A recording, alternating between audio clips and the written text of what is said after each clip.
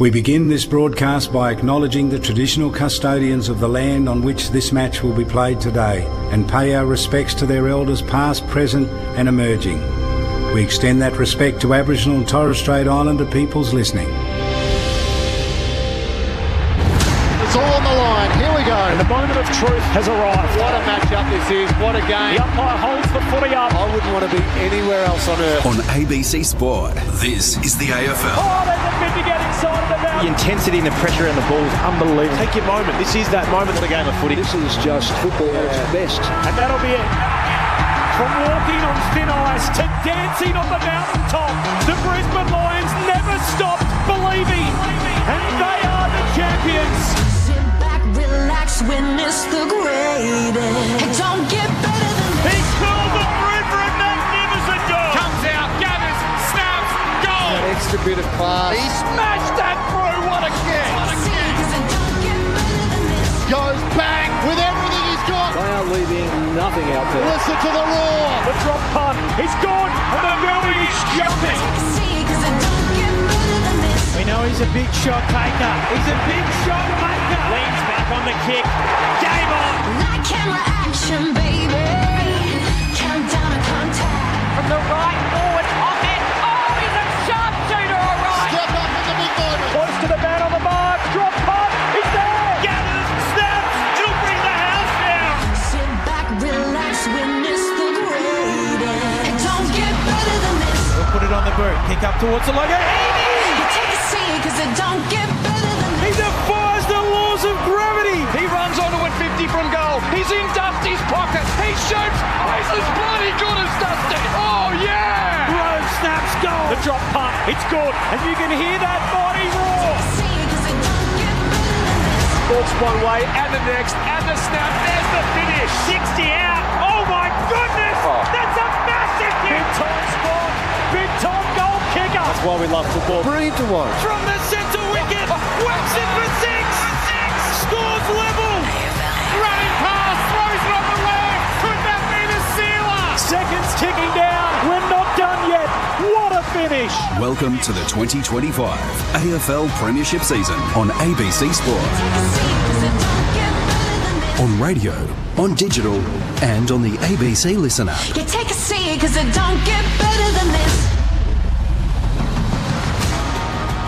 Footy is all the way back, and nothing says that like an 8-goal underdog overturning a 41-point deficit to shock a finalist and the rest of the competition. That's what we saw in the MCG opener last night, and we are back here again at the Theatre of the Great and the Grand, as Greg Baum so beautifully put it, for another chapter in one of the league's most storied rivalries. Grand finals in the 80s in 3 straight years, the line in the sand in 2004, and what will we get tonight? Brad Scott's Bombers out for a little bit of success. A starving fan base up against the Hawks, who returned to finals last year for the first time in 6 years, and they are already 1-0 on the young season after a win last Friday night in Sydney. Welcome to ABC Sports coverage. This is Friday Night Footy. My name's Corbin Middlemass. The sun has been shining all day. 27 degrees. It's currently 25. It's a bumper weekend with the Formula One in town, so the sporting city that Melbourne is absolutely starving for some footy, and they're expecting a big number again tonight. 80,000 last night, and they're talking even more perhaps tonight for the Friday night fixture between the Hawks and the Bombers. Kelly Underwood, he's back with me again on a Friday night throughout the season. By the way, Kelly Underwood OAM is how I should be introducing you the whole time. Congratulations, Kel, on behalf of our whole team at ABC Sport. Oh, thank you, Corbin. Getting warm applause from Mick Malthouse and Cameron Lang sitting behind me, who I know that you're going to introduce very shortly. Mick, you'd have an OAM, wouldn't you? Yeah, of course I do. Cal, I don't have your importance.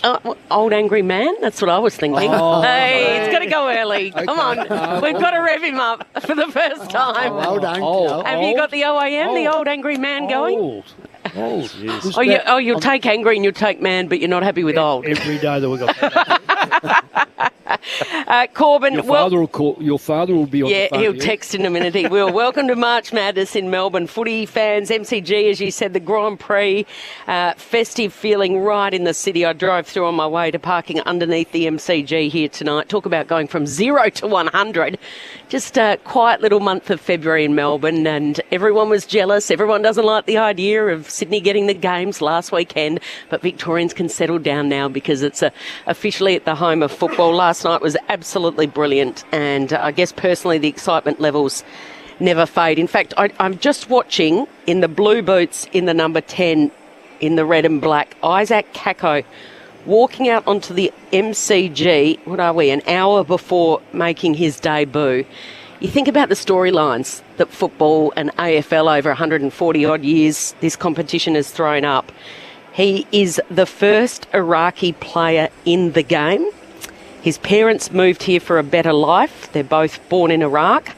His brother played for the Northern Saints Footy Club at Fawkner, and as a kid he ran around and he got the bug in his blood, and he's come through that little footy club, the Next Gen Academy, and he'll make his debut here tonight. He's an excitement machine. But it's just one of the beautiful stories and chapters that this great game continues to deliver. I don't know if you can be a cult figure before you've played a game, but he's that. And Hawthorn had their own small forward last year, the Wizard, who rolled up with his own nickname before he'd stepped on the park, and now the Bombers have got one in Kako. It's a beautiful story that will follow throughout the night. There's no late change, by the way, so the two subs, Jade Gresham is the sub for Essendon tonight. Of course, their free agent from a year ago, and Sam Frost for the second week running is the sub for the Hawks. Inside the Hawks camp in very shortly, but firstly, the coaching icon himself, a man who's coached more games in VFL AFL footy than anybody else, Mick Moldhouse. Hello, Mick. Hello, Corby. Okay, Kel, congratulations. Giving you a clap back. I should give you a congratulations too to run off that freeway as you did and get here. It's unbelievable. You are training for another marathon, and congratulations on doing the marathon. Thank you, Melbourne. Yeah, it was fun. Good fun. One of us has got fitter over summer. Well, Lingy has to. He's coaching his three sons, so it's fantastic. I just love that. You look back at your playing weight. Yeah, about that. Yeah. Oh, very trim. About 5 kilos heavier than that. Couldn't get around you. I was going to say, last night was interesting. Yep. Last week was very interesting too to see. And put your hand up in here if you've picked a winner. No, I haven't picked. Not yet. No. Oh, out of the three. Out of the three. Oh, yeah, I've picked a winner. Yep. Well, which game? Giants. Okay, yeah, well, I can live with that one. I got the Hawks last week. I was with you, remember? Yeah. Yeah. That was my only one. But out of the game so far. So interestingly, we're 3 games in. There's been 3 upsets so far. I wanted to chat to the legendary Cat, but we will hold that off. More from Cameron Ling coming up in just a moment. He's here and he's ready to fire a few questions at Brett Ratton, who is standing alongside our own Ben Cameron riding the boundary tonight on ABC Sport. Hello, Ben. Hello, Corb. Well, Brett, I wouldn't know about it, but athletes tell us that sometimes getting up for the second week is difficult. You can be a little sore. There can be almost a sophomore slump. How do you guard against that tonight? I think our players are pretty well drilled, and I think the opportunity to come to the MCG with a full house and play, it gets the motivating things going and the vibes in your body ready to go for action. Connor Nash is a great story. Comes over from Ireland, plays his 100th game tonight. He's the first Irishman to do that for Hawthorn. What have you seen from him at the Hawks? I think his stories around persistence. You know, he came out early doors, he was playing forward, he played back, and then found his way to play in the middle of the ground. And he's the 8th Irishman to play 100 games, which is amazing. And and he's just been a pleasure to work with. In my first stint here at Hawthorn, he was here, and he's always got a smile on his face. He just keeps working and tries to get better. And all the successes that go his way, he deserves them all. I think a lot of people in the football world have felt sorry for you at different times with the way you've been treated. A quick look in the rear vision mirror. St Kilda are resetting expectations. Do you feel vindicated in any way looking at where they're at? I'm not worried about that. I'm worried about Essendon right here at the G tonight. It's we've got a big game here and we're trying to build something this year. So that was in the past, and I actually lost my rear vision mirror. I broke off, so I keep looking forward now. Fair enough. I'll send you upstairs to the team upstairs. That's a good move, Rats. I think to just keep going forward. Thank you for joining us tonight. No worries, Link. Last week's game, obviously terrific start, challenge through the middle, and then finished with a fantastic win. From the coaches group, what was most pleasing about last week's game? I think the aspect early, I think we got field position and got the game on our terms, but they scored really well. I think they went inside 6 times to score 5 of those occasions. So then when we sort of held them off there, the third quarter changed a bit with our ball movement. So I think the way that we adapted through the game and changed the momentum or changed the game to get back onto our terms was really pleasing. And you can see this group really starting to mature as a team. You've seen some pretty handy players throughout your time, both as player and as coach. Will Day, though, he looks something very, very special, doesn't he? Injuries have probably held him back a touch over the last couple of years, though he's played some pretty handy games. Seeing him last week with such a commanding performance, it must be great knowing that somebody through the middle of the ground can play a game like that for the group. Yeah, I think, just to have a pre-season where he hasn't had any injuries and he's got a full pre-season and he just keeps working so hard. But I think sometimes with players that play well, it's the people around them that allow them to play well as well. So the team within a team, and he's a part of that midfield group there. But, to see him fit and healthy and perform like that was really encouraging. Brett, just a couple of things on players that are out of the side. Just for the Hawthorn people, how far is Mitch Lewis away? And your forward line last week, I went up there and watched that game with Corby, and we counted, I think there was about 6 or 7 goals from the midfield come wing back line. Yep. So not a heck of a lot from the forward line. So Lewis, how far, or is he going to be the key forward, or is he sort of now just going to be when the occasion arises? No, he'll come back, Mick. He'll probably be closer to the halfway mark. We haven't sort of put any dates on it yet, but he's progressing really well. He went over to America and did some work over there just to help with his rehab there, but he's going really well at the club and progressing well. So I think around the halfway mark we'll sort of have a look. Has he entered the VFL and started to play football, or is he about to? It'll be about that mark, I reckon. And is that the knee? Yes, it is, the ACL. So it's okay. And now the other 2 lads, they're both on the bench, or both emergencies. Is that going to be the norm? Are they now considered outside the best 22, 23 to Matt Gunston and Bruce? No, they're fairly close. Punky, Bruce had a little bit of a hiccup where he didn't play in the lead up, so he was probably a game short, so that's probably hasn't helped him. Right. And Gunners as well, he's had a really good pre-season, but that was a really good conversation this week about putting him in the team or not, so he was just out of the selection this week, but they're very close and they'll play throughout the year, but just not this week. And do they go now and play? Is there you've got seconds playing at the moment? Yeah, they played at 4:30 today, so right. Gunners has gone and played there, and Punky's been the carryover for us. Right, okay. Yep. Now I'm going to test your memory. Yep. There's a bloke called Michael Tuck. Yes. It's just every time I look at Hawthorn, outside of Lee Matthews, we know what he was built like. Hawthorn just has so many of these tall running players go through the middle. Will Day, if that's not a Michael Tuck lookalike, I don't know who is. He might, and I'm going to be tested here because I know Michael Tuck just got the ball 100 million times, but 400 odd games and played through the middle without resting. Is Will Day, is he similar? Yeah, he probably, and I suppose the flexibility too, that Tucky could play on a half-back flank, half-forward flank, and play in the middle as well. So Will can do that definitely. And Tucky broke my nose one day out at Waverley when I was a kid, so I remember him really well. That'd be an accident. It was an accident, but he did get me. But no, he's a terrific player, Michael, and Will's trying to forge his own career, but he's taking good steps. Yeah. Brett Ratton in the Hawthorn coaching box with us on ABC Sport. Brett, it's Corbin Middlemass here. James Sicily, will he start forward tonight? Well, let's surprise everyone and just wait and see for the bounce, but... he's, the versatility of the group, that's something that, Sam's worked with the group to players to play in different spots, and it does give us some levers to pull throughout the game if we want to change the momentum of the game just with personnel. So James has got that, Hardwick's got that, Weddle's got that, so we've got a few now, which is great. How do you get that balance right? Like, what's the push and pull in the box to decide, look, now's the time, or, we'll start him back and move him forward? Like, how does that conversation play out? Sometimes it's a scoreboard that can dictate some of the decision making there, or just the flow of the game. Maybe they're not scoring, but it might be that we've got it in the forward line a lot and we can't score, or they've got it in the back line, it's in our back line, we can't get it out. So sometimes it's around what the game's telling us. And Brett, I know you said you don't look in the rear vision mirror, but did you watch, as an old Blue, did you watch the Blues last night and your thoughts on their first up appearance for the season? I did watch last night. We've got the Blues next week, so we had a look there. I think it's a reminder for everyone, isn't it?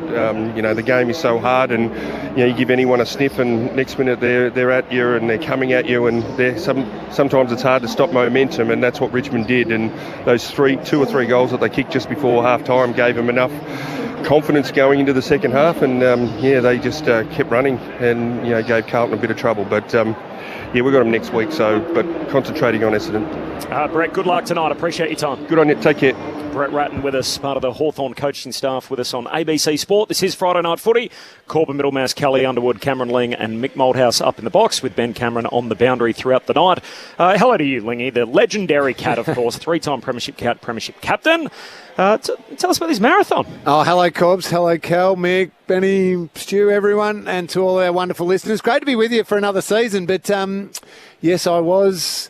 Well, not silly enough. I loved it. I ran the Melbourne Marathon in October with an old schoolmate of mine that Kelly actually knows, and you were telling me was your first ever producer, Kel. Wow. Yes. Side by side the whole way, or did you lose each other? We did. He'd never run one before. I'd run 2 before, and we both wanted to run it. Sad part, a mate of ours had passed away from MND, and we wanted to run it on behalf of Fight MND. And I said to him, jokingly, I said, well, I've run a couple of these. I'll probably see you at the finish line. I'll catch up with you when you finally finish. He did it easier than I did it. Just cruised around. He was urging me on. I ran a PB. Awesome. Big thanks to him. What's the time? Come on. It was 4 hours and 8 minutes, Mick. So there's only an hour ago. Yeah. Knock an hour off that, I want to knock. In Australia. I now want to knock 8 minutes off it and break the 4-hour barrier. Beautiful. So that means stupidly I've got another one in me at awesome. some stage. But good on you. So I thought after that I'd keep running, keep fit for a little while. But great to be back here. Yeah. I don't know. I'm going to tip the Hawks. They're the favourite, everything like that. But I don't know what to expect tonight, given what I watched last night. I had Richmond barely winning a game this season. With the youth of the list, the players that were out, everyone who was traded out, Bolton, everyone left, retirements, all of that.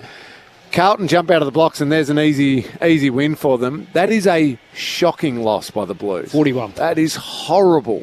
Felt like the game we needed to really get the season going. Like after the soft launch up north and only 2 games out of the 4, and then we come back and I was lucky enough to work the game last night. Like you walk in the box and everyone goes, oh, Carlton will win. It's just a matter of the margin and everything else. And to get that 80,000 here and just stun the entire competition, it felt like, right, footy's back and anything's possible. So what a result for the competition. And the mood changes.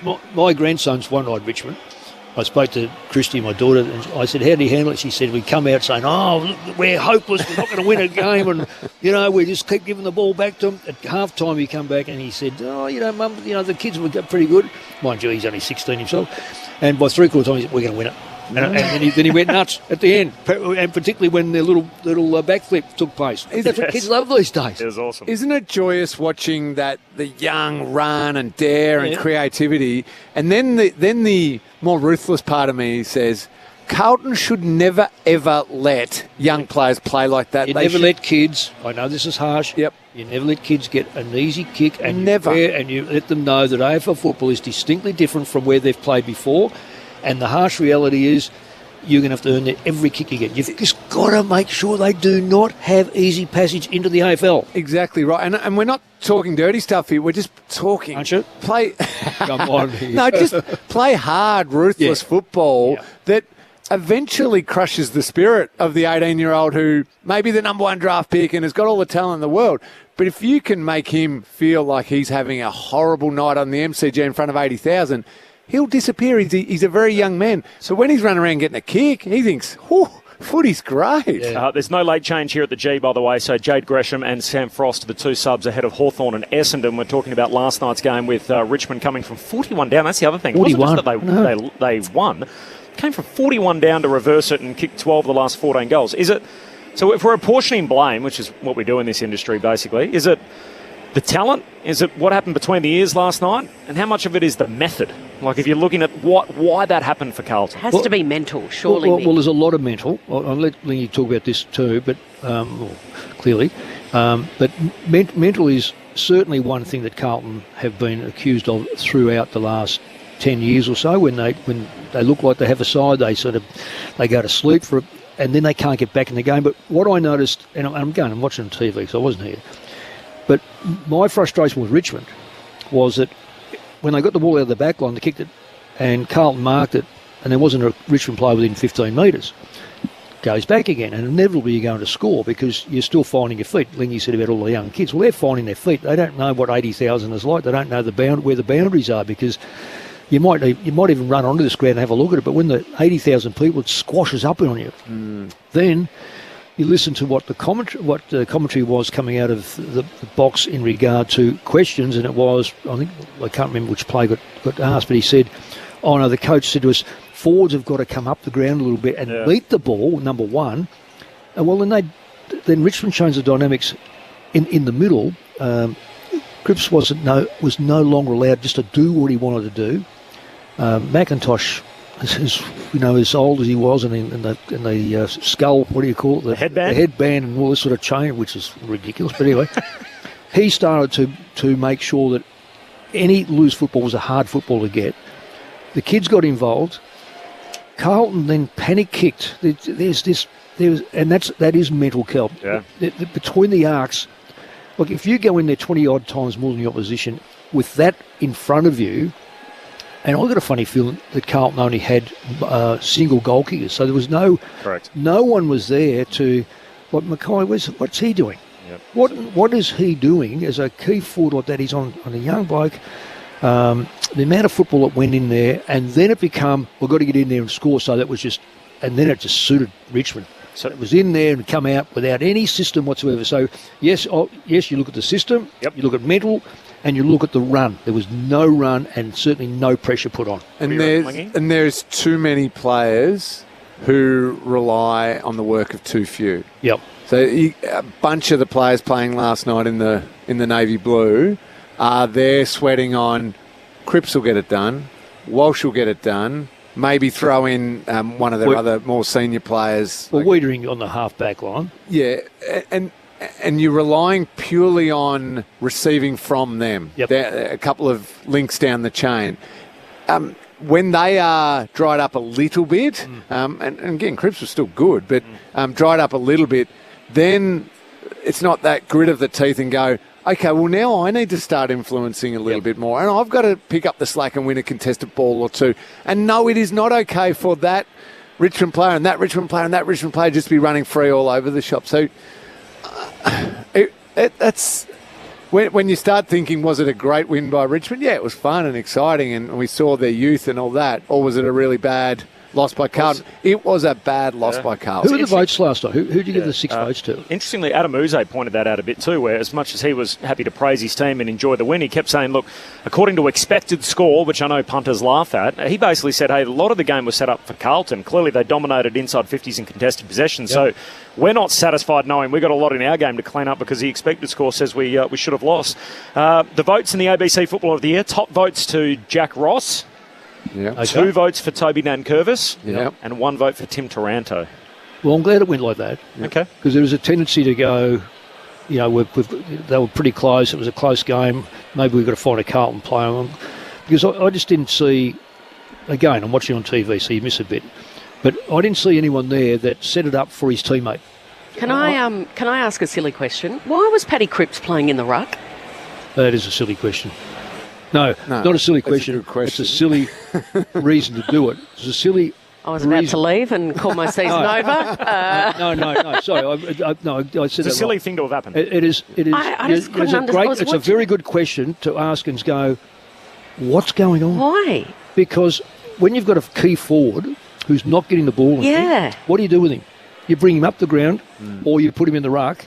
Because they've only got, when you look at those circles there's not a lot of damage done these days. Yesteryear, a new ruckman goes in, someone runs back from 25 metres away and goes bang straight into you, and you go, well, I'm not rucking anymore, I'm out of there. But for the circles just protect everyone. So you can but you don't need one of your better ground players in the ruck against Nankervis, who knows how to use the body. Use his body, does it so well around the stoppage, falls on you. Falls on a midfielder so many times. That's right. Tom De Koning copped the big bump, and Tom Lynch has been given a week for that one. I actually looking at it, watching the replay again, it should have been more than a week. But again, they make decisions based on outcome. Tom De Koning's fine from all reports. Okay. Yep. No, it's not supposed to be now outcomes. Well, I mean, then somebody I would have given him nothing. So careless high and medium impact. It was really low impact, but of course they bump it up for the potential. He disposed of the ball, and then Tom Lynch steps into him and bumps and gets shoulder in the jaw. Yeah. Aren't we trying to stop that? Yeah, but I thought it was really tight on the give, and in fact, I think he's been penalised because he's 6'6". He'd have been a 5'10" bloke, but he was bumping a 6'6" guy. Yeah, but he turned the shoulder deliberately, like he didn't have to do that. I was so happy with the week, Lingy. I mean, at minimum, yeah. Kel? Yeah, I thought a week. Yep. And you think nothing? Okay. Michael Voss last night, here he is in defeat in his post-match press conference. What we will do is we'll accept how this has played out. You don't tuck this one away. You've got to address it. So we'll spend time addressing it, because it's the only way I know how that we actually get better and move forward from it. But at the same time, it's also about context, and it's about round one. So if this is this is a bad reminder about what's important to us, then we take the reminder, but we've got to do something about it. So it is round one, but it's what we do. We react to the evidence that we've been given, and Brett Delidio and Mark Murphy worked the game last night, and Murph said to Delidio at one point, he said, look, what's your big statement out of this game? And Lid said, Carlton will still make the 8. So he was confident that the Blues would still get there. I think the rest of us are probably leaning more the other way, but what would be your big statement out of that? Okay, just quickly on that. There has been a tendency to completely overreact already. Some of the takes about Collingwood and Nick Dacos in particular were ridiculous last week, like embarrassingly ridiculous. But when you have a loss like that and you're so far up against a team that you should destroy, there is going to be a real temptation to overreact. And the CEO says, we think we're top 4. So that's how he wants us to play that. You put it in context. Hawthorn lost their first 5 games and just lost a semi-final. That game was on the captain's boot to put them into a prelim. Brisbane lost their first 3 last year. So we always do. I agree with Lingy. We always overreact.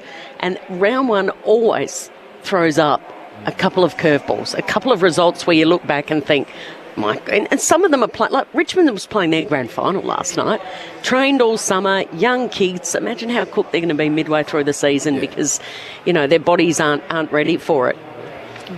I don't agree. Okay. I'll tell you what I don't agree. The part I agree with is anything could happen. Sydney, yes, 5 games, or Hawthorn 5 games. And Sydney, I think 2 years before, lost the first 6 or something. This is repeat history from Carlton. Yep. That's the reason why it's different, because too often we've looked at Carlton and gone, have a look at the side. They've picked half of GWS. They're running around. They've got the best part of them. They've got 2 big key forwards. I mean, Curnow would have made a massissive difference, but he didn't play. So they've got 2. They've got the centre, the AFL's centre half back. Waitering. The All Australian. So he's there. They've got a good structure. They've got the Brownlow medalist. Blah blah blah.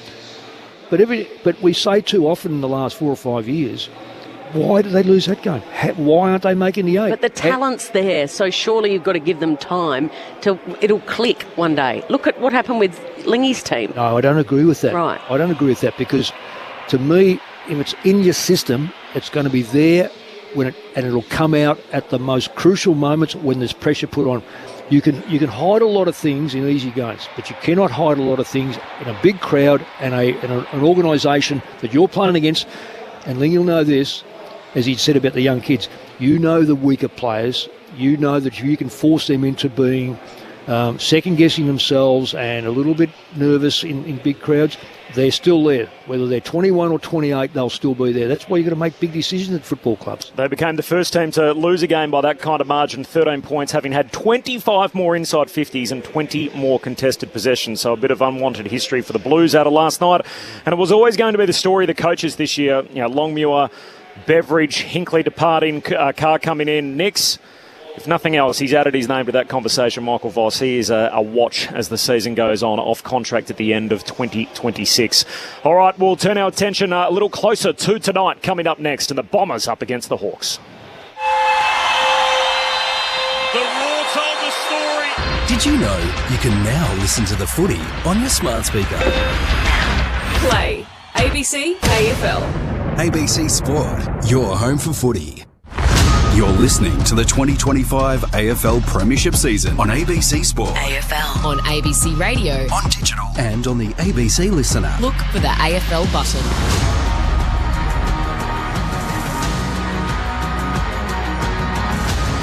Hawthorn returned to finals for the first time in 6 years last year, and not just that, they also won one. That's a lengthy spell for a team that's regularly had a September booking, but not to be up until last year for the Hawthorn Football Club. It is nothing, though, on what the Bombers' finals drought looks like, which will be old enough to legally buy a drink in America by this September. It's stretching into its 21st year for the Essendon Football Club. They start their 2025 campaign tonight up against the Hawks. Great to have you with us on ABC Sport. Corbin Middlemass, Kelly Underwood, Ben Cameron on the boundary, the legendary Cat Cameron Ling, and the coaching icon Mick Malthouse. There's no late change here. Sam Frost, the key defender, is again the sub for Hawthorn for the second straight week. No late change, so no room for Brewston Gunston. While for Essendon, Jade Gresham, who's in his second year at the club, he was, of course, a free agent recruit after the 2023 season. He's going to start as the sub, and Isaac Kako is on debut. We'll talk more about him as we edge closer to the bounce. I just want to chat about the Bombers. It feels like they're a fascinating story, and this week they extended their coach Cameron Ling for another year, so Brad Scott now contracted through to 2027. He said that the club approached me to show stability. The club's been yearning for it for a long time. Hasn't been anywhere near my theory and yet in my thinking, and yet Essendon came towards him and basically said, hey, we want to tack on another year to bring you in line with the president, Dave Barham, whose term ends in 2027, and really the future of where this club's going. They got Kako in the first round this year. The year before that, they got Caddy at pick number 10. So they have been to the draft in repeated years and got top-end picks in.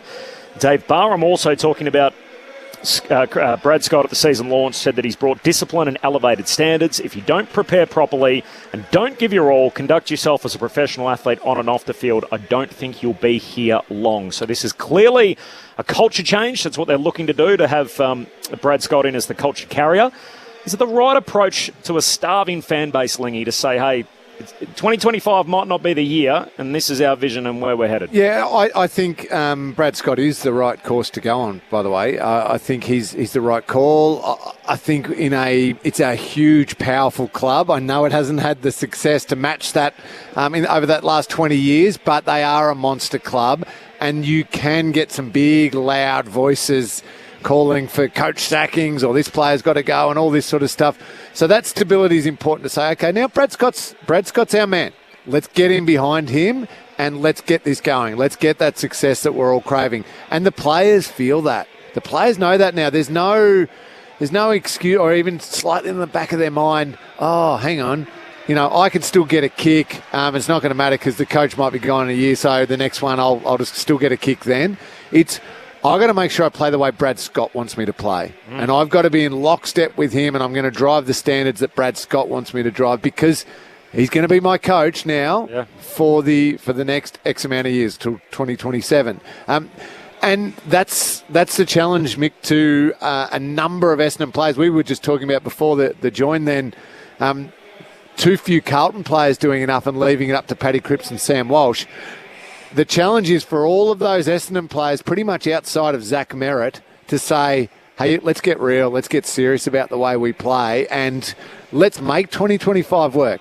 Dave Barham's job can be to lower expectations a little bit, but we're a playing group who's got to start rolling a bit now and start playing some great footy. Zach Merritt plays great footy. Who else can seriously, consistently say that they play great football? I'm not talking about okay footy, sort of good at times footy. I'm talking about great football. And there's only one player who can put his hand up and do that for Essendon at the moment. Yeah, I'm totally in agreement with you. I think that it's a great boost for Brad Scott and Essendon Football Club, because he's got a good track record at North Melbourne of putting a reasonable side into the finals, taking, I think, to the prelim. Two prelims. That is, let me say to those people who suggest otherwise, it is very, very hard to win finals and to get into the prelim final for a start off. So he's done a terrific job there. And nobody ever thought they were the top four Not best list in the under league. any circumstances. So he's been able to do that. I think he's got the best out of some players. I think Merritt's improved as a captain under him. Yep. He's more giving to his teammates, and he does the things that he wants his teammates to do. I think there's a number of players there that you know are going to give everything. They've got a ruckman, Draper, who runs around. Sometimes you don't know whether he really knows the game and he doesn't know how good he is, but he won't give in. Their backline, they've got players down there that are players that are highly reliable. It's Jordan Ridley. It's whether they can stay on the ground long enough. I think their midfield, and I like the way they're going about as drafting players. They've got players now that are young players coming through. They'll grow with the club and they'll grow with Brad. I like people. I know this is difficult to say, but there's a lot of coaches that I've come across in the past who have been good players, but in a club that doesn't succeed. They're not used to winning. They don't know how to win. Brad's a premiership player. He knows how to win. He knows good from bad, winning from losing. And when you look at him, you know you're on a winner. So I think that Essendon will grow with him. I think the president at Barham is being slightly pessimistic, probably deliberately, not to have an Essendon who, you know, if you just say we're going to win it or we're going to make the 8, they'll just go nuts. So he's just checking that. Is there a problem though trying to tell your club that, hey, it's not our time? Like, is there an issue? Oh, I don't think there is. Not the way they went last year. It's the next step now. So to me, they haven't lost players they didn't want to lose. So they're in a situation now where you would like to think they're going to get a 10 to 12% increase in functioning. Yeah. And I'm talking about functioning into the forward line and holding the ball in there and scoring goals and replacing players that just thought that they were going to be part of the side and now starting to replace them with some of these young kids coming through, because that then that's why you look at Hawthorn now, they've got 2 blokes on the bench, Gunston and Bruce. Everyone will be going, well, why aren't they on the side? Well, because Hawthorn believe they've got players that are playing a bit better, and I think that's what Essendon will start doing. So tonight will be a good test. I know it's only round 1, but it'll be a very good test. Well, one thing that you're alluding to there, Jake Stringer's departure. So Jai Caldwell was asked about this and the fact that, hey, you lose 42 goals. So it feels like there's a lot of pressure on Caddy and Kako, who are in their second and first year respectively, to try and fill that gap. Jai Caldwell's response in a podcast, which you might have thought was just off the beaten track a little bit and made its way into the mainstream press, as is the modern day hungry search engines of for content. Obviously, he did kick 40 goals. There's probably ways you cost goals as well defensively. I feel like we're better equipped defensively than we were before. So there's Jai Caldwell's response after a summer on the track. I've known Jai since he was 16, 17 years of age. He has never, ever minced his words. He wouldn't care what platform that was on, Corbs. He would just give you a straight answer. He's spot on, though, isn't he? And he is absolutely spot on. 40-odd goals, take away the ones that he should have kicked, and the ones that he didn't kick, and the ones that he let go, and the ones that he didn't chase out that the opposition got. I can still see it here. Well, I was calling with you, Corby. We're about is 25 metres out directly in front on the third quarter siren to keep him in the game. Misses 20 metres out with his ability.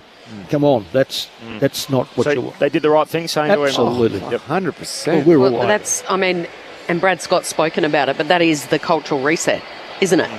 Yes, it is. Yep. Yes, it is. That's in the last 2 years they've turned over 50% of their list, and that's what he's trying to say. That's what he's trying to do. How long does it take to rebuild? They just have to look at the opposition tonight. Well, that's right. You got play. So if you think, okay, where do Essendon want to get to? So Jai Caldwell, let's use his example there. He's played 78 games. Now, I think he's a good player, getting better. Jai Newcombe for the Hawks has played 77 games. But on last year's form, and certainly what we're expecting this year, you'd say Jai Newcombe has more impact on games than Jai Caldwell does. So he needs to elevate his game. Andy McGrath was a number 1 draft pick. He's played 157 games now.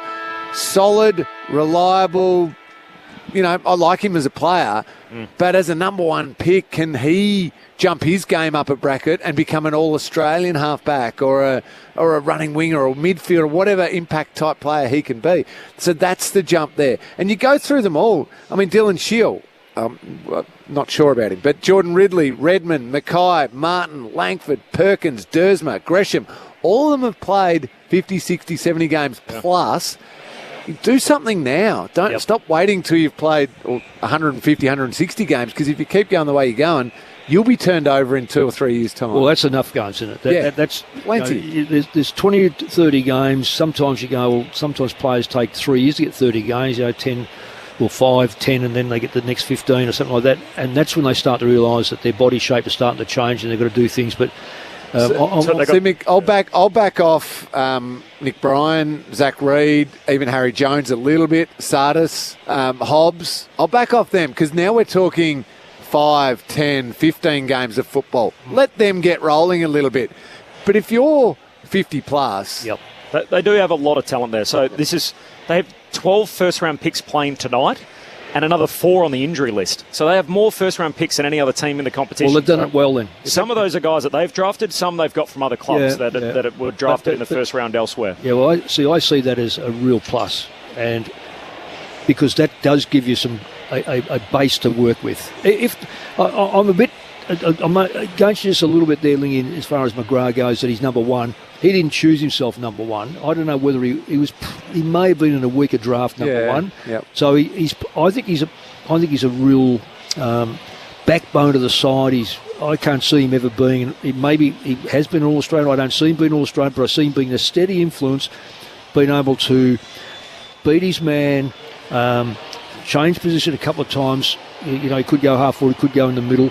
And I know that's the challenge to be a number one, but he doesn't elect to be number one. Here come the Bombers onto the MCG to start their 2025 campaign as they burst through the banner.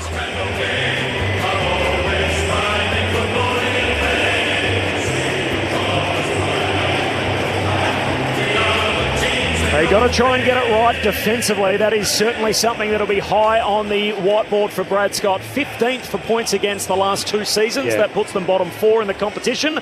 But for the first time ever tonight, Ben Mackay, Jordan Ridley and Zach Reid play a game together. So they have never played together as a trio before. They get that opportunity tonight. Zach Reid having played just the one game in the last 2 years. I think every time people watch him, they think this guy's a blue chip prospect, and yet keeping him out there on the park has been part of the issue. Yeah, and obviously great that he's hopefully going to get a run at it now. From everything we hear behind the scenes, he's got some special talent. Ben Mackay, you mentioned him. We don't know which Ben Mackay, though, he's playing tonight.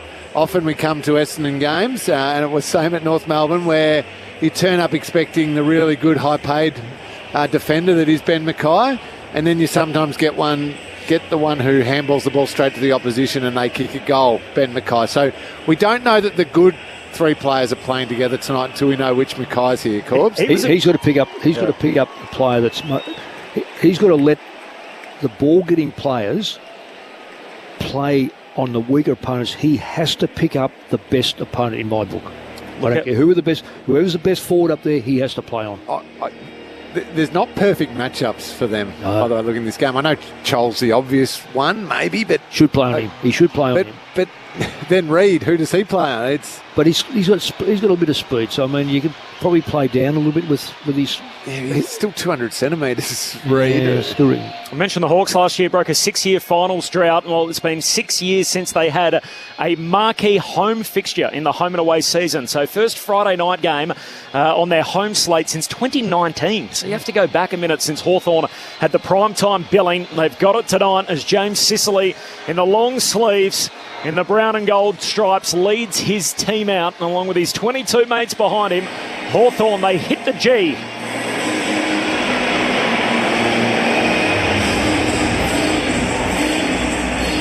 They got Travis Scott serenading them in the background as they make their way out onto the mighty MCG. They're 1-0 on the season already. And there's a picture of Connor Nash on the banner, who plays his 100th game tonight, as Brett Ratton told us earlier.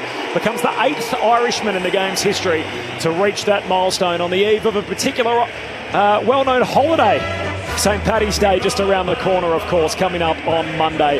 The Hawks burst out through the banner onto the G. They got the brown shorts on tonight. It's their home game. Essendon in their home strip. They're all in black with the red sash and the white shorts.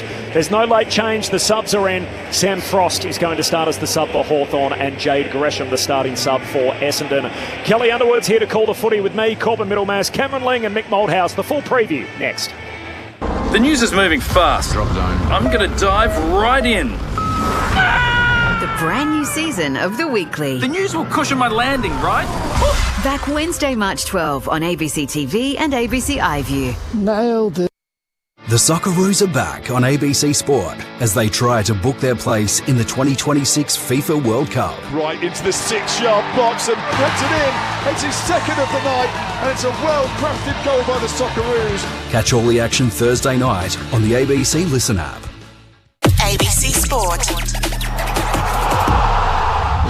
On ABC Sport, you're listening to the 2025 AFL Premiership season. Don't get better than this. Footy's biggest weekly stage, Friday night footy. Pulls the trigger on goal and goes bang! Lightning stuff! Unbelievable! Oh, he makes the impossible look easy!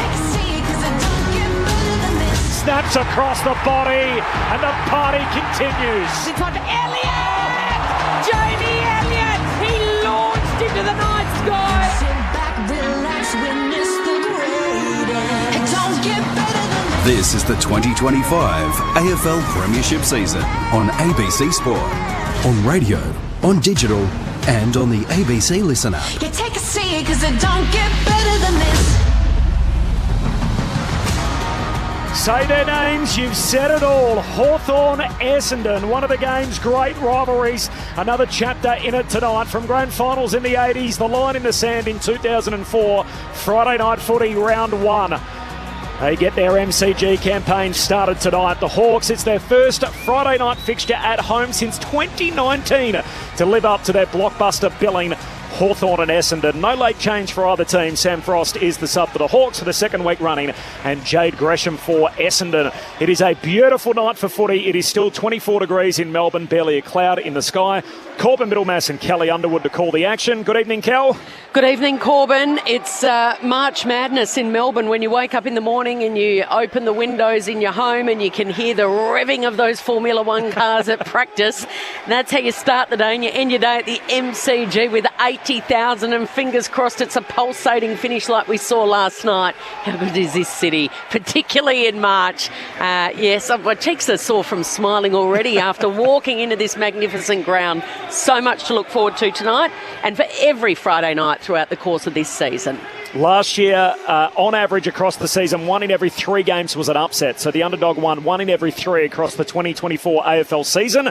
We're 3 from 3 so far, so the underdog has won every game of the 3 that have been completed. The legendary Cat Cameron Ling's here, the coaching icon Mick Moldhouse. They'll take you through the full preview before we get going. We're about 7 minutes away from the bounce. I'm glad you walked into the MCG, Kel, and we're excited. I had to run into the MCG because of everything you're talking about. The traffic was horrendous, and I had to just park my car and run across the Botanical Gardens. So your cheeks weren't smiling like Keller's as much as they were red. Yes. No, I had a beautiful bright red face going on, which matched the hair nicely. But it is great to be here, and it is great to be sitting alongside Mick again for another season.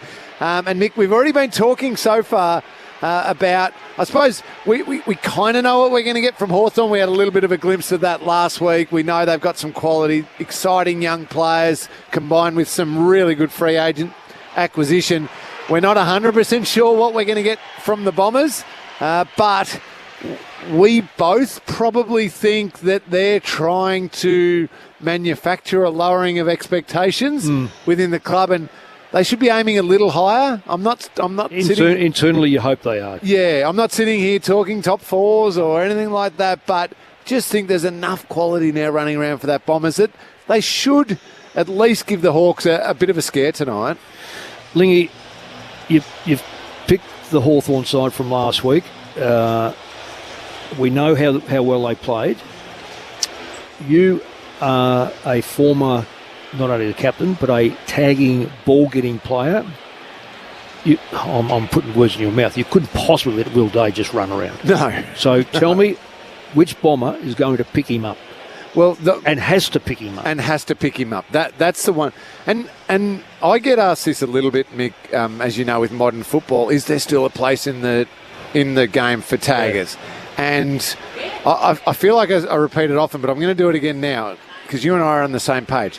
The answer is yes, if you have the right one. Yes, that's right. And yes, if the opposition player is so influential that he brings 6 or 8 of his teammates into the game.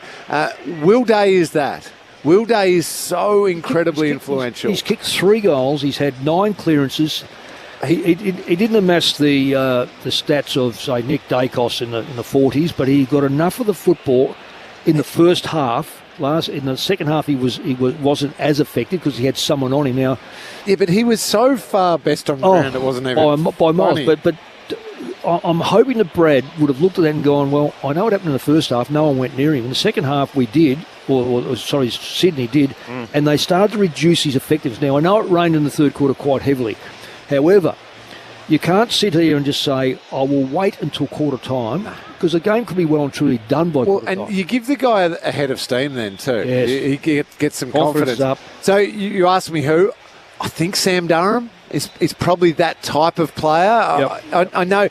And the reason why I throw his name up, he's quite long and lean as well, like Will Day. So if Day drifted forward, he's not going to outmark him. Yeah, that's he's not right. too short. I like the fact that Durham, even when he might play, he won't necessarily play a hard tag role, but will also get the footy on Day at the right time and have a good balance. Would you not do that though, Lingy? Would you not play a hard tag, like a desperately hard tag, knowing that then it becomes a 1v1 when the ball falls and you have to beat him? Yeah, sorry. When I say not a total negative tag. Right. No. I'm still saying a tag with Durham. A 70-30 defence to offence balance. Okay. Just at the right time. Stoppage at half forward. So if you can beat him going the other way. 50 or 60 out from your goal, and Will Day is only thinking about getting a touch there. Oh, hang on. Can I just duck into this little pocket of space and kick a goal on him? And then run back to the middle with him and say, hey, you got to watch me now. So the growth of any football side is to do one little thing more, that at that stoppage you're talking about, 55 metres out or 50 metres out, is a little wink to your half forward who's being manned up heavily by his half back. Yep. Drop into Day's space because we know he's going to come out this way. I'll take off. You know you've got a man on you. This is all discussed pre-match and this sort of stuff. Listen, mate, can you do this for me? Because you know what? Your half-back's not going to leave you. If you are anywhere near 50 metres of goal, he's going to be... So if I drop in on Day, I'm bringing my man with me and I'm going to run into that space you create. So this is the next stage of Essendon's development. Yep. How can I make a teammate be better? Yes. How can I get him the football? How can I... And now he helps me stop this player. I might be able to get on the end of one here. So, and it's the same with ruck work. You know, look, does Draper stay out of... Like, tonight's duel in the ruck should be an absolute cracker. I can't wait to see that duel. So it'll be Lloyd Meek v. the combo, won't it? Yeah. Draper and Bryan combination. That's it. And which end of the ground Sicily starts? Oh, he should start back. I think he'll go back. Okay. He'll start back and just settle into that. Coin toss coming up out in the middle. James Sicily's attended that, along with Zach Merritt. Ben Cameron has big shoes to fill downstairs. He's replacing Tim Hodges tonight in the boundary role, and Hodges declared himself the best boundary rider since Doc Larkin, so it's a lot for him to try and keep up with, but I think Ben Cameron's up to it. Good evening, Ben. He's the most modest too, Hodgie as well, but the toss of the coin has been won by Zach Merritt. And he's pointed to the punt road end of the ground. It is a beautiful night, glorious for boundary riders, a warm evening, a maximum of 27 today here in Melbourne, currently 24 degrees. It is a Hawks home game, so they've got the brown and gold stripes on, which a lot of their fans will be pleased with after last week, the brown on brown Essendon, the black jumper with the red sash and the white shorts. The subs, Sam Frost, interestingly, again like we saw last week, Jade Gresham for Essendon. We had Campbell Brown out here earlier for this Hawthorn home game, the ceremonial first goal. Interesting to note as well, on the Hawthorn bench, they've got the former Australian Olympic basketballer Jenny Screen, who is their leadership boss, also their player development manager, giving the players some feedback and mental skills immediately on the bench. Thanks, Ben. Sicily's gone back. Caco's going to start. So there you go, Essendon fans. Your new cult figure. And appropriately, he's wearing perhaps the number of the best showmen in the history of the football club in John Coleman, the number 10 on his back, who used to have the Essendon crowd follow him from one end of the ground to the other during his storied career. So no pressure on the young man, Isaac Caco, making his debut tonight. A tip, Lingy? I'm tipping the Hawks. Mick? I think Hawthorn will win, but I won't be surprised. Kelp? Hawks. Come on, Corby. Come on, Corbs. Dons for me. Give me the Dons. Give me the Dons. Well, is that because you're barrack for him? Showtime. Under the Friday night lights, the Hollywood Hawks and Brad Scott's Bombers on ABC Sport. You're with Kelly Underwood. Meeks prowling. Draper's in there. Draper gets it down. Gives it to Newcomb. Tackled. Redmond. Yeah, Redmond started in the centre bounce. He did. And Day started alongside Merrick. Now Durham's going to Day. It looks like that tag will take a part, and it's Day that gets the first soccer kick off the ground. But Hawthorn able to quickly get it up to Merrick, who pierces the pass straight down the centre, and it's chopped off by Battle, the former St Kilda defender.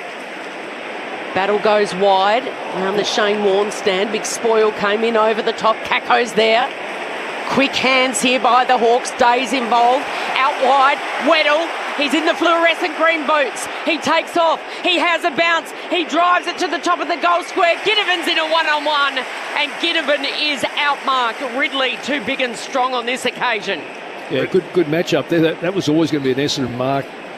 That ball come in far too high, and with the decision from Weddle, Mick, they had 5 runners. Hawthorn. If they'd shared it, they would have run it to 20 metres out. Yeah. Essendon really slack as far as midfield run goes. Short kicking game. Jackson Pryor in his first game for Essendon kicks it along the boundary line, and it's broken up. Good spoil from D'Ambrosio against his old team.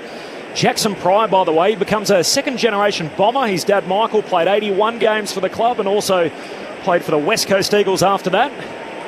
In the coaching game, he coached the Eagles as well in AFLW footy. And now Jackson crossing over from the Premiers, the Brisbane Lions, played 4 games in their premiership winning year last year. From the boundary throw-in, the Bombers through Caldwell, hurried kick forward, turns it over. Good pressure by the Hawks, just at the ball carrier, forcing the rough kick down the line. Now they get a turnover. Hawks get it back. Impey goes short to Day, who's got it on the southern wing. Scores level. No score through the first 2 minutes. Very interesting. Hawthorn had 3 players back behind the line, and the Essendon players stayed back with them. They got themselves in a pickle through Eamon, and then a hospital handball to Impey, but able to reset and gather through the captain.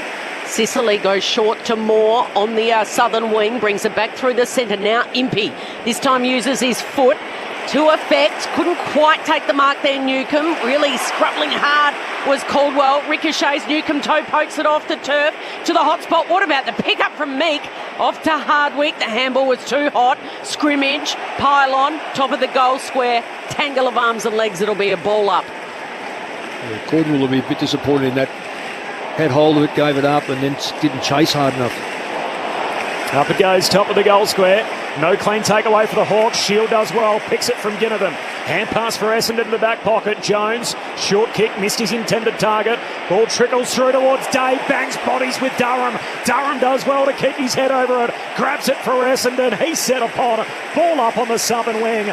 And that's more like it. The Essendon-Hawthorn rivalry as they both burrow in. No score through 3 minutes. Oh, what a contest by both players. Both players. Fantastic. Really fantastic. Draper reaching up over the top, sliding in was Caldwell, couldn't control it. Dersmer affects a tackle, strips it. Merritt picks it up. He's handballed to himself in the air, and McDonald tackles him over the top.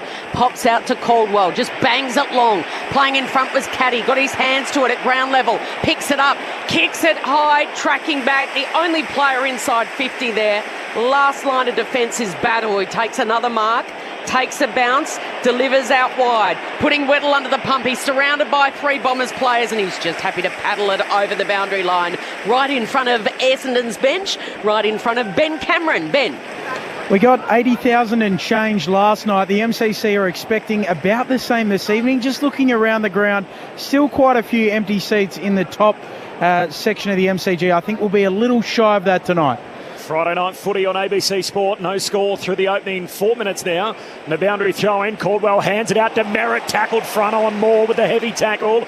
Ball still All right, bobbling around in close, comes out eventually to Durham, jams it on the boot inside the forward 50. They come from all directions. Caddy crashes the pack, spills down front and centre. Perkins runs out of room. And the boundary throw in half forward for Essendon. I'll tell you one thing right now, this is done by design by Essendon. They are not letting Hawthorn have any loose players across the half-back line. They're actually standing back on them, even when Hawthorn have got a ball in front of them. So they're not allowing that switch ball. Very, very smart. Boundary throw in 45 around from Essendon's goal. Fresh air kick from Nash. He regathers, spins. Little handball to Newcombe. His kick was smothered. Stolen by Merrick. Handballs to Langford. Standing start on the 50. Goes into the pocket looking for Jones. Toe poking at Draper. He went to mid-air miracle, but he missed it across the face.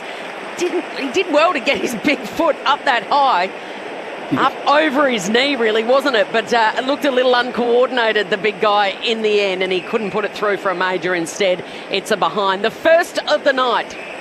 Battle marks the kick out and goes short to Moore, who marks it half back. He's a former soccer player, but it won't surprise you, Cal, a former goalkeeper, so not used to finishing at the other end.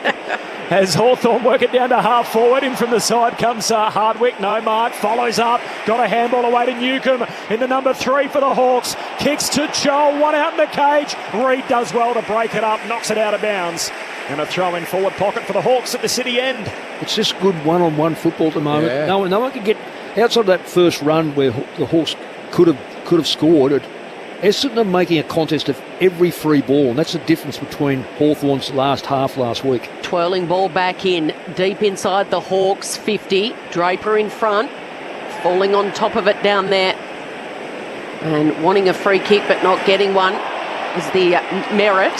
Comes out to Ginnivan, quick little handball to McDonald. He breaks a tackle, he gives it off. And now McGrath affects the tackle. It was Newcombe to McDonald, and McDonald's then tackled, brought to ground. So ball up, 25 out here for the Hawks. It comes down to Ridley, he's tackled, lost it. McGrath jams it on the boot, only as far as Morrison, who marks it half forward. Tackled after taking the mark by Roberts. It's all okay though. Short kick across the half forward line to Impey. Friday night footy on ABC Sport. Corbin Middlemass, Kelly Underwood, Ben Cameron on the boundary. Across the half forward line to Battle. Battle's looking at the sticks. He loads up. Forced to effect his kick and in the end pushes it wide. Hits the behind post. Ben Cameron on the boundary. Cameron Ling, the legendary cat, the coaching icon. Mick Moldhouse, your call team for Friday night. So no score still for the Hawks. We're 6.5 minutes in. It's Essendon by 1 point. No late change. Sam Frost and Jade Gresham, the 2 subs. Light pink sky above the MCG. The lights are on. McGrath takes on a couple and then he handballs to Shield. Goes long around the southern wing. His target down there was Langford in a battle with the other number 4, Impey. It comes out to Bryan. Handballs back. Quick rush kick, but it's all Hawthorn. Barris is able to gather it across half-back. Handballs backwards to Sicily. Caco's coming, bearing down. Sicily gets the handball away just in time. Isaac Caco bringing the energy and the electricity. Over to Weddle. Now to McKenzie. All by foot. The Hawks go. McDonald, he goes by hand. Gives it to Moore. Spears it out wide to Morrison. Marks uncontested just in front of the Hawks bench. And now they go slow and steady after a flurry. They've got players open here, Hawthorn. His kick goes the required distance just to Nash and now to Newcombe at centre half forward. The all-important next disposal, just casually, too casual in fact, couldn't hit up his target. Wonderful tackle applied by Meek. Brings down Reid. Here's a chance for Dylan Moore. He goes the outside of the boot. The only All-Australian from last year out there tonight. He's missed everything. And he puts it right across the face. He sprays that for out of bounds on the full. They're finishing for goal. I know it hasn't been great yet, the Hawks, but they're starting to move it a little easier when they do turn over. It's like Essendon, oh, here's a chance. No, great kick. Just outside of 50 for the Bombers. Langford to Caddy, so Caddy marks on the wing, turns, kicks down that southern side, caught at the back, Perkins, and in front Weddle takes the intercept mark for Hawthorn. Yellow Sharon out, floodlights on. And as Kel said, just a gorgeous day in Melbourne and the pink sky above. Looks fake, doesn't it? It looks like what we're looking at looks fake. Cracking setting for the big crowd in the house and for us up here. And the players, obviously with some warm conditions early in the young season, it's going to be hot tomorrow. Temperature in the mid-30s. Mackenzie on the wing, kicks Hawthorn in a slow play down to half forward. Joel the target, broken up. Dersma, hands it to Mackay, set upon straight away. Dersma follows up, he's tackled. And a ball up 60 out, half forward for the Hawks. They're kicking to the city end. Essendon with the only score through 9 minutes. It's one behind. Half forward here for the Hawks. Meek. Battle at the ground level. Dersma tries to get a kick away, only goes a metre. Redmond's quick hands, fires it out to Merrick, brings it back inboard. Smart kick to Martin. He can use Durham, who flies by, accepts the handball, drives it out to the top of the goal square. Here's Kako! He soccers it off the ground! Isaac Kako! And the Bombers fans are going wacko for Kako! Less than 10 minutes before Isaac introduces himself to the world of AFL footy. And the red and black are jumping up and down. First goal of the night. First touch. First major to the first game player. Isaac Kako with a soccer that he will never forget. 1-1-7. Hawthorn yet to score. And we've gone 10 minutes of play here at the MCG. Well, it was always speed. Yeah. Speed, Essendon just seemed to have a little bit more leg speed towards from this wing here, getting the ball forward. Once he took off, he earned that too, didn't he? Because he's had a few efforts to chase and try and pressure the opposition. So he's been working really hard. But you're right, he's had the speed to get goal side. And even here, great finish. Yeah, yes. Just smart. Take the ball there, and you're in trouble. So he.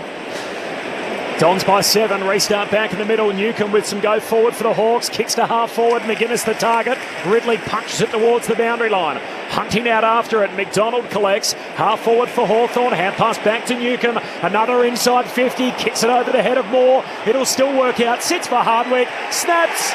Goals. Hawks get it straight back.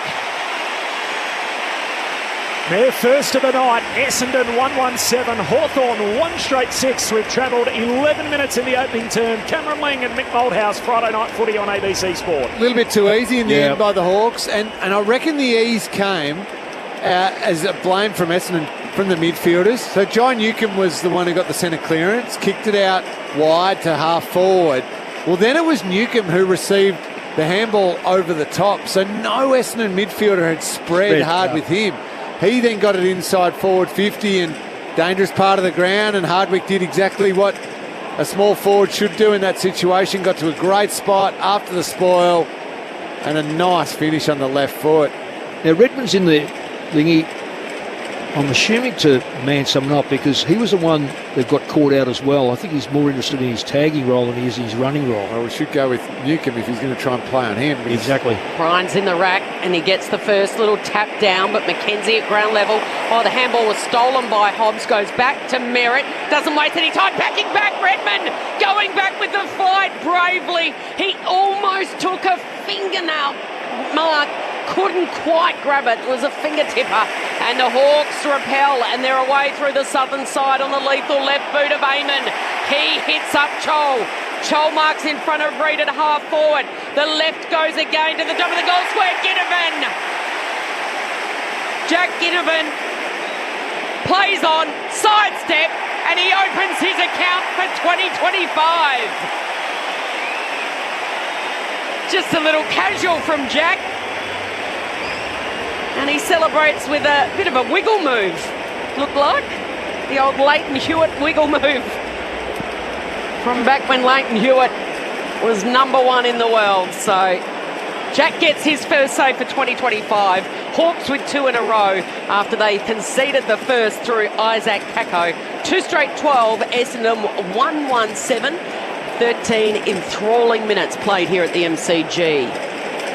Their ball movement looks dangerous, doesn't it, Mick? When you just compare the difference in the kickers, I think it was Amon's beautiful use over the top to Chol, and then the clear instruction by the coaches, if you mark the ball about 70 out, don't hesitate. Just get it in there fast and let your forwards go to work, and Ginnivan made it look pretty comfortable. Well, Jackson Pryor, he just didn't stand, he didn't bend the knees to stand his ground and hold up. So Easily marked. Meek down to Day, hand pass to Newcomb, kicks out to half forward. Roberts shakes his direct opponent, then falls over. The Wizard Watson's onto it. Hand pass away to McDonald, handball to Morrison, dropped the footy, regathers, took the two defenders with him. Hand pass to McDonald, kicks to Joel, hands on it, slides out the back, and Jones cleans it up for Essendon. Dangerous kick, trying to get it to Martin. Broken up here by Weddle. Still inside 50 for the Hawks. Hands it to Ginnivan. Handball to the lefty in Ward. Tight angle, he shoots goalward. It's across the goal face and a behind. Josh Ward, the only inclusion from last week, replaces the injured Warple. It's Hawthorn by 6 points, 2-1 to 1-1. 15 minutes into the opening term. Friday night footy on ABC Sport. That kick by Jones is exactly what I'm talking about, Mick. He misses it, just puts it on his teammate's head. It's a turnover versus Amon's, sets up a goal. Ridley to McGrath on the right boot to the southern wing. No one was able to mark it. Durham puts his head over the footy, breaks a tackle, couldn't break the second. He's brought down, he's been legged. He's been legged by Amon, so he gets a second crack at it and he retreats. He kicks all back to full-back where Ridley's got it uncontested. You've got to do this a bit quicker so they get Hawthorn having to switch quicker. Otherwise Hawthorn can just lolly across. They're completely set, aren't they, Mick? Yeah, they are. Roberts to Reid. And a bit of pressure put on, although Morrison's caught now. The Bombers fans are loving it. And Dersma got him, so it was a quick turnover and it was backed up by another turnover. And this time Dersma guides it cautiously back inside that defensive 50. Back to Reid. That number 31, which was out there 400 times when it was on the back of Dustin Fletcher. And boy, Zach Reid will be hoping for a little bit of that durability just to get his career up and going. From a top 10 pick, played just the one game in the last 2 years. He waxes with Pryor and now kicks short to Martin, who marks at half-back. Dangerous kick in the corridor, turnover. Barris can't complete the mark, but he's got Day in support. Hand pass to Sicily, tried to break the tackle. Langford made it stick.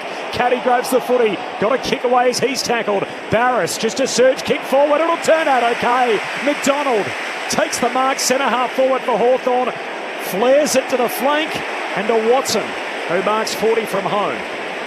Yeah, that was some B-grade ball movement by the Bombers. Yeah, and not only that, just the retention of the football, gave the ball up far too easily, and Hawthorn were able to capitalise and then catch the back line out. So Essendon were up the ground, off their players, so you cannot afford to give the ball up against a side like Hawthorn. This will be Watson's third touch. He had only 4 last week across the 4 quarters. Watson, they've got their hats on for him tonight. The Wizard with an early spell. 3-1 to 1-1. Hawthorn, having conceded the first goal of the game, have kicked 3 on the bounce. Hawks by 12 points. Friday night footy on ABC Sport after 17 minutes. So what we're talking about with the ball movement there is Essendon was so slow and cumbersome with their switching back and forth. So Hawthorn were able to just keep almost slowly themselves shifting their formation. But what their formation was really heavy through the corridor. And then when they finally, Essendon eventually tried to take that kick and missed it so badly, that Hawthorn were able to have 4, 5, 6 players immediately join in and win around the ball, and then away they went from there. If Essendon want to play like that for the whole night, this will get very, very ugly. Hawthorn sweat on that and will make you pay. Yeah, you can't overuse the football. It's got to be built on speed. Hawks by 12 points. Chol into the ruck, wins it easy with a beautiful leap, but Mackenzie lost it. Draper pounces, hacks the kick inside 50. Barris going back with the flight. Almost took a one-hander. Chance for Langford. He knocked it out. Here's Kako. He's surrounded by Hawks jumpers. His kick up and down. Mackenzie, or rather it's Martin that marks it, but he only marked it. It was a little dinky up and down and only went a couple of metres, so it'll be a ball up. Edging closer to the Hawks goal. Kako, rather the Bombers goal. Kako to Hobbs, slipping over Caldwell. Opens the door for Will Day to come in, and again it's a pile-up of bodies. It'll be a ball up, 45 out from Essendon's goal, kicking to the punt road end in this opening term. Hawthorn by 12 points. A few slipping over, Kel. Yeah, we saw that last night too, Mick. Ruck can't win it in the air. Langford's tackle gets a kick away. And again, this ball's going nowhere. Now, Weatherman on the bench might just put his hand on the ground and just see if there's a bit of dew there. Nash and Draper both have a fresh air swing at it. Day fires it out. Scrimshaw, Ward hit with a huge tackle. Breaks clear. Kako at ground level. Flicks it out to Langford. Kako goes again. He gives a little handball and a hurried and then a desperate lunge right on the goal line by Josh Battle. It means it's touched and through for a rush behind. Hawthorn 3-1-19. Essendon 1-2-8 after 19 minutes of play at the G. Ben Cameron on the boundary. Ben.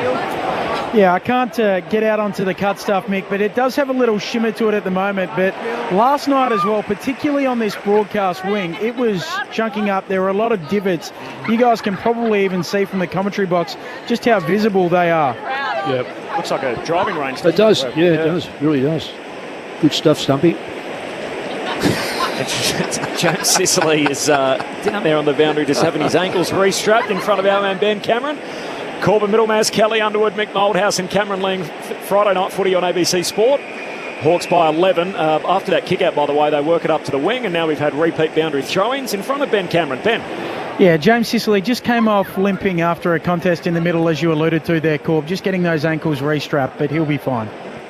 He's talking with the hands as well, Ben Cameron. He's marshalling the troops down there for us on the boundary line. From the boundary throw-in comes to Nash. Hand pass away to McKenzie. Gave it to the ruckman, Meek. He thought, what do I want this hot potato? He's tackled and holding the ball. Good decision.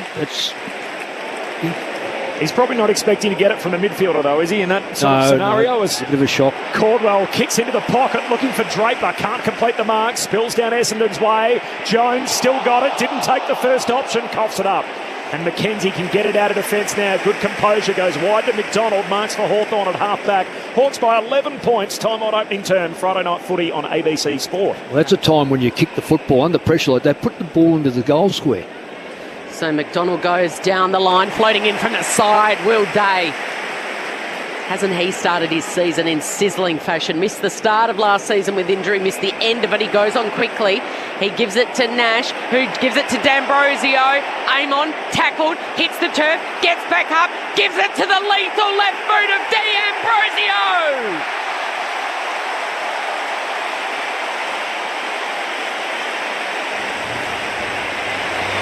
Bombers kick the first through their brand new cult hero Kako, and Hawthorn has answered, rattling off 4 consecutive goals, and the margin is 17 points, 4-1-25.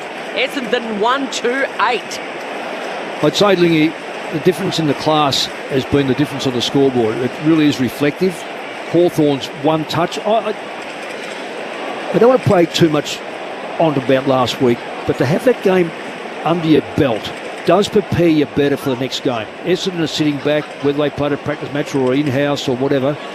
They look fumbly, they don't look as sharp. That shot on goal, Essendon player had the ball 45 metres out. All he did was slam, put it on his boot, put it in a dangerous area. No, he elected to hang on to it for a split second, lost the ball. Consequences are Hawthorn kick a goal because they just seem to be hardened and fumble. Sharper, aren't they? Yeah, exactly. Oh, here they go again. Straight out of the middle, Josh Ward with the centre break, kicks to full forward, slightly over the head of Day, does well to keep it in front of him. Down to Joel, Joel goals. It's all Hawthorn. The Hawk ball is rolling in this opening term. 5-1 to 1-2. Hawthorn by 23 points. 23 gone in the opening quarter. Friday night footy on ABC Sport. Mick Moldhouse, Cameron Lang. That is a centre bounce goal and a coach killer. Yeah, that's a great clearance, but the movement through the middle there, the midfield is completely on top at the moment for the Hawks. John Newcomb's had a sensational start to this game. Will Day's been excellent as well. But now they're all starting to share in it a little bit. They've got so many options they can throw through the middle of the ground. Josh Ward then getting the clearance. Connor Nash is in there with that bigger body doing the job. Cam McKenzie, a young midfielder, having an impact there. So there's just multiple players to be able to sustain that intensity through the middle. 6 minutes to go before quarter time. It's the Hawks by 23 points and a rebounce in the centre. This is where 2 metre Peter would be handy. Second ruck, been able to put a bit of pressure on the ruckman. Knocked down by Brian Nash, tackled by Redman. 4 to 6 weeks away, by the way, Peter Wright, and also Laverty, Parrish and Cox, all first-round picks on the injury list. Tossed up on the edge of the circle. Caldwell fires it out. Bryan fighting and scrapping. Two Hawks went with it at the same time. Eventually Ward says, I'll take it. Gives it to Nash. Hurries the kick out the northern wing. Meeting it first is Ridley. Slips over in that spot. He's tackled by McDonald and the umpire says that'll be holding the ball. So it's an issue. Ben Cameron told us a few moments ago, on the northern wing, the broadcast wing is where it's slippery. Doesn't seem to be Hawthorn players slipping over. No. So McDonald uses McKenzie and now Impey's got it inside that centre square. All short, sharp kicks, working the angle.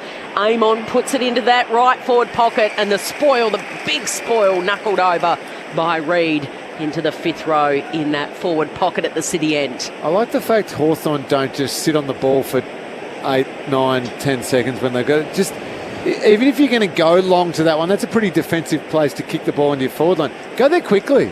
At least a forward is in a one-on-one situation. He might mark the ball. Yeah. And if not, it gets spoiled out of bounds and they've got what they wanted anyway, which is locking the ball in. Bryan wins the hit out, but no clean takeaway. Meek out after it. The big ruckman for Hawthorn got a hand pass out to Day, and they gang tackle him. Top of the goal square for the Hawks. Yeah, move the ball very well, Hawks. Really well. Both off the back line and through the corridor and the midfield. Hawthorn by 23. They've kicked 5 in a row. Closing in on quarter time. Bryan wins it down to Caldwell, or slips as he goes to kicks. Skids off the boot, away towards Morrison of the Hawks. Hand pass to McKenzie, handball to Battle. He's tackled and a ball up as Roberts hugs him over the top, and we'll have a ball up here. 55 out from the Hawthorn goal. 5 to go before quarter time. Tossed in the air. Meek gets there first, but it's stolen by Sardis. Kick down the wing. Skittles a couple of bombers. Mopping up at the back. Scrimshaw. Handballs backwards 20 metres to Impey. He kicks across to centre half back. Taking it on the bounce is Weddle. Loops up the handball with the run of Battle, and then Battle chips the kick over the top. Amon's got it. Has a bounce. This time they've gone from side to side. They've got it on the southern wing. He's lethal on the left. Oh, what about the perfection in that pass?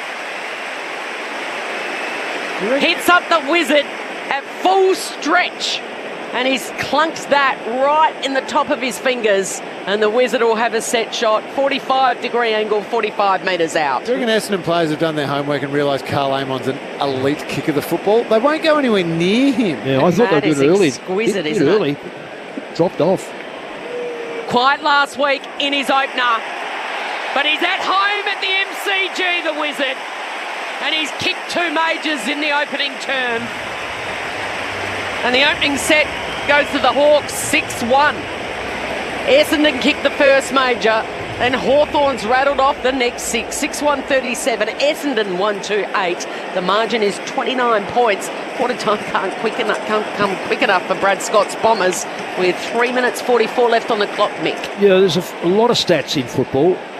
There's an interesting one that Lee and myself look at every week, quarter time generally, but with 3 minutes to go. Hawthorn have covered the ground by 1,500 metres. Essendon 1,000, so it's another 50% on top of that. So it's no guessing about the run of Hawthorn and the use of the football. So that what that takes into consideration, where the ball goes. It's not where you run; it's how far that ball goes. Had 4 disposals last week, Watson. He's had 4 in the opening term and kicked 2 goals. Back in the middle, Essendon having conceded 6 straight goals. Get their hands on it first. Caldwell, hand pass to Dersmer on the wing. Handball away to Merritt. Ugly handball away to Martin. Cleaned it up. Handball to Caldwell. Feeds it further forward to Merritt. 60 out, kicks out wide and finds Redmond. Sprawling mark up against the fence. Right half forward, 35 from goal. He's not often inside the attacking 50. No, he ran hard from the centre bounce to get on the end of that one. Relied on Zach Merritt's beautiful kick to get it. It was still, even again then, overuse fumbly by Essendon. It was only Merritt just getting that overlap and being able to hit Redmond that meant it played out okay for the Bombers, but hard against the boundary. Even the goals he does kick, usually long bombs from outside 50. He's out wide at right half forward. The kick fades across the face. Misses to the far side. So Essendon 1-3. It's all Hawthorn 6-1. Hawks have kicked 6 in a row after Isaac Kako kicked the first of the night. 28.5 gone opening term. Friday night footy on ABC Sport. So Amon, who's had a wonderful opening term, goes for a bit of a run on the kick in and then kicks round the southern side. Ball is now in dispute.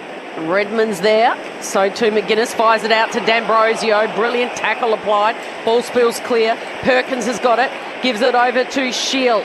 Wheels around on the left, looks inside. Horrible kick. Terrible battle, almost marked it, didn't. Ricochets back to Impey. Barris, the two brand new recruits getting involved. Short pass wide from Barris, and Finn McGuinness takes the mark at half back. If you're going to sit the ball on your teammate's head, do it 50 metres away, not 10. McGuinness goes long down the line. Day goes with the spoil in the end. Moore at ground level, leaves it for D'Ambrosio. Schill picks it off. Redmond handballs backwards to the ruckman Bryan. And now McGrath.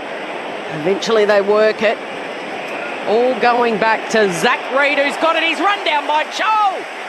He didn't hear the footsteps coming. It'll come off, though, luckily for Reid, because popping up is Martin, who saves the day. Kicks to half forward. Kako couldn't take it over the top. Scrimshaw with the spoil. He has not got the game speed down so far as that's the second time that's happened to Zach Reid. Yep, I agree, but he's got some mates with him. Harry Jones does not have the speed of the game with him. Dylan Shield, for somebody who's played how many games? 221 games, does not have the speed of the game. They realise it's home and away season now. These aren't practice matches. These aren't intra-clubs. Dylan Shield at 32, oldest man on the ground tonight. Caldwell, just a clean throw, but that'll do. Got it through to Merritt. Hand pass away to Durham. Handball inside 50 to Jones. Kicks off a step. Back to a dangerous position. Floated in from the side. D'Ambrosio can't mark. Draper clever. Whacks it to Martin. Kicked it skinny. Kicked it wide out on the full. In fact, it was touched on the way through. Sorry, took the deflection. Nice bit of work from D'Ambrosio. Stuck the hands up and as a result deflected off his hands and out of bounds, but he didn't get fair purchase on it anyway. Martin, and a boundary throw in forward pocket for Essendon. Hawthorn by 28 points. 31 gone opening quarter. Draper flies, misses everything. Here's a chance for Caddy. Snaps through for a minor score. At the punt road end, Sicily, the captain in the long sleeves, calling for the yellow Sharon back. And he'll be on the kick-in duties with his team leading by 27 points in the last minute before quarter time. He goes straight down the ground. Looking for Day. Spoil from Ridley, who's got the match up on him at the moment. Now the ball in dispute on the outer side. Bodies on the line. Merritt fights in hard. Hardwick's in there as well. It was a big ball to be won and neither player could take it. So it'll be a ball up on the southern wing, right on the AFL logo. Bryan wrestles with Meek. Meek straight down to Newcomb. He was taken high. He'll win a free kick. Oh, Essendon, they're nervous down back right now. They don't like the matchups they've got. Possession number 9 it is for Newcomb. He goes out wide, links up with Ginnivan. Hand pass to the running name on 60 from home. A dangerous kick to Day. Leaps up at full forward. No mark. And Jones gets back to cover off. Last line of defence. Kicks wide to Martin, who marks at half back. It started well for Essendon. Isaac Kako kicked the first. His first touch of goal. And socketed it through on the volley too. Martin here gives it to Roberts. Short kick to Caddy. But from that point on, it's been all the Hollywood Hawks. Under the Friday night lights, they kicked 6 unanswered. The Hawks' first Friday night home fixture since 2019, and they have made the most of it in that opening term. 6-1-37, they lead Essendon 1-4-10. It is the Hawks who lead this game by 27 points. The Wizard Watson involved, he's kicked 2. The last time he was here, of course, was that elimination final where they were all wearing the Wizard hats and he was taking the photos up on the fence with his legion of supporters at the end of that win over the Western Bulldogs. He's kicked 2 in the opening term, the 20-year-old, 1 each for Ginnivan, Chol, D'Ambrosio and Hardwick. And as mentioned, Isaac Kako has the only goal for the Bombers. Quarter time, Friday night footy on ABC Sport. It is Hawthorn by 27. Now, the Sunday teams are out. Now, the debutants are in. So just to bring you up to date with a few of those across the competition, Melbourne are handing a first game to 5 different players. Jack Henderson, Matthew Jefferson, Aidan Johnson, Harvey Langford, their top pick in the draft, Xavier Lindsay. That's the game against GWS. The Crows will unveil Sid Draper, pick 4 in the draft. 3 debutants for the Saints, Harry Boyd, Max Hall and Liam O'Connell. So O'Connell, the Irishman, gets the call up there for St Kilda the day before St Paddy's Day, and then the game between Gold Coast and West Coast. There's another Reid. It's not Harley, it's Archer. Archer Reid's going to make his debut for West Coast come Sunday. And some other footy news today. Tom Lynch has been offered a 1-week ban by the match review officer. Came back as medium impact, given the fact it's been upgraded to cause serious injury, high contact and careless conduct. So as a result, a 1-match sanction offered to Tom Lynch after his bump on Tom DeConey last night. All right, the thoughts of Mick Malthouse and Cameron Ling coming up in just a moment. The Hawks by 27 points at quarter time. This is Friday Night Footy on ABC Sport. The footy might stop with the final siren, but with ABC AFL, the conversation keeps rolling. Get ABC AFL Daily Podcast with Premiership coach Paul Roos alongside Corbin Middlemass, Ben Cameron and Poppy Penny. From walking on thin ice to dancing on the mountaintop. It's your daily footy conversation. Find it on the ABC Listen app. This is the 2025 AFL Premiership season on ABC Sport. Redmond's quick hands, fires it out to Merrick, brings it back inboard. Smart kick to Martin. He can use Durham, who flies by, accepts the handball, drives it out to the top of the goal square. Here's Kako! He soccers it off the ground! Isaac Kako! And the Bombers fans are going wacko for Kako! Ridley punches it towards the boundary line. Hunting out after it. McDonald collects. Half forward for Hawthorn. Hand pass back to Newcomb. Another inside 50. Kicks it over the head of Moore. It'll still work out. Sits for Hardwick. Snaps. Goals. Hawks get it straight back. Will Day. He gives it to Nash, who gives it to D'Ambrosio. Amon, tackled, hits the turf, gets back up, gives it to the lethal left boot of D'Ambrosio. Straight out of the middle, Josh Ward with the centre break, kicks to full forward, slightly over the head of Day, does well to keep it in front of him. Down to Joel. Joel goals. It's all Hawthorn. This is ABC Sports coverage of the AFL. On your radio. ABC Sport Digital. And on the ABC Listen app. 6 on the bounce for the Hawks after, as you heard there, Isaac Kako kicking the first of the night on debut. His first touch in AFL footy is a goal, the 19-year-old for the Bombers. But it's all Hawthorn, 6-1 to 1-4. The Hawks by 27 at quarter time. The thoughts of Cameron Ling and Mick Malthouse on ABC Sport. Super impressive by the Hawks, Mick. Absolutely. Their ball use was just elite throughout that first quarter. But try and explain this one to me, Mick. The clearance numbers. We both looked at each other. Essendon, 17 clearances in that quarter. Yeah. Hawthorn, only 5. And yet, complete domination by the Hawks. How does that happen? Well, how does it happen? Is it simply the pressure of Hawthorn's good? So, yes, Caldwell and Merritt might have been getting first possession. I think they've had 6 clearances between them.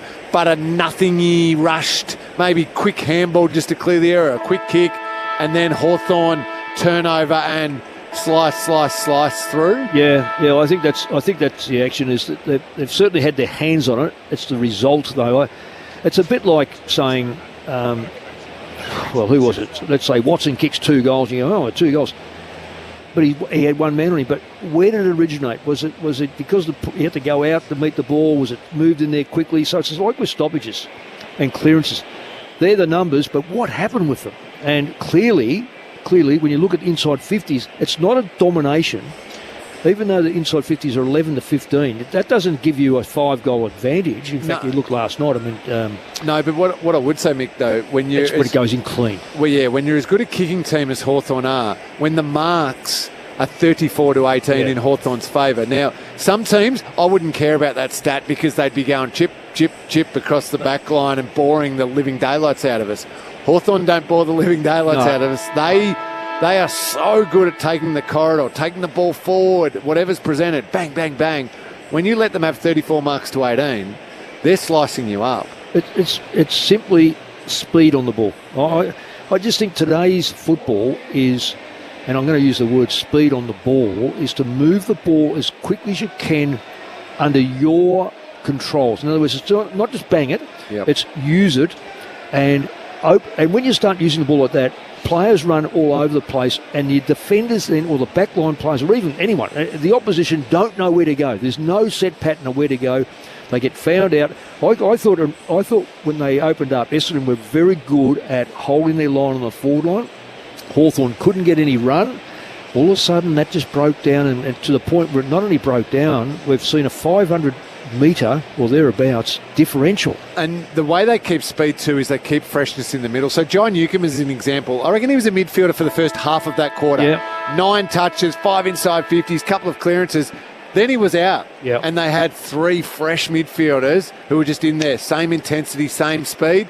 Now, Newcombe, Nash, Day back in there to start this quarter. So there's just going to be no let up through the middle of the ground. No. And big bodies. Merritt, Caldwell and Redmond, the 3 for Essendon. Draper's the ruck, and away we go in the second term. Draper shares it with Meek on the way down. Comes to Newcombe, though, for the Hawks. Kicking to the punt road end. Handball to Morrison. A little casually got crunched by Dersma. Oh, they're holding the ball. I'm not sure there was a lot of prior opportunity there. He went to pass it? He went to kick it straight away, Morrison, and the ball jarred free. That's called play on. Oh, absolutely called play on. It'll be a free kick and a centre break for the Bombers. And Dersma kicks it straight down the pipe. Oh, clean bowls everyone. Spills out the back to Barris. Cleans it up with his mate Battle. Hand pass away to Amon. Handball to Sicily. Kicks it out of the defensive arc for Hawthorn. Finds Morrison. Hawks away. Handball to the run of Nash. He's been pursued. Handball in the middle of the G. Gets it to Newcombe. Newcombe flares a handball out very wide. Links up with Moore. Moore keeps it low. Skidding kick. Hits up Hardwick. Too far out to score. There's the difference. They just don't give the ball up. Those 2 kicks. From half forward on the southern side, he goes for Chol. Got a little shove waiting at the back. Here's a chance for Watson. He just charged straight into the Essendon player then. Yes, well umpired. Yes, very good. Decision. Oh, I thought he was going to pay that. That is so well did umpired. I. Well umpired. His arms went up. Yep, he contributed to that. Hawthorn fans not happy, but he contributed to it. Brilliant so it's umpiring. a ball up. Meek flicks it behind him. Newcombe tries to dribble it through. He had an Essendon player hanging off both arms and he couldn't snap the goal. It's through for a minor score. So the replay of the Wizard, Watson, running into the Essendon player at full pelt. He definitely was taken high, but he contributed to it. It was Roberts. Great decision. It was a great decision. So margin now 28 points, first minor score. A good mark. McGrath coming out of defence, long kick in front of the benches, and Durham takes a juggled mark. It's a really good mark. Yeah, but now so slow, me. And look at the corridor. They're leaving it to Hawthorn players. Well, this one's horrible. Kick misses. Shield gets to him on the half volley. Now Essendon with a little bit more pressure. Handball back to Durham. Handball to McGrath. Essendon's number 1 kicks down the wing and finds Caldwell.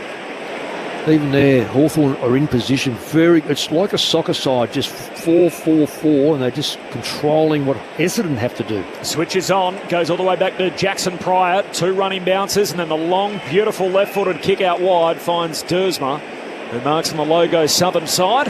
And you're right, Mick. They're there to defend for a little bit, but the moment that turns over, they're in a brilliant position to just go flying back the other way. Yeah, well, Essendon muck around with the ball here. He's at their 8th or 9th position. There's nowhere to go for the Bombers, and it's back with Pryor at centre half back. He kicks across the half back line to McGrath. The Bombers fans are getting restless.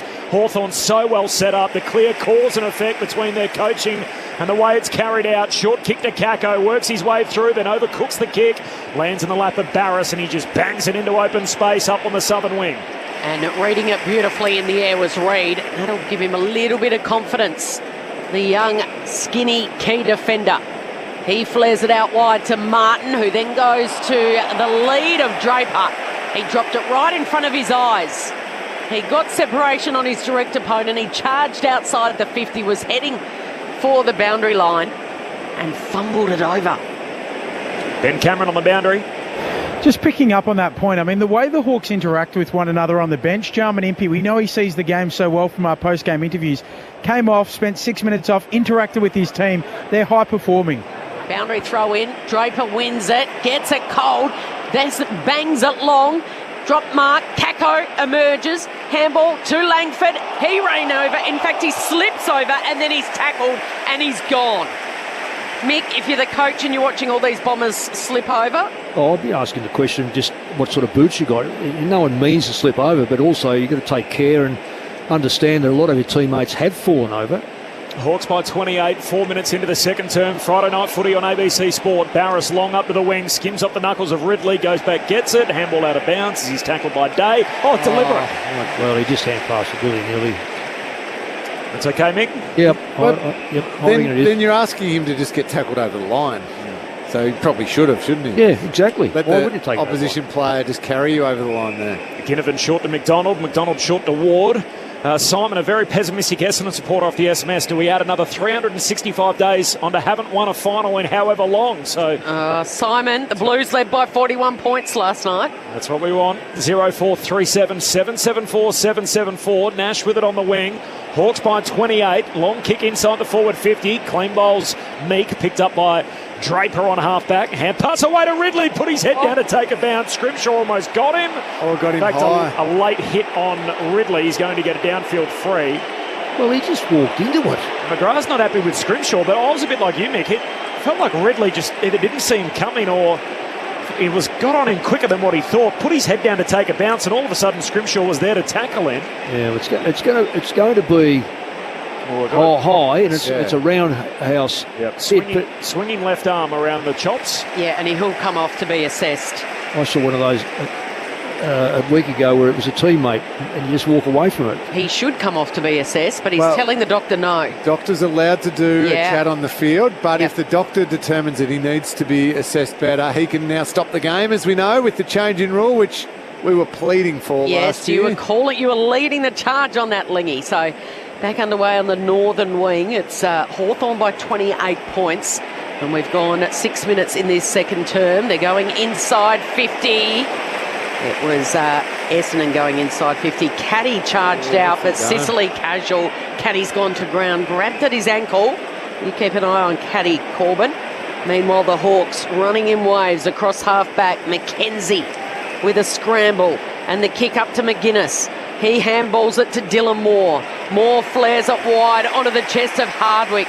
This is a elite ball movement. And then Hardwick just puts it up, looking for McGuinness, who's run on. Over his head, Chol goes to one-handed pickup. He goes to ground. McGuinness is still there. Ginnivan applies the tackle. Hurried kick, and is that out of bounds on the full?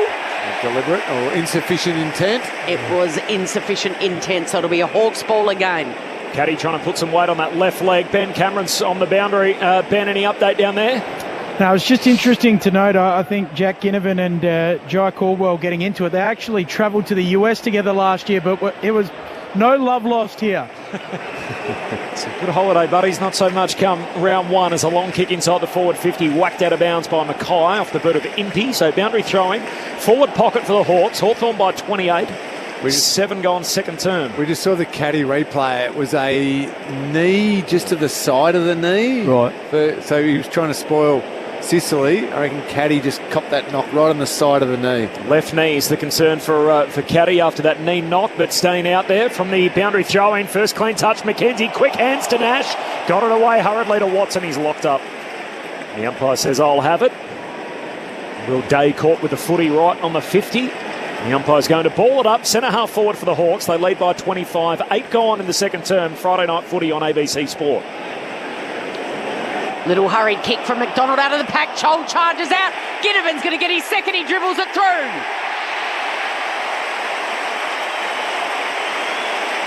They were goalless last week.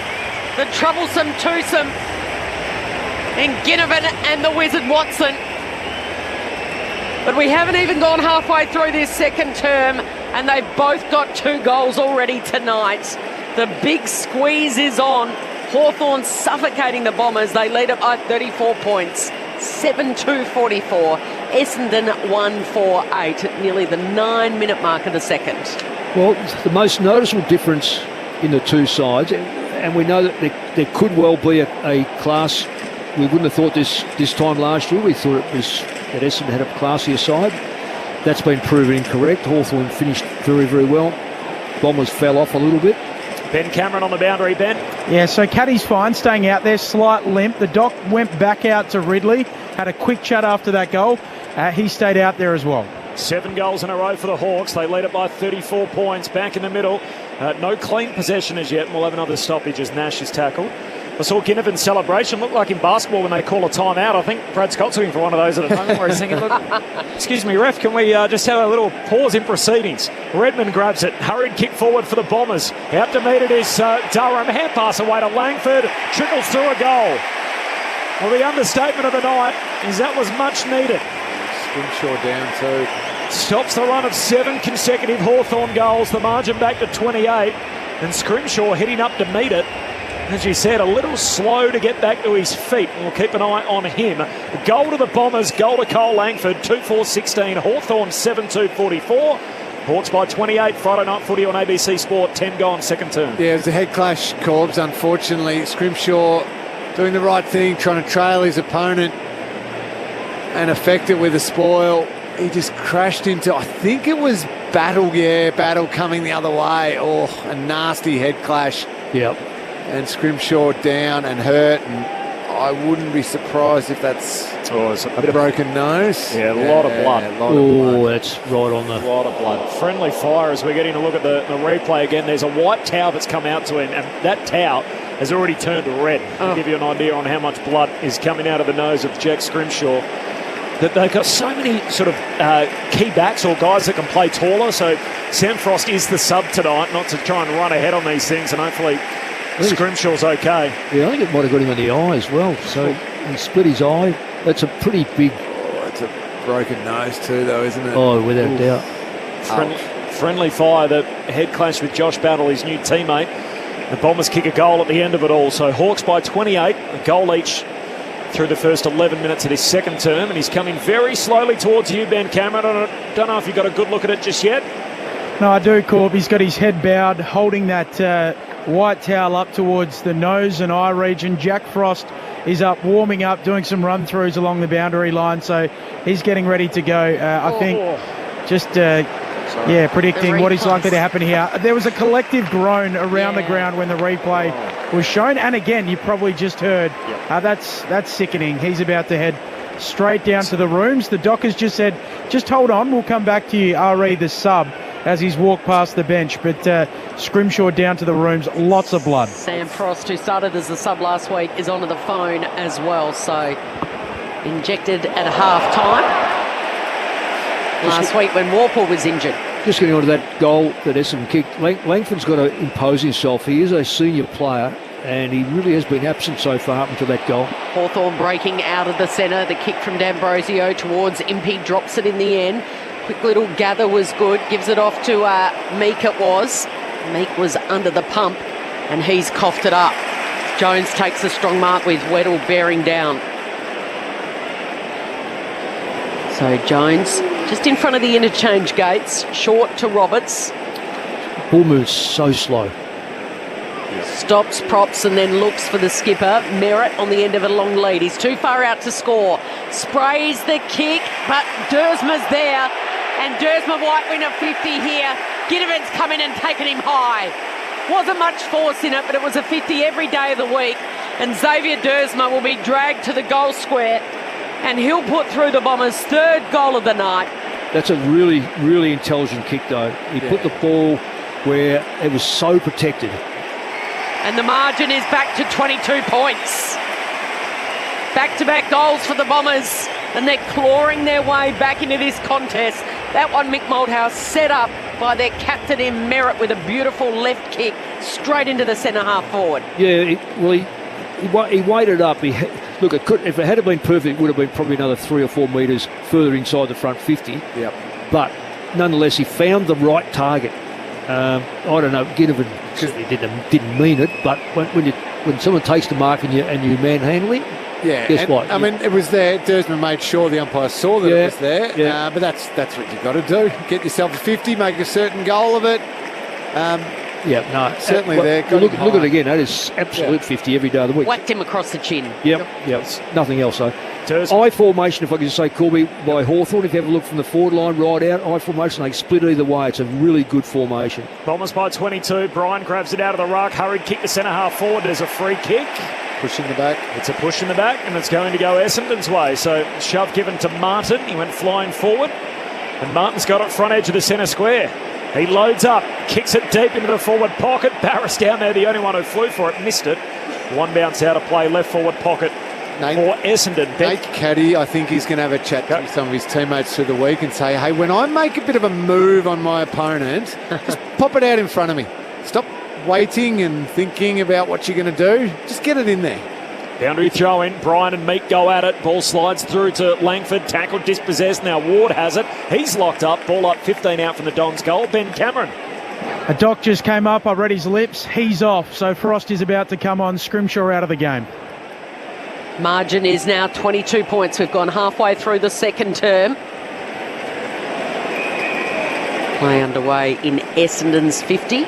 Deep inside their 50. Caddy looks to be okay after a bit of a scare with his knee. He's back in the goal square with Barris. And they win it again. This is Merritt. Merritt. Oh, that is superb, sublime skills from the captain. The A-grader for the Bombers, Zach Merritt.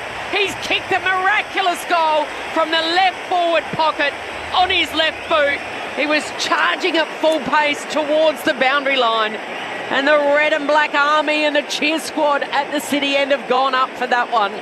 3 quick goals to the Bombers, and they are well and truly back in this contest. The margin now 16 points.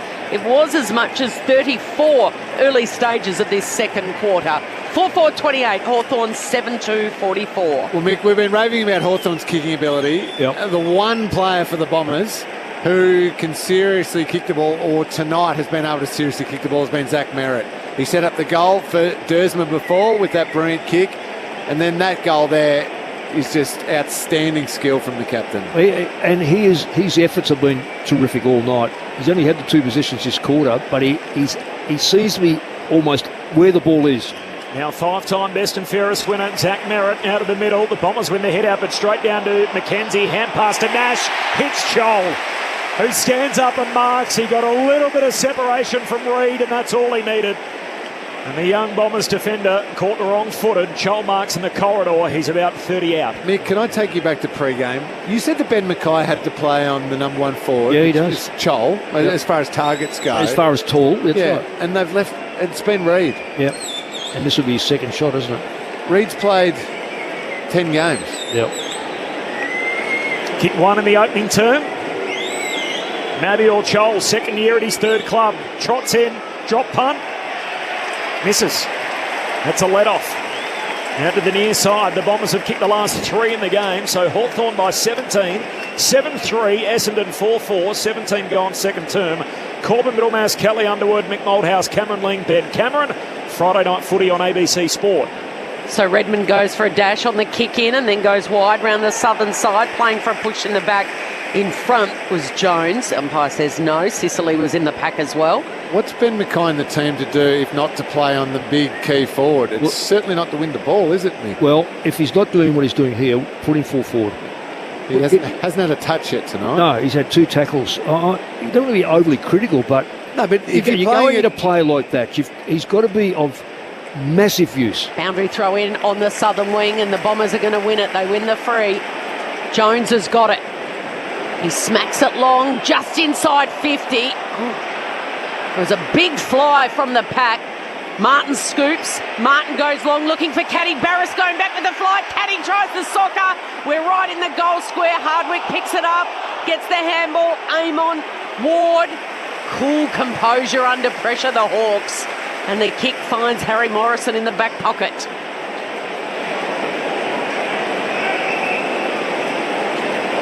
26-year-old, still deep in defence for the Hawks. Long out to half-back, over the top. Pryor does well, knocks it out of bounds, and a throw-in between wing and half-forward for the Bombers. And if I'm just go back to Ben Mackay, I got no worries with Ben Mackay not getting a touch if he's playing as the number 1 key defender, and he's playing that great role. So who's he taking, Lingy? Well, that's what I'm struggling He's just drifting. He's just drifting from any. Yeah, he's just drifting on any particular forward. Finn McGuinness at the moment. Is he a spare? So if you're going to do that, if you're going to drift like he is right now, then have 4 intercept marks and maybe have like what 12 touches. Like what Sicily provides. Yeah. Otherwise, be the key back. Let Reed do it then. Yeah. Just on, we said that Hawthorn had 500 more metres in that first quarter. Essendon have had 200 this quarter, which is outstanding by them. Draper grabs it out of the ruck, tackled, lost it. The Bombers still allowed to roll. Caldwell to Roberts, hand pass to Hobbs, caught, holding the ball. Free kick Hawthorn, and Amon wins it back at half-back for the Hawks. Overuse. You don't have that much time on a field. No, overuse. That ball goes to the goal square. Guess what it was? It was 2v2. We're 19 minutes into the term and yet just tick past the halfway mark on the game clock. So it's going to be a long quarter. 17 points is Hawthorn's lead. 19 minutes gone in this second term. Friday night footy on ABC Sport. Morrison with a long kick down the line. Gets out the back to the Wizard Watson. He runs onto it. Got a hand pass away to McKenzie. Handball to McGuinness. Watson's there. Watson picks it up on the bounce, breaks the tackle, delivers to the goal square. It's a one-on-one. Flying in was Day. He wants the free. The umpire says, yes, Will, you can have it. Oh, he's a bit fortunate. To me, it looked like a reasonable spoil. By Draper up over the top, reaching over the taller player. Oh, there's nothing in that. That's a clean spoil. A great effort by Draper. Oh, he had his hand. Oh, he did too, yes. He had his hand on his shoulder, but not a free kick. He didn't pull him down or anything like that. I think he's been very stiff here. Oh, this goal, if it's going to be, I'm going to go back to Ben Mackay again, Mick, in a sec. 20 metres out, 45-degree angle, set snap, and goal. Booted 3 before half-time last week. He's got his first major of the night here, Will Day. And they just hit the steadier and put an end to a run of 3 consecutive goals by the Bombers. Hawthorn by 23, 8-3-51. Essendon 4-4-28, and there's still 8.5 to play before half-time. And the reason why, and I feel like I'm picking on him, but I'm not. So down in front of us, Mick, Ben Mackay came as the key back again, and in the structure, he was the one to fly. His job there had to be a spoil to the front of the marking contest, no matter what. 20 or 30 metres, you could have punched that. Because he came from being the last defender up to influence the marking contest. If you're going to leave that role, you have to influence. Instead, he completely missed it. It got over the back, and then it was Watson and all the Hawks runners who were able to flood onto it. Goal to Hawthorn. Friday night footy on ABC Sport. Hawks out of the middle again. It's the goal kicker Day. Gets the centre break. Kicks to centre half forward. Redmond couldn't complete the mark. Spills to McGrath. Kicks it off half back for Essendon. Out to Bryan, who spread well. Marks on the wing. Southern side. Short kick for Kako. Goes to ground. Wow. With a bit of pressure from Impey. No free kick. Ump says play on. Barris knocks it away. Nash picked it up, lost it, still going. Ward burrows in for Hawthorn. Ump says I'll have it half forward for the Bombers. How is that not a free kick to Kako? Yeah. And that's Will Day's second kick for the quarter too, so he hasn't had a massive quarter. Hawks by 23, time on second term from the restart. A number of bodies go bustling their way in. Here's Nash. Hand pass away towards McKenzie. Tackled as he kicked. Ball trickles away. McGuinness collects still at half back to Ginnivan. Handball through to Day. Just got to try and trap it. He can't. Then the hand pass from the Bombers through Shield. Eventually ends up with Sardis. He swings and kick back inboard and Caldwell marks. And he takes off and he's tackled. It affects the kick. Grubbers it inside 50. Kako's lurking. It spills his way. He dodges and weaves. Handballs backwards to Merrin. His handball to Langford doesn't quite hit the target. Langford forced to slap it down. Caldwell gathers. Caldwell kicks. Mark up over the top of Jones. Got a fingertip to it. Couldn't take it cleanly. And happy to see it over is D'Ambrosio. Mick, what's the point of having Draper and Bryan in the one team? If you're going to rest Draper deep on a match-up with Sicily, and you refuse to kick it in long to him. Yeah, I know. I was going to question that in the first quarter, why they got Draper on the forward line, because he was not getting used at all. Boundary throw in deep inside 50 here for the Bombers as Kako tackles Impey. And as he slid him to the ground, his right arm slid up over his shoulder, so it was too high. Jarman Impey wins the free in the back pocket. It's been a great matchup. Impey delivers long, clears the 50 zone. Meek got his hands to it. Here's Moore, handballing it out to Nash. Back to Moore, watch him go, he wants to break and zoom back in. Hits up the captain, Sicily, who marks and then puts the hand up with the fend off and puts Hobbs on his backside. He kept going. He gave it to Ward. They're running in waves. They've got loose players inside 50 and the flaring kick went out wide to Newcomb and then he wedged it in the air. Beautiful timing and getting on the end of it in a really tough angle is Moore, who started the passage of play. So isn't high contact? Yep. Regardless of who's got the ball? Yep, he went high, didn't he? Sicily on Hobbs. Yeah. Moore in the right forward pocket at the punt road end, tries to curl it around, but he can't. Well, I've seen some strange decisions today. like that one in particular. Keiko up on the far side. I mean, he got pushed in the back. 24-point lead for the Hawks. 24 gone in this second term as McGrath one way, then the other way, then to Shield, and a short kick comes out wide for Reid. He goes long down the line. That's not a good kick. It's too wide. It's out of the full. Ben Cameron's on the boundary. Ben. Frost has made his way out onto the ground as it stands at the moment. He's gone into defence, so we're just on watch at the moment as to how this rejigs the Hawks. Thanks, Ben. Nate Caddy, have you got eyes on him down there on the Essendon bench? I do. He's just on the spin bike. So that earlier incident that bothered him in the first quarter, he's just ginger when he comes off. So on the spin bike to stay warm. Got that knee knock, so the left knee's the concern there after banging legs with another player earlier in the game. Hawks win it back on halfway, work it down to half forward. Morrison, short kick to aim on against the boundary line. Here's a weapon with that left boot. Centering kick, Child hands on it, no mark. Ginnivan lurking. Picked off though. Dersma handball to McGrath, slips over. Deliberate.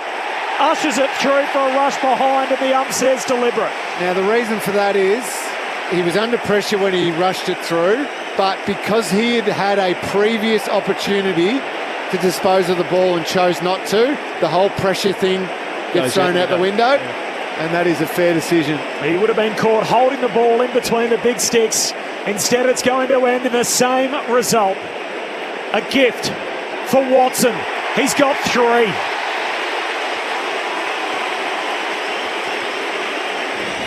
And Essendon's little run of momentum is now long gone. Hawks back out by 30. 25 gone second term. Hawthorn 9-4. Essendon 4-4. And the Wizard Watson with 3 in the opening half. A 5-goal lead for Hawthorn. Friday night footy on ABC Sport. And Corbin, I've just had the binoculars out and I've spotted a couple of grown men in the crowd wearing Wizard hats. Oh no. It's started already. Dear oh dear. Now Essendon fans, the initial reaction to that of course is to be frustrated because it did look like McGrath's under pressure, but I think that's the right call, Mick. Oh well, that's the rule. Yep. It's hard to argue against. It's spot on. You've got the ball, you're clear.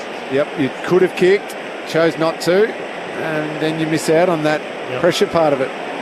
Margin back out to 30 points. Some breathing space for the Hawks as the restart of play results in the umpire saying it's a ball up. So Brian this time tries to get it down to Caldwell.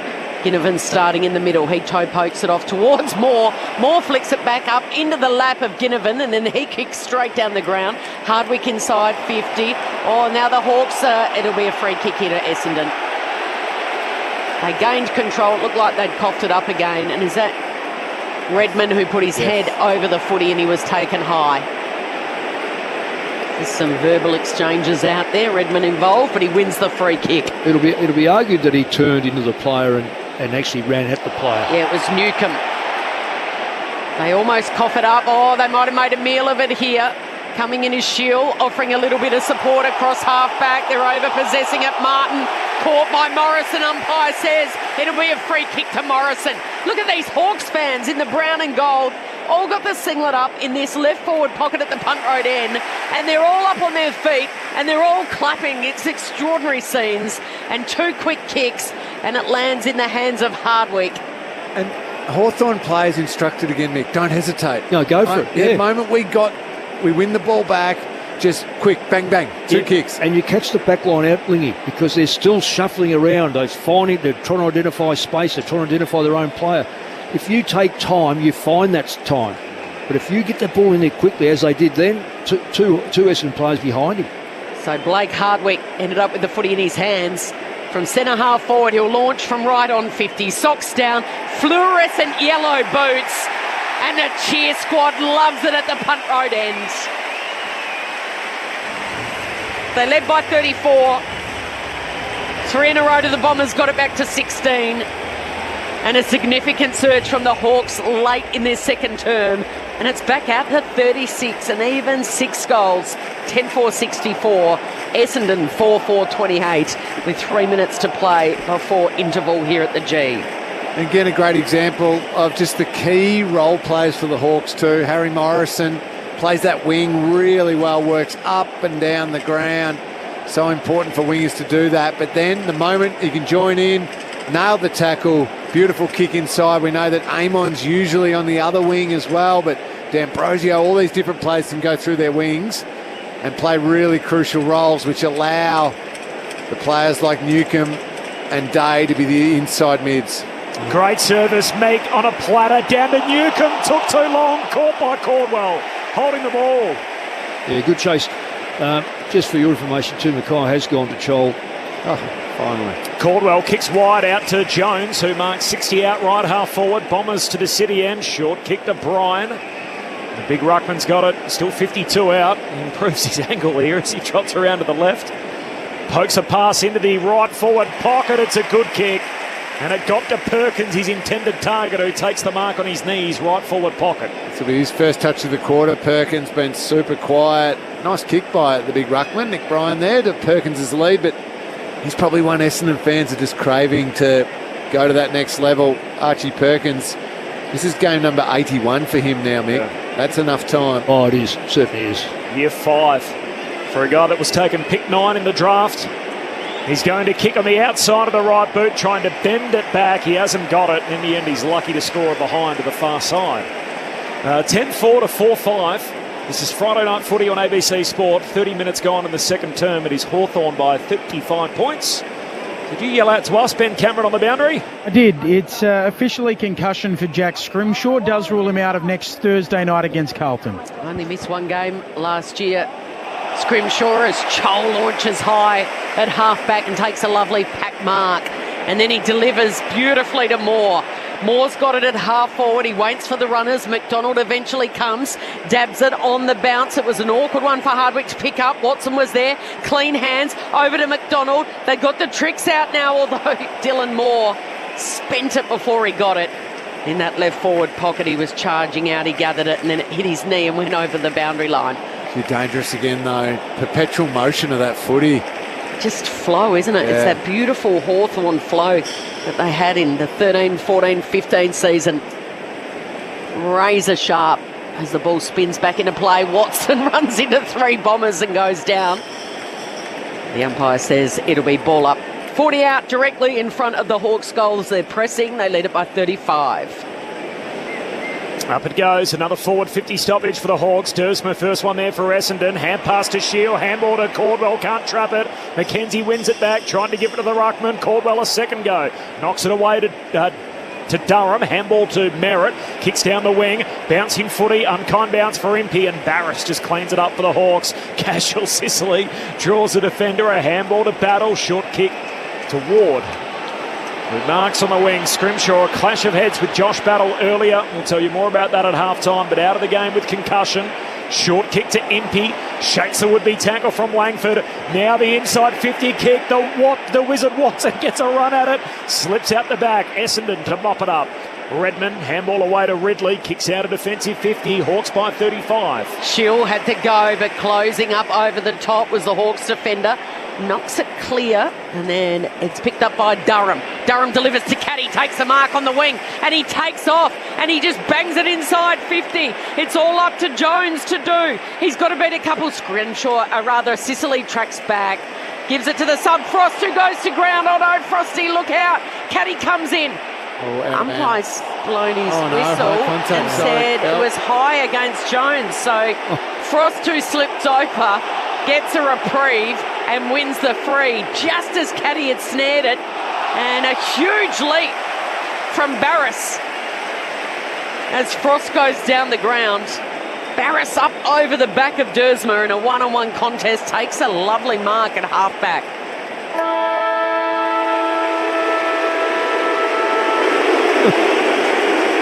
So the Bombers unhappy. They trail by 35 points. They've been slipping over. And they think that they haven't had the rub of the green tonight with the umpires, as we get a replay of that lovely Mark Barris took right on the siren, up over the back of Dersma, right up on his shoulders. And the former Eagle key defender showing that he's got plenty of life left in those legs just yet. Merritt's gone to the umpire and is having a chat, so they're an unhappy camp at the moment, the Bombers. Hawthorn with a 35-point lead after the Hawks led by 27 at quarter time. 10-4-64, Essendon 4-5-29. The goal kickers, Wizard has 3 for Watson, 2 each for Ginnivan and Hardwick, singles to D'Ambrosio, Chol and Day. And for Essendon, 1 goal kicker in the first term, Isaac Kako with his first kick in AFL footy. And then they went on a roll of 3 in a row through Langford, Dersma and Merritt. They got back to within 16 before the Hawks kicked away to take a 35-point lead into the main break.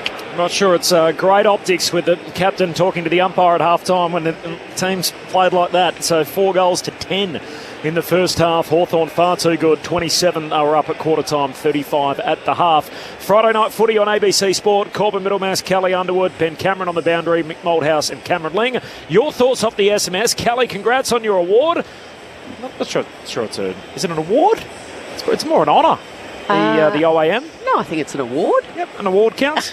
We'll pay it. We'll pay it, Grant. Nice to hear from you in Waterloo. Corbin, Lingy, Mick and Ben, what a lineup listening to ABC News Radio Analog in Sydney.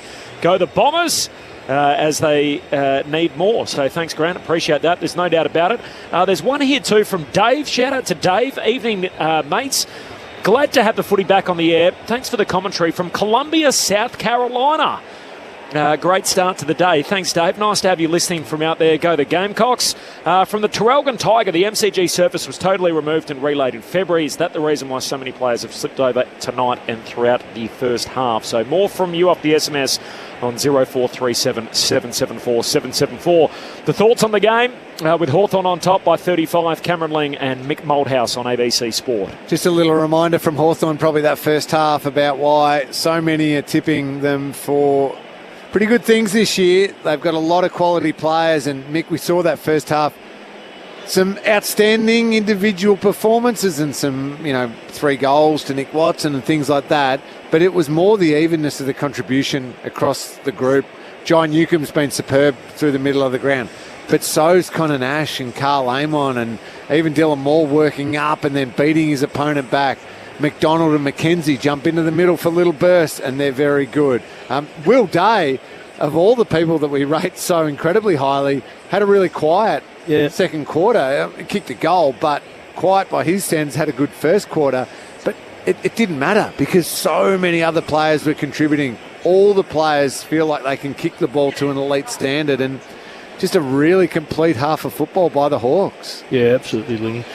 I know stats are stats, and we sometimes rubbish them and that sort of stuff, but the efficiency from the Hawks, you said it, and 83 to 70% probably tells you that the gap there is quite large in AFL football, but it's larger when you're watching the game and where those... I think it's easy to kick a 15-metre football and be marked and get a little tick to say you're going at 100%, but when you have to kick the ball 45 to 55 and hit a target, which Hawthorn are regularly doing off their half-back line, they're not taking a massive amount of marks in their forward line. In fact, I really do think that I don't know how Lewis is going to come back, but he's the sort of player that could be just the icing on the cake by the end of the year. Big, strong forward that they can rely on. Chol goes okay, but he's a bit hit or miss, a bit hot and cold. But last week I watched Hawthorn, and most of the goals come from outside the forward line. This time it's almost all of them have kicked. The small forwards. The small forwards have kicked goal. Chol's kicked 1, Hardwick's kicked 2, Watson and Ginnivan have kicked 5 between them. But it's more the kicking around the ground and the numbers. Another thing I used to say to the player group: if I took a photograph of, say, 15 metres or 20 metres around where the ball is, and we've got more players in the opposition, in fact it's a bit tighter than that, say 10 by 10, then you're generally going to win the football.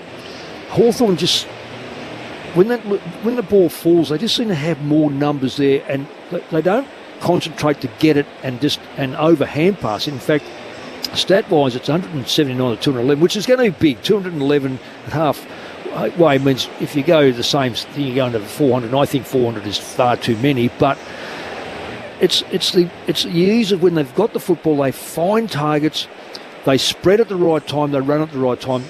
I don't know whether Essendon, they just look a bit slow to me, and players like, I've been really disappointed in Langford.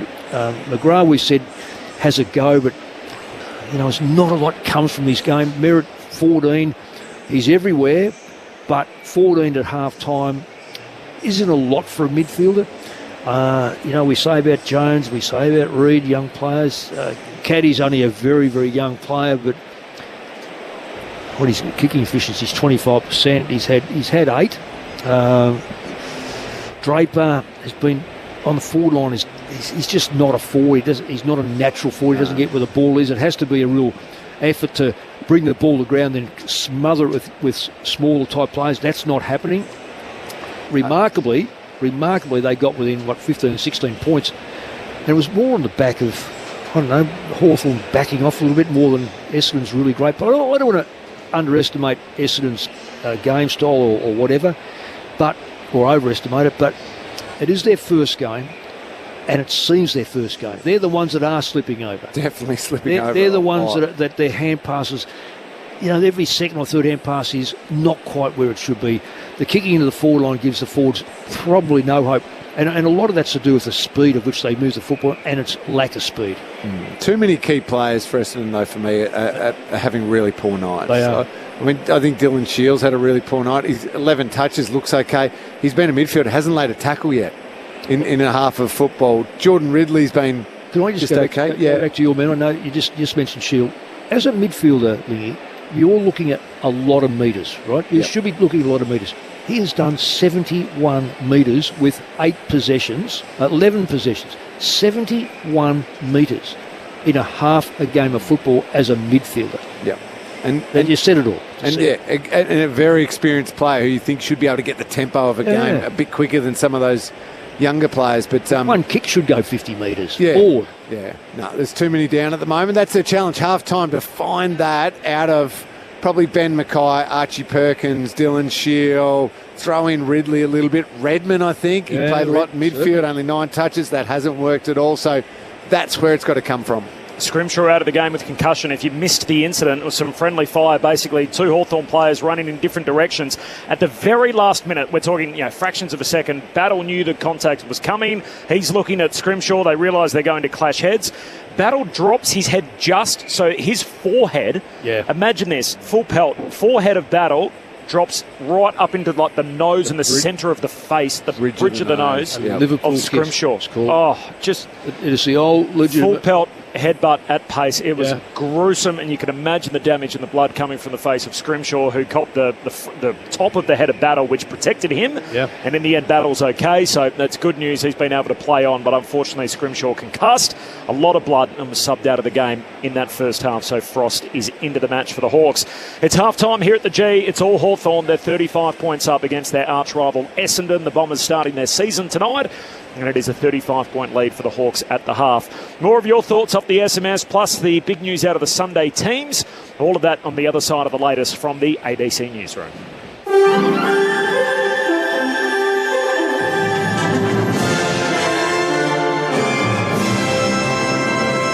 ABC News with Satyam Weinstein. Prime Minister Anthony Albanese will be among world leaders on a phone call with Ukrainian President Volodymyr Zelensky tomorrow night.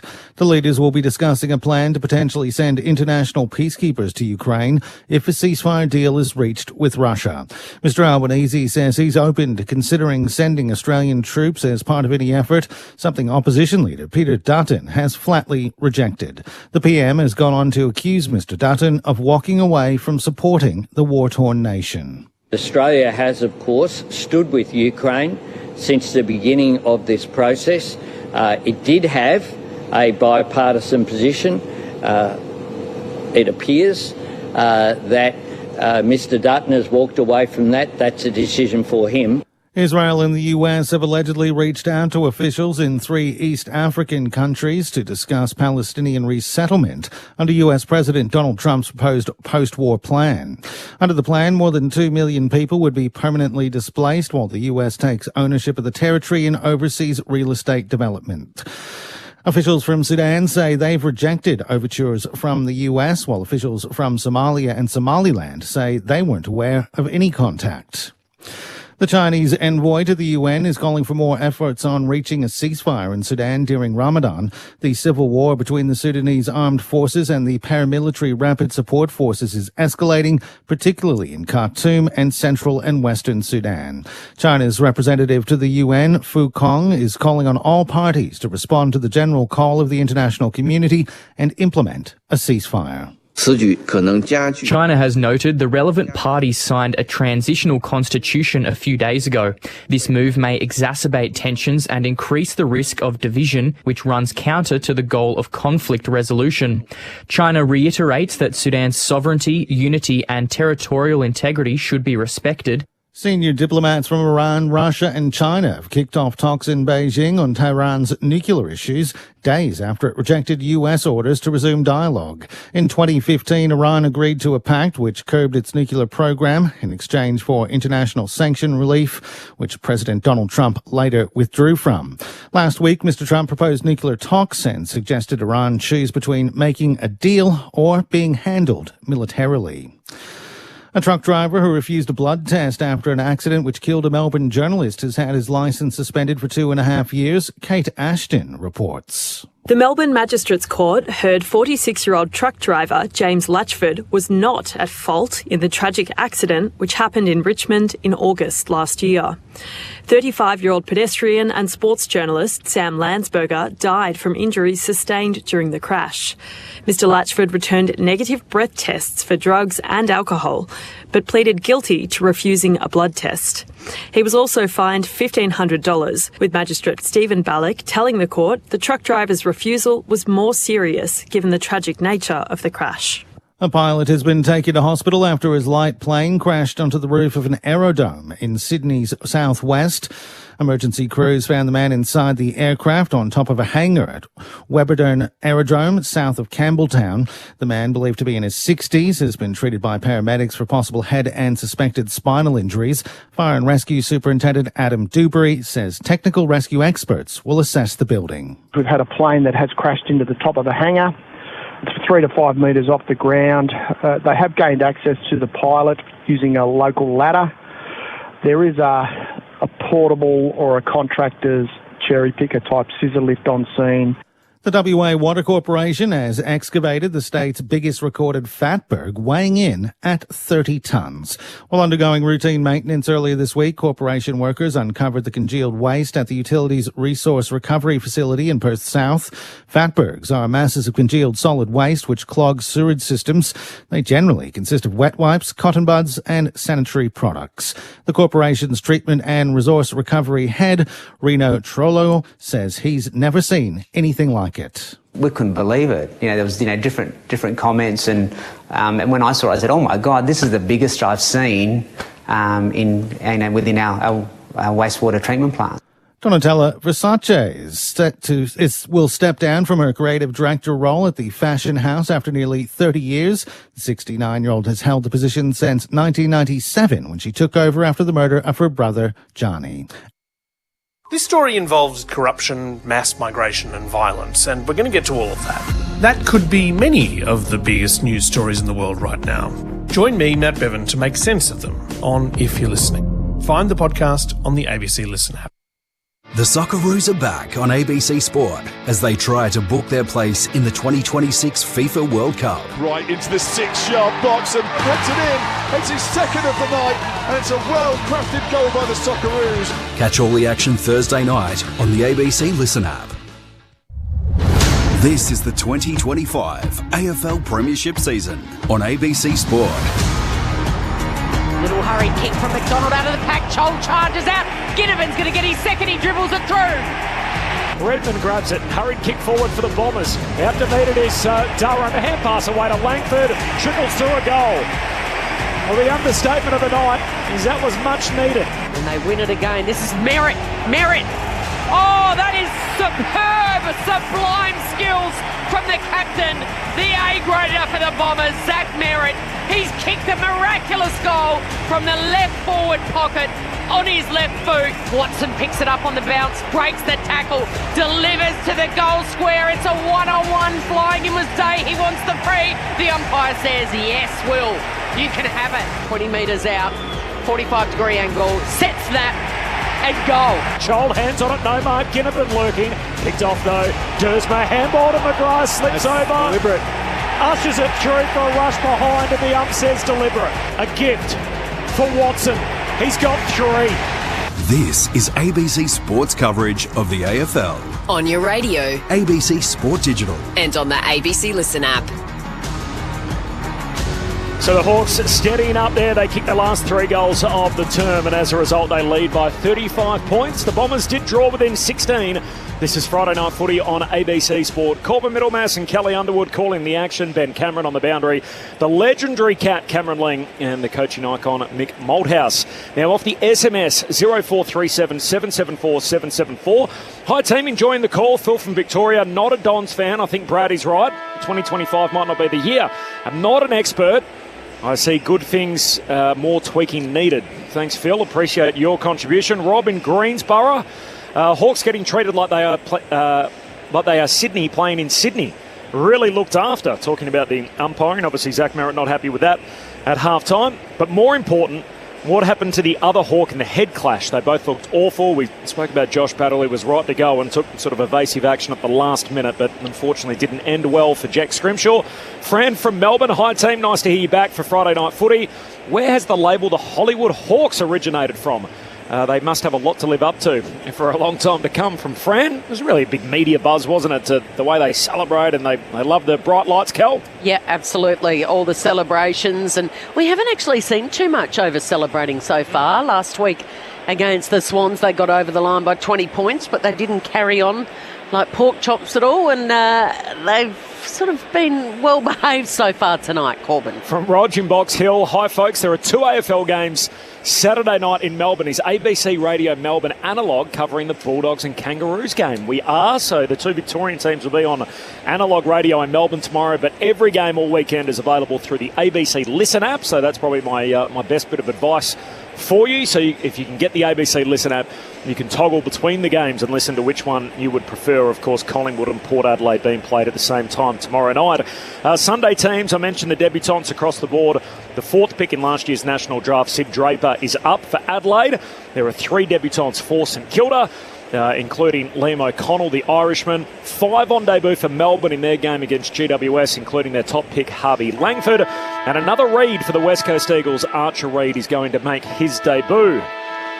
So all of that to look forward to on Sunday. We've still got another 7 games to come. Of course, the Saturday slate starts tomorrow with Bailey Smith making his club debut for Geelong up against the Dockers. And we'll be on air, Mick, for AFL Saturday from 12 noon, which you can find through the ABC Listen app. Just look out for that AFL button tomorrow from 12 noon on what is going to be a hot day down at the Cattery and across Melbourne tomorrow. They're expecting like 36 degrees across the city. The last one, I think they went to 34, which is a little bit more comfortable, but still very, very warm. And I'm not very happy at all about that, Corbs. No. Let me guess why. Instead of going and sitting down at Kardinia Park and watching the Cats on a nice hot day, I'm going to be playing in a cricket semi-final. Out at Shelford, which is about 35 minutes from Geelong. A beautiful little spot where the cricket ground is. Shelford's a stunning little spot. But I'm playing cricket tomorrow afternoon instead of cheering on the Cats with my kids. Now, you've been making big scores, Lingy. Come on, let us know. I play in a one-day comp where you retire at 50 and there's... How many times you retire? I've managed to retire a couple of times. Are you doing any spinning or anything with you? Oh, no, I bowl absolute rubbish slow medium. I dread when the captain throws me the ball. He's walked in 2025 with some swagger, hasn't he? Running marathons, scoring 50s. That's it. It's all happening. I wish I was watching the footy tomorrow, though. He's still got every bit of it. Cameron Ling. Of course, Sports Talk in WA from 10 o'clock local time, and you will get... coverage as well, of course, in Adelaide on local radio there with Aaron Bryans, of course, so in all your markets tomorrow and in Tasmania. So all your footy coverage leading up to the game itself. And given the daylight saving situation, the footy starts pretty early over in Perth. I noticed the game on Sunday starts at like 9:30 in the morning, and the Dockers tomorrow are playing at 10 o'clock. So you've got to set your alarm on the West Coast. Straight into it. Love it. Reed's gone to Chol again, and Ben Mackay is on Hardwick. Well, he'd want to take a lot of intercept marks. Here we go. The perfect bounce to start this second half. Draper is in the ruck. And meeting it heavily is McGuinness, but he can't trap it. Scrapping down there was Caldwell. Comes back to McGuinness. Handballs to McKenzie. Spears the kick in towards Hardwick. Couldn't quite take the mark. Good spoil from Mackay over the top. And then the follow-up handball to Redmond. Kicks it wide. And this is Martin marking in a one-on-one contest at half-back. Hawks by 27 at quarter-time, by 35 at half-time. Here we are, the opening minute or so of three-quarter time. Martin goes for a bit of a run down the southern side, and his target was Caddy, took a double grabber. That's exactly what they need. Where's his partner in crime, Kako? He goes inside 50. Frost from behind's given away a free, and Langford is going to have a set shot. Well, finally, Mick. Yeah. Finally. Caddy did not hesitate. No, yeah. In quick, one-on-one, gets in front, holds him back, and stiff getting away a free kick. I know they say with the arms around him, but he's got his arms out, Langford. Not much in it, but what it does do, defenders get a little panicky and grabby when it's in quick. Yep. This is what we watched earlier the second quarter, was ball movement that's got him back in the game. Only 25 metres out, but about 10 metres right up against the boundary line. Sends it on its way. He's got his second of the night, and it's the dream start for the Bombers to start this second half. Kyle Langford, a leading goal kicker for the last 2 years for Essendon. He finished with 43 goals to his name, 43-27, so he is accurate. And he's got 2 tonight, and that margin is 29 points. That is their only chance, Essendon, if they move the ball with some speed. Yep. However, they can't confuse that with, well, we're just going to play, and play circle work, and we're going to be all out attack, and Hawthorn will have all this space going back. You still have to have your defensive mechanisms in place. You still have to play good fundamentals. But when you win the ball and you've got a chance to move it with some speed, you've got to take it. There's nothing wrong with soccer lineups, Lingy, across the ground, having players equally dispersed and giving yourself a chance then to use a lateral ball if you need to, but also you can offense play with that and you can defend the ball with that. I know it's hard to do. You need time and time again under the heat of these matches, but if it works, it works beautifully. Hawks by 29, Friday night footy on ABC Sport. Free kick for the Bombers for a hold. Advantage applied. Caldwell inside 50, and Sicily marks in front of Perkins, and he's got it at fullback for the Hawks. Perkins should have spoiled that. Yeah. Once you get caught behind Sicily, you've got to spoil, because he knows how to find the ball and the space. We'll get to Ben Cameron for an update on the Essendon bench coming up in just a moment. As our computer's telling us up here that they've pulled the trigger on the sub at half-time. Oh, dangerous kick, trying to work the ball over halfway. The Hawks turn it over. A clanger from Amon, taken by Perkins, alongside the centre circles. Short kick finds Redmond. And Redmond now going to go inside the forward 50. Miskicks that. Target is Caddy. Punched away from him. Centre half back for the Hawks. McGuinness gathers. Handball to McDonald. Handball away to McKenzie. Hawks are through again. Sicily gives a hand pass to Battle as to try and trap it on the wing. Dangerous handball, could be turned over again. Dersma collects, spun around in the tackle, somehow got a kick away. Bombers win it back and taken high. Martin on the wing, Ben Cameron on the boundary. Jordan Ridley has been subbed out of this game with concussion. Now the irony here is that Scrimshaw whacked him, could have been suspended for a week, but instead he was knocked out and concussed himself, so he'll miss next week anyway. Kako goes into the left forward pocket. Draper was the target, couldn't take the mark at ground level. A little toe poke, flick through the legs. Here's Gresham, the sub. He's come straight on into the action. Durham, Draper tries to get through traffic, throws it on the right. Spoiled down there in the direction of Dersma. To Merritt on the left, tries to find a target. Caddy's there, Grimshaw rather. Gresham. I'm rather We knew what you meant, Kat. Scrimshaw and Gresham.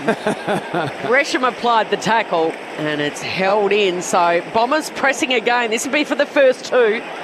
To start this term out of the pack, there's a flying shot there from Draper, who took it out of the right, threw it on his left boot and missed. That would have brought the Bombers fans to life. Hawthorn by 28 points. Bit of a lacklustre start to this third term. Fans just making their way back, filling up the seats. A crowd of feels like well over 80,000 tonight. It's been a brilliant atmosphere. Oh, what an absolute dart as Sicily kicks it all the way to the wing and put it on the chest of Battle. He took a few steps flirting with the idea of playing on. Now goes back, takes his kick, looks wide, and Mackay, good mark in front of Hardwick.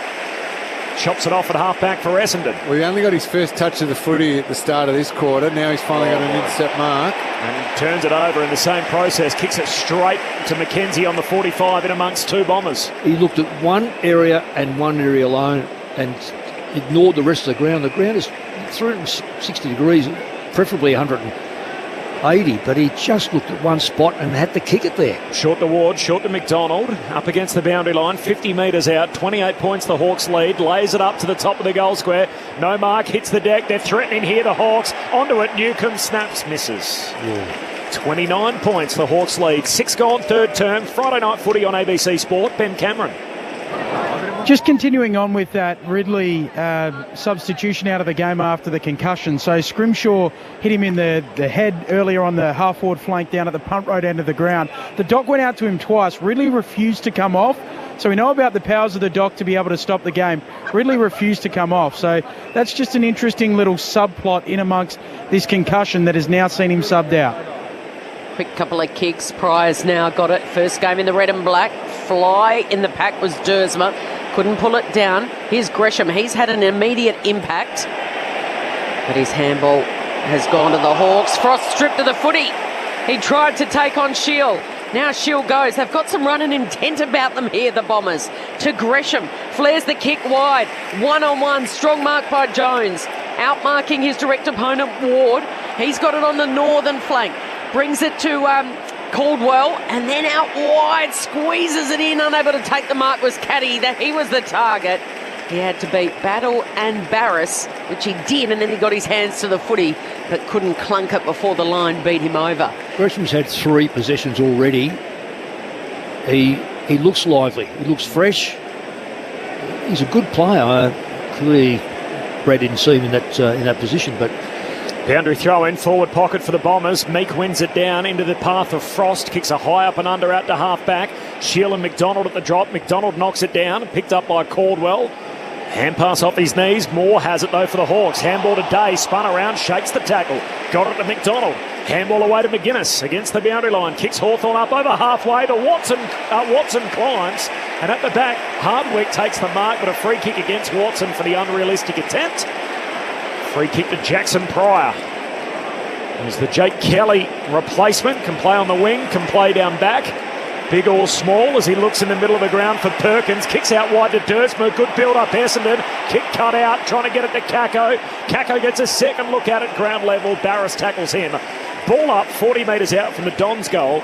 It's Hawthorn by 29 points, 8 played, third quarter, Friday night footy on ABC Sport. Just not taking their half chances, the Bombers, at the moment. Meek flicks it down. Langford's there first. Waits, grabs it. Nice little give to Gresham for his 5th disposal. Goes across the face, and then once again, Caddy gets his hand to it, but the boundary line beats him over. They've had a pretty good start to this quarter, but there's probably been 5 or 6 times where just a better kick or maybe a quicker handball give, and they might have a couple more goals on the board. Hawks have been really good to defend it though. Yeah. They close down very quickly on the receiver. Deep inside 50 for the Bombers. Draper can't control it out of the ruck. It goes to ground. It's picked up by Merritt. Merritt with the snap on his left. He probably had more time. He sprays that out of bounds on the full. It was a complete misfire. That's the one I'm talking about. He thought he was under pressure. Quick kick. The Hawthorn players get to them very quickly, so they're forcing a lot of errors. Ward with the exiting kick out to half-back, no mark. Offhand spills down to Newcombe. Hurried kick going forward.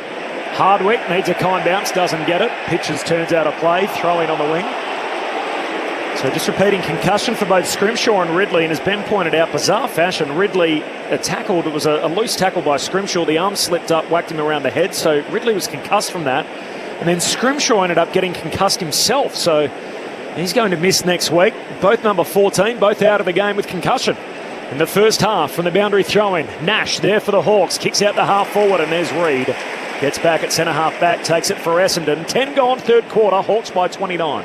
Reid risky into the centre of the ground. A double grabber it was from Sardis.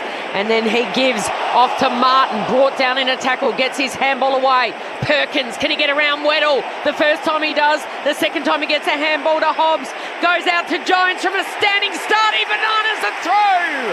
Harry Jones. First real say on the contest. And Essendon go back-to-back goals to start this second half.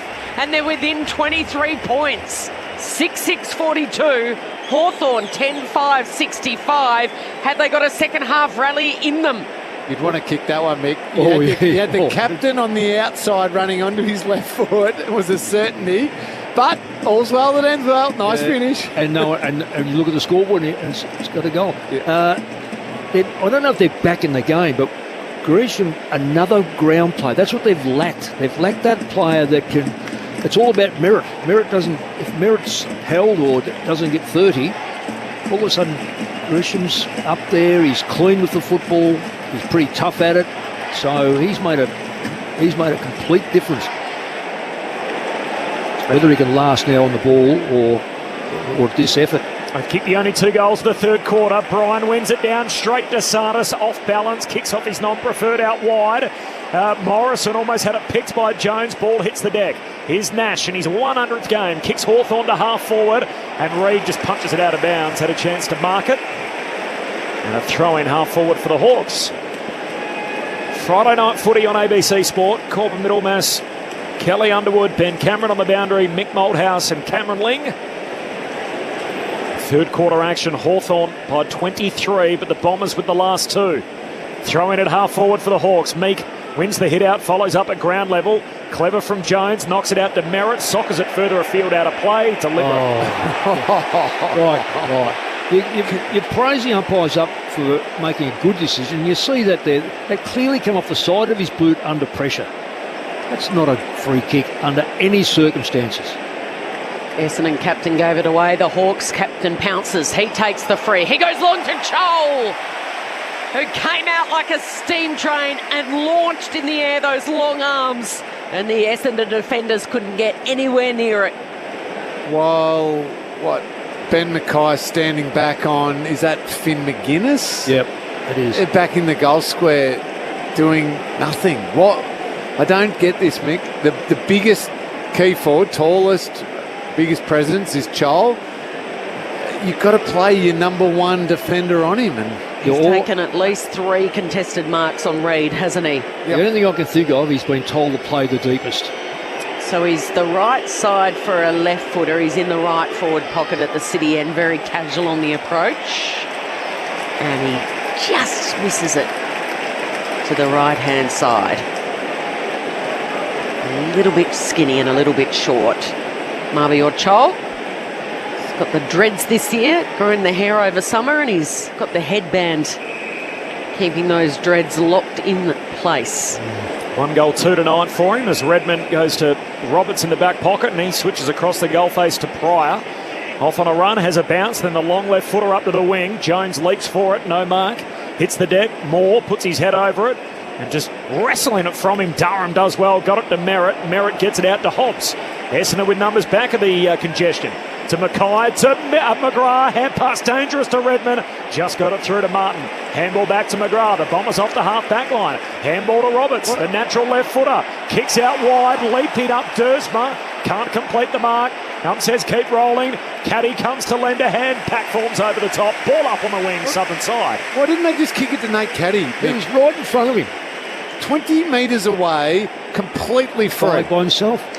Feels like there's a lot of perceived pressure with Essendon, isn't there? They're quite panicky. Oh, it's also just option taking is critical. Poor.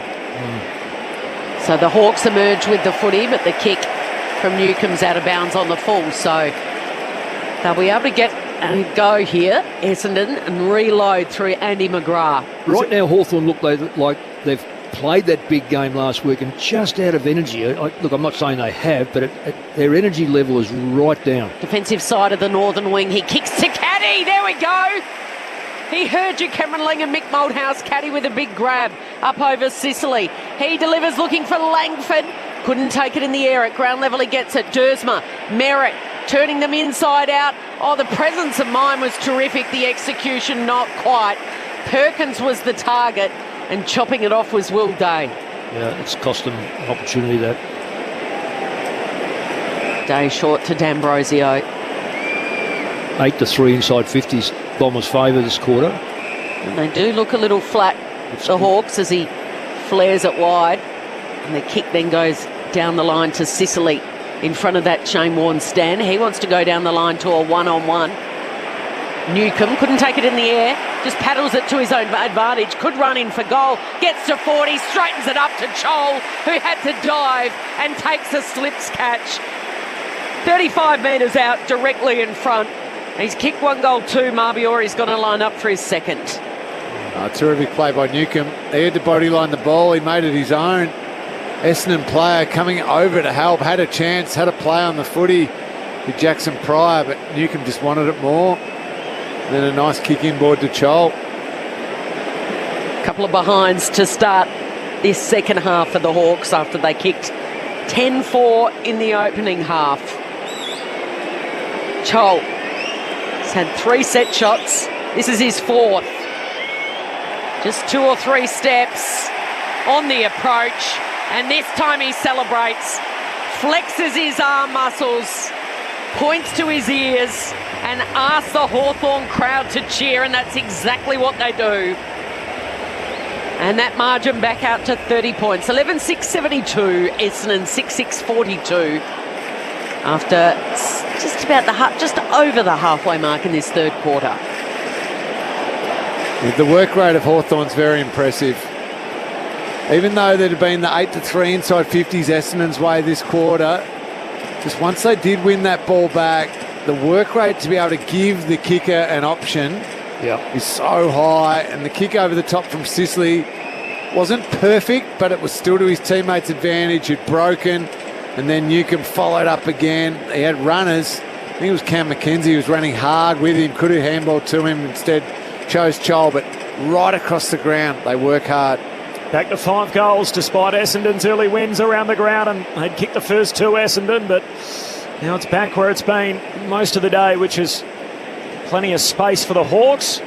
They kicked 7 of the first 8 goals, and they've responded to every Essendon push so far. Repeat stoppages in the middle. There's a whistle on the play. I think it's an Essendon free. They take the advantage and everyone stops. The Bombers keep going. Caldwell to Merritt to Hobbs. Hand pass out wide for Martin. Kicks inside to forward 50. Kako the target. Can't trap the half volley. Pack forms around him and a ball up.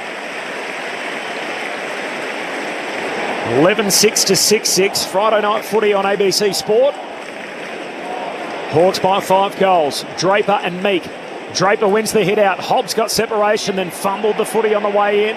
Now Burrows in for it, and we'll have another ball up 30 metres out from the Essendon goal at right half forward. Good set up by the Bombers outside. It should come back from a quick kick. Draper grabs it out of the ruck with the opposing ruckman on his knees. In the end, the ball spits out to Amon, kicks into his teammate, ricochets out of bounds. A throw in forward pocket for Essendon, down by 30. Just creeping closer to goal at the Punt Road end, where the Hawks cheer squad sitting on the edge of their seat here, watching this play unfold. Draper to Kako! No. That's how you hit it, though. Hit it with speed. He did. It was bounced.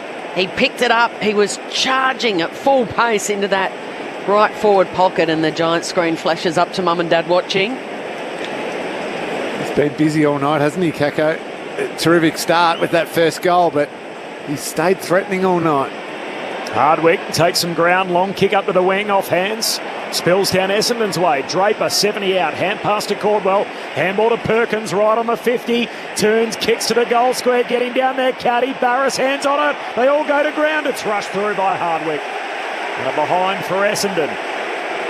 Hawthorn by 28 points, so 11-6-72, Essendon 6-8-44.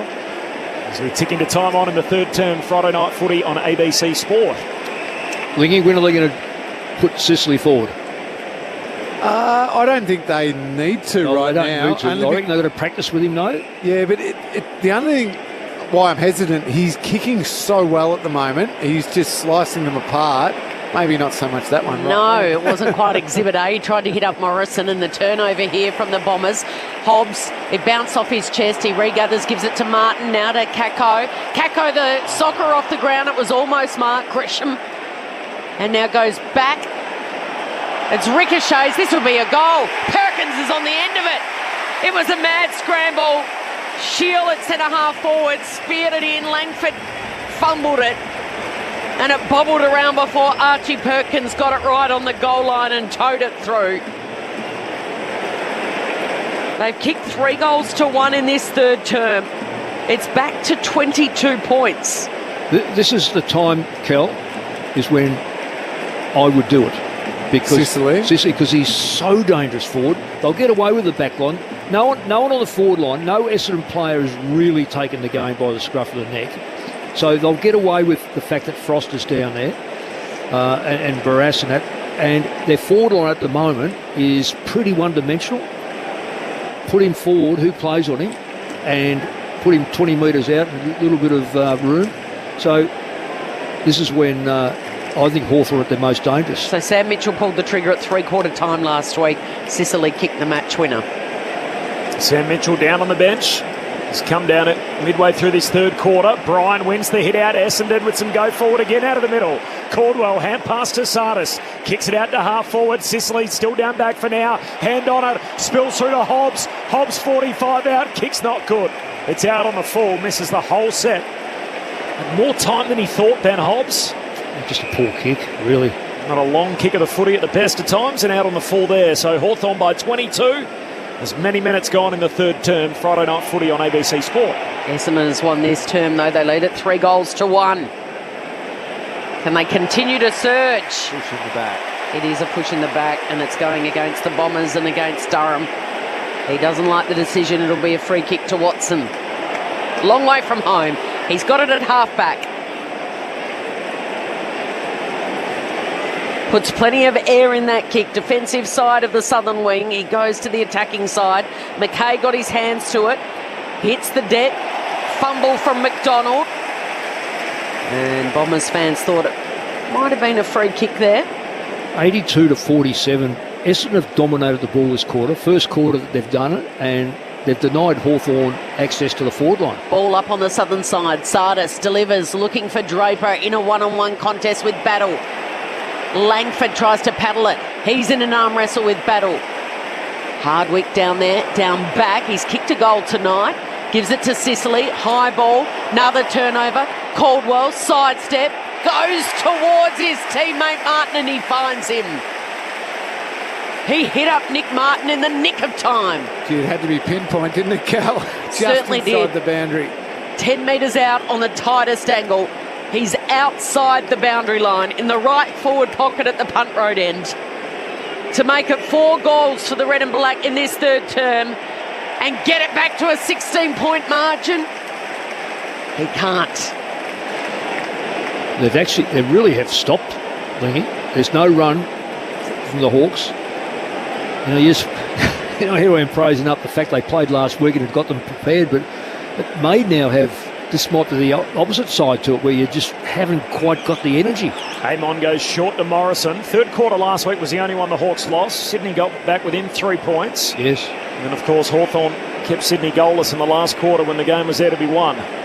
Morrison back to Amon. Hawks by 21, but as Kel noted, Essendon with all the momentum, 3 of the last 4 goals. Kick out wide to Sicily, competes in the air, trying to complete a juggled mark, 4th attempt, not quite. Hits the deck, Gresham through to Dersma, hand pass to Kako, kicks inside 50, half volley pick up. Awkward hamstring for Langford as he pulls up lane, tried to get a hand pass out, Hawthorn win it back. Ward clearing kick out of defensive 50, He pulled up very properly. Langford out on the lead.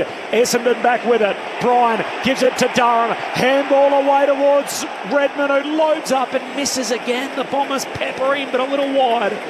20-point lead for the Hawks, closing in on three-quarter time. Friday night footy on ABC Sport. Right hamstring for Kyle Langford.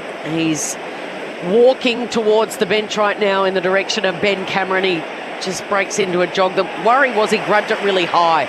So you hope it's not one of those long hamstring injuries.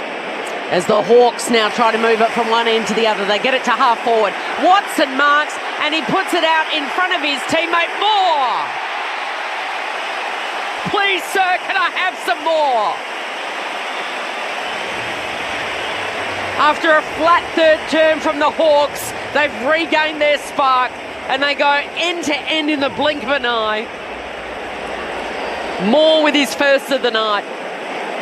And the margin 26, 12-6-78, Essendon 7-10-52 after the ball has been camped in Essendon's forward line for most of this quarter. Yeah, but again, it's just the little misses by Essendon with their skills. So, and I don't want to pick on him in his first game, but Kako misses that kick to Langford. Langford does an injury out of it. They're not having a shot at goal. Little misses like that, whereas Hawthorn get this one chance, perfect kick to Watson. Watson plays on. Perfect kick to Moore, certain goal. They're just cleaner and more clinical with their ball use, and that's been the difference tonight. Absolutely. Frustrating night for Essendon fans. 26-point lead for the Hawks, closing in on three-quarter time. Day bumped off it by Merritt, picked up by Durham, gang tackled, tried to fight off one tackler, caught holding the ball. Yep, tried to break him. Good tackle. D'Ambrosio, the former Bomber, to take the free kick. Taken in the mid-season draft by Essendon. Had a year to run on his contract. The Hawks offered him two. He went and had an All-Australian calibre year, made the All-Australian squad. Kicks down to half forward, off the pack, spills to Shield. Kicks wide for Perkins. Corridor's on if he wants it. Perkins pulls the trigger in that direction. Martin takes the mark, gets some contact from Battle. A professional hold-up. Josh Battle as Hawks flood numbers inside Essendon's attacking 50. Yeah, just too slow. He comes out of the broadcast side for Shield. 60 metres out. Shield marks, plays on, kicks for Draper just over his head. Yeah, but Brickle's out of bounds. It's easy from up here, I get it. But if you're an elite midfielder, you have to hit that kick. Yep. There was space in front for Draper to lead into. You just drop it in the hole where he's the only one who can get a look at the footy, and that's a shot at goal. That's a bad miss again. The oldest player on the ground, Dylan Shield, at 32 from the boundary throw-in. Meek pumps it down for Hawthorn, then gets a hand pass close to the boundary line. In the end, Perkins grabs it, keeps it alive. She just about would have been deliberate and kicks it across the goal face. We'll have a boundary throw-in in the opposite pocket after all that. 26-point lead for the Hawks, 28 gone in the third term. Friday night footy on ABC Sport. Well, it's lived in Essendon's forward line, 17-5, 17-5, and 3 goals, 5, and Hawthorn have gone at 80%. Draper in front down to Kako, who's trying to read it off the ruckman's hands every time. Not having much luck. He had Josh Battle for company then. He's had Josh Battle for company for most of the night. Got his big toe to it, but couldn't affect anything there, so... Looks like a low hamstring too, Kel. Oh, that's good. Yes, it does. But just the way they're taping him up, it's more big chunk of ice. The belly of it. On that left hamstring for Kyle Langford, and Ridley's been subbed out with concussion. Scrimshaw subbed out with concussion for the Hawks. Hawthorn by 25 points, 2 to play before three-quarter time. Watson, the wizard, climbs on the shoulders of Bryan. Can't complete the mark as he comes back to earth, but had a play on it. Kick from Ward, down to half forward for the Hawks. The chase is on. McGuinness leads it, gets there first with Reid. Tackled, ball stays in bounds. Pryor there with him, and in the end, he'll go out of bounds. I reckon Watson's knocked himself out, or not out. Knocked the wind out of himself. But I reckon his head's hit the ground. Watch this, Mick. If we've just seen the replay. Bang. Yeah, you might be. Yeah, you might be right there. Nick Watson is basically Nick Bryan's probably 2 Nick Watsons tall, and yet he leapt up on his back and an incredible effort, and then slammed into the ground, as you mentioned. He's coming Ben's way. There's a high contact free kick to Dylan Moore from the stoppage deep in the Hawks forward line. Ben Cameron on the bench. Ben. Yeah, he was down for a long time, but he's got to his feet and he's running off quite strongly at the moment, as you guys said as well. Langford, he went down to the rooms, he's come back up, ice on that right hamstring, right in the belly of it. Moore on the back of the free kick, the drop punt sails goal, that'll hurt. They've responded to every Essendon push all night, the Hawks. And they steady up again here to make it 3 goals each for the quarter. Essendon 3-6, Hawthorn 3-2. Despite the lion's share of inside 50s going Essendon's way, 17-6 for the term. And the Hawks are just about breaking even. 30-minute mark, third quarter, Hawthorn by 31. Mick Malthouse and Cameron Ling on ABC Sport. Dylan Moore with a couple. And so we're just seeing the doctors talking to Nick Watson on the bench. So they'll go through their full head injury assessment, given what the replay showed us with his head hitting the ground so severely. Jack Scrimshaw's out of the game with concussion, we know that, and possibly a broken nose as well. Again, come back, Mick, if the Bombers had been a little bit cleaner in this quarter, maybe hit 1 or 2 more, and the margin is 16, 18 points at this point, now possibly with another player down and no sub to replace, Bombers could have got themselves back into this game, strangely. Oh, absolutely could have. Because as we mentioned, the Hawks just seem to stop their run, but what they've done there, their system is so good as far as setups. They catch you on a slingshot out the back. They've got goals from out the back probably 2 or 3 occasions. So Essendon into attack. They've kicked 3 goals, 6 to the Hawks, 3 goals, 2 in this third term.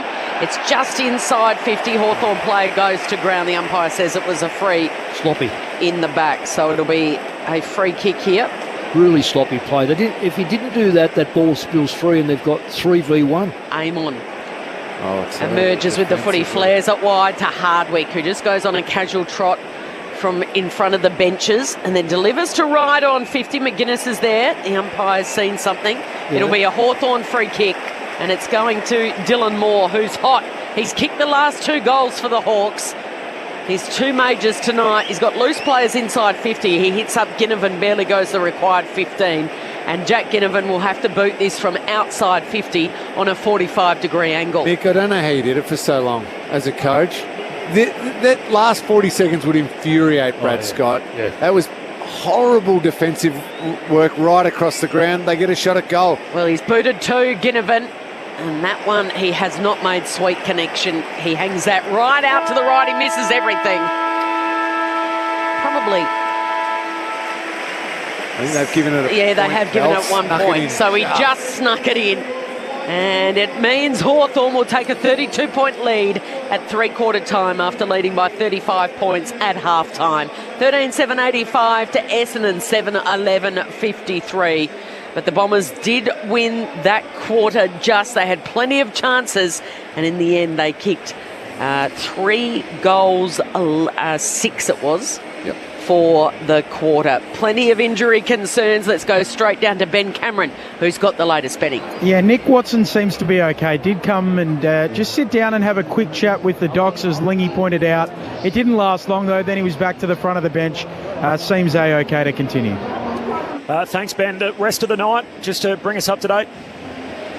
Langford's the big one. He's limping out there with ice on that hamstring. It is sort of in the belly to the lower part of that hamstring for Kyle Langford. Earlier, Scrimshaw out due to concussion, maybe a broken nose as well. Ironically, earlier on in the night, it was a clumsy tackle on Jordan Ridley from Scrimshaw that has seen Ridley subbed out of the game with concussion as well. The way that played out was one that I'm sure the AFL will have a little look at. They do tell us regularly that the initial HIA, the head injury assessment, can take place out on the ground. Caddy had a knee knock as well, but he's fine, continuing the game, just a little sore. Thanks, Ben. 17-7, the inside 50 count in that quarter, Essendon's way. And yet they only made 3 points on their half-time deficit. So 35 down at the half, now 32 down to the Hawks at three-quarter time. This is... hang on, what are we doing? This is Friday Night Footy on ABC Sport. Commentators are allowed to be rusty as well, Corbin, you know. Back with Mick and Lenny next. Oh, he's crying because side's losing. It's certainly really got him. Certainly not the case. Let's take this promo. Friday Night Footy on ABC Sport. Being a parent today. Ugh. I've blocked my mum. Join Amanda Keller, Kate Ritchie and Nazim Hussain to laugh and tackle the tricky issues. It's going to be a wild ride. The role of a lifetime. Stream all episodes now on ABC iView. This is the 2025 AFL Premiership season on ABC Sport. Addy took a double grabber. That's exactly what they need. Where's his partner in crime, Kako? He goes inside 50.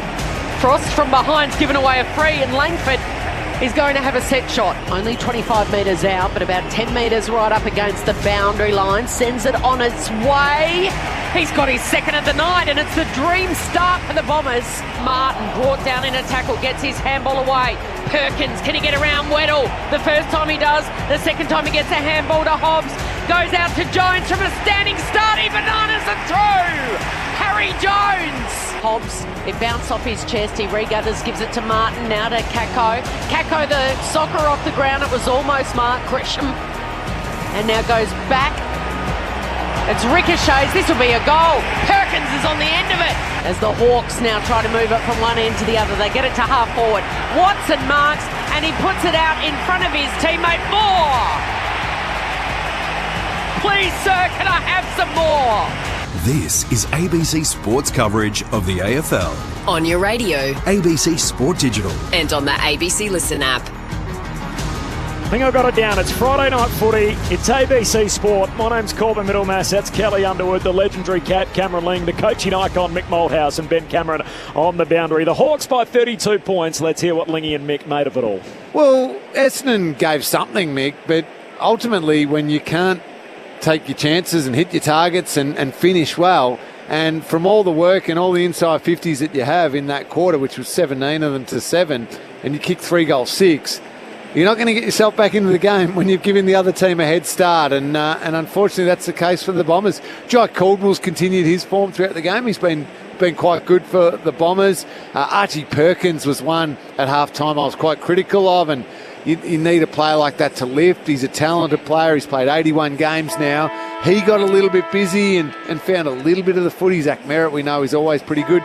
You mentioned Jade Gresham coming on as the sub. Yeah. Gave him the spark, ground ball gets. And then fell away. Yeah, but other than that, it was kind of a much ado about nothing a little bit from the Bombers when the opposition kicks 3 goals 3, but they're the ones in the lead, and you've only kicked 3 goals 6. Not that much to get excited about. And plus 10 inside 50s, Lingy. That's the thing that hurts. And the way it was done, though, there was never...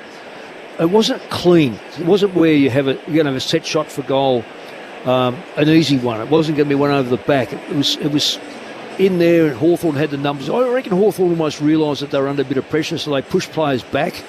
And when they pushed players back, it would almost become the Essendon... even that kick to Langford. It comes up at half a metre. He marks that, has a shot for a goal. He does his hamstring because yes, a bend for it. At full speed, and the feedback hand pass. Inevitably, the player who has a shot then is kicking around his body under pressure. So the Hawks did it well. I thought they weathered, I don't know, I'm not going to say tiredness. They weathered Essendon's storm. Now it'd be interesting. One is where Sicily lines up, whether he's still down back. Okay. Nick Watson is on the ground, despite that. Tried to take a great hanger, hit his head on the ground. I can't believe he's back on. I'll be honest. That looked like the type of incident that really would have rattled the brain. He hit the ground hard. Particularly, we've seen already tonight, Ridley played a lot of footy after that incident. Yeah. So I know there's things like delayed concussions and everything else, but to not have the full scat 6, the 15-minute break, and then you continue on playing, and then later you're subbed out due to concussion. Yeah, and Ridley, the incident, I kind of get it a little bit. It wasn't as clear-cut vision. Yeah. Look at the Watson vision. To me, that's as clear as day. Slams off the ground from 6 foot in the air. Amazing. More coming up from Ben Cameron and the latest on the benches, where there is a bit of carnage tonight. The opening night of the season for the Bombers. Friday night footy in round 1. All on ABC Sport as Draper wins the hit out. The Hawks by 32, and then Draper just soccers it forward for Essendon, trying to get something to happen. D'Ambrosio slips a tackle. Hand pass to Nash, hand pass back inboard. Bombers win it back. Jones to Perkins to McGrath. Handball goes all the way back to Shield, who's got it on the wing. Kicks inside 50. Butchers the footy. Cold turnover, straight to Sicily. All night. Marks at half back. Who'd you tip for the grand final this year, Mick? I don't know if I've actually... Oh, you haven't done it? No, I don't think I have. Okay. I'll ask you after the final siren. Have a bit of time to think about it. Okay. You did throw a premier out there, though, Nick. Did you? Yeah. Who was it, Cobbs? Are you reconsidering let that? Let us in on that one. Round one. Might have been a certain team that he held up a cup for out here once in 2010. Oh, the Pies. Yeah, You did the Pies for this year? Yeah. Oh, Really? They'll be right there, yeah. I think they've got a very good side. Very good side. I like GWS if they can keep their players on the ground. Yeah. Can Essendon rally here in this final term? Durham kicks towards the centre. Hobbs wore the hip and shoulder, grabbed it, and then looped it up to Roberts. Roberts' kick lets him down inside 50, and Barris claims the mark. Caddy tackles him. That did bounce. So Barris had to get down really low. It did bounce, as the replay shows. And the umpire said, we're not going to pay it. Wow, that was brilliant by Hobbs in the middle of the ground. That is a true contested ball win, and his team deserved better. It was a poor kick inside forward 50 again. Draper knocks it down. Caldwell gets there first, gets boot to ball, but just dribbles it towards goal, and it rolls through the behind post. They're not going to win it with just points, and they're not going to win it by sloppy play. Scrapping, yeah. But you'd like to think they come out of this game finding it out, Essendon, taking it right up to Hawthorn, so they can. It is round one. And challenge themselves. Oh, this is a great play. Nice little set play. Sicily kicks out to the open side wing for Impey. Goes darting away. Gets a kind bounce. Burns off two Bombers. Kicks inside 50 to McDonald. What a set play from the kick out. And Hawthorn go end to end. McDonald will shoot from 35 out at right half forward. Oh, that's how it's done. You draw that one up nicely at training. Practice it a bit. And you hope you get to use it in the game. Superb. Sicily to Impey breaking. McDonald bursting through the middle of the ground. Was always going to get on the end of it. Great play. Disappointing thing was that Essendon didn't fill the gaps up, Lingy. It was very evident. To finish off the play, McDonald's drop punt. He's there. End-to-end footy for the Hawks. And a signature play comes off on game night. 14-7-91, Essendon 7-12-54. Straight out of the playbook onto the track. Hawthorn by 37. Now Sam Mitchell just says to them, hey, let's just tuck that one back away, can you, thanks? We don't need to use that one anymore and give the opposition too many looks at it. But it's nice to know it works, and it worked perfectly. I'm with you, Mick. It's, again, easy from up here, but it was pretty obvious the side of the ground they were opening up. And no Essendon player thought, hang on, I won't just get sucked over there, I'll just hold my ground a little bit. I mean, it was just the whole that area, you could have driven a semi-trailer through there. I mean, when you're looking at the kicker, you've got to realise that there's space. I don't know, maybe we're just giving him too much of a look. Here they go again from the centre. They've got it inside 50, although Moore's given away a free for a push in the back. And Redmond takes it. Little give to Shield. From centre half back, he kicks to a one-on-one. Sicily was one, got his hands to it. Ricochets back to Draper. The big man from 50, open goal, and he blazes away. That is awful. Misses everything, out of bounds on the full. And I'm not talking about the kick. That was a bad kick. But you had Nick Martin running past for a handball who would have ran to 35 out and kicked a goal and refused to give it. Yeah. That is being a really poor teammate in that situation. Absolutely, and we've seen it a couple of times now where players have been in better positions. The battle goes long to the ruckman. Meek punched away by Draper, close to the boundary line. D'Ambrosio keeps it alive, kicks down the wing, and sprawling mark taken by Mackay right on halfway. How good does the set play look, though, particularly on a footy field? Like massive ground, and from a kick out to be able to open up space, and 3 kicks end to end and a goal. We don't get to do it too often in footy because one bounce of the ball can wreck up all the best laid plans. But That was superb. Short to Martin. He kicks down to half forward. Flying for it, Frost. No mark. Ball hits the deck inside 50 for the Dons. Perkins. Hand pass away to Caldwell. Drop punt. He's good. One back for the Dons. They'll need a few more of those in a hurry. 5.5 gone, final term. Hawthorn's lead cut to 31. 8-12-60 Essendon. Hawthorn 14-7-91. A goal for Jai Caldwell, his first of the night, and as a result, his first of the season. Been very good. He has been good. Friday night footy on ABC Sport. 32 disposals, 17 of those contested, yeah. 10 clearances, 9 tackles, 7 inside 50s, and now a goal. That's the balance you want as a mid, being able to win it inside, win it at the clearances. Nearly 500 metres too. Yeah, but get the ball going inside 50 as well and eventually hit the scoreboard. He has been very good. He comes off the ground. They've just been out there for 3.5 actual minutes. I'm just not sure who pulls those players out. You've got to find players. A midfield should be a 5.5 to 7.5 minute player. Reality. Yeah. And leave them where the action is, if that's the sort of player you want. Ball up in the centre, Bryan straight down to Durham. Durham works the handball. So he's towards Perkins, who's held up in a tackle by Nash. So ball up, still inside that centre square. Meek this time, Durham's again. Sardis had it, stripped of it, pouncing McKenzie. Nice little move to Amon, gets the handball away before he's hit. Over the top to Ward, back inboard to McDonald. Here's Meek, hesitates, tries to get through a couple, and over possessing it, gives it up. Essendon's got it now. Quick hands. They're working in a short space right against the interchange gates. Hobbs fires it back inboard. Gives it to Dersma. Back to Shield. Shanks the kick. Might come off. Here's Caddy. 50 out. He's going to go from home, Caddy. And it's almost chopped off by the Hawthorn defender down there, Frost. He couldn't mark it, but he saw it hit his leg and roll over the boundary line. So it'll be a boundary throw-in. Kako kicked the first goal of the night for Essendon. Things look good at the 10-minute mark tonight. And then the Hawks hit back with the next 6. Draper palms it down. Gresham had it, lost it in the tackle. Ward wrestles it from him. Hand pass to Meek. Meek tackled with the footy. Ball comes out. Says keep going. Newcomb gets a hand pass from Ward. Kicks it out to half-back. McGrath picks it off, though, half-forward for the Bombers. Right on the 50. Handball to Durham. The turf monster got him. And he slides out of bounds. Another slipping Essendon player, and out of bounds he goes with the footy. Hawthorn with the 6 after Kako's goal. They led it by 34. Essendon got back within 16. Then they got out by 36, Hawthorn.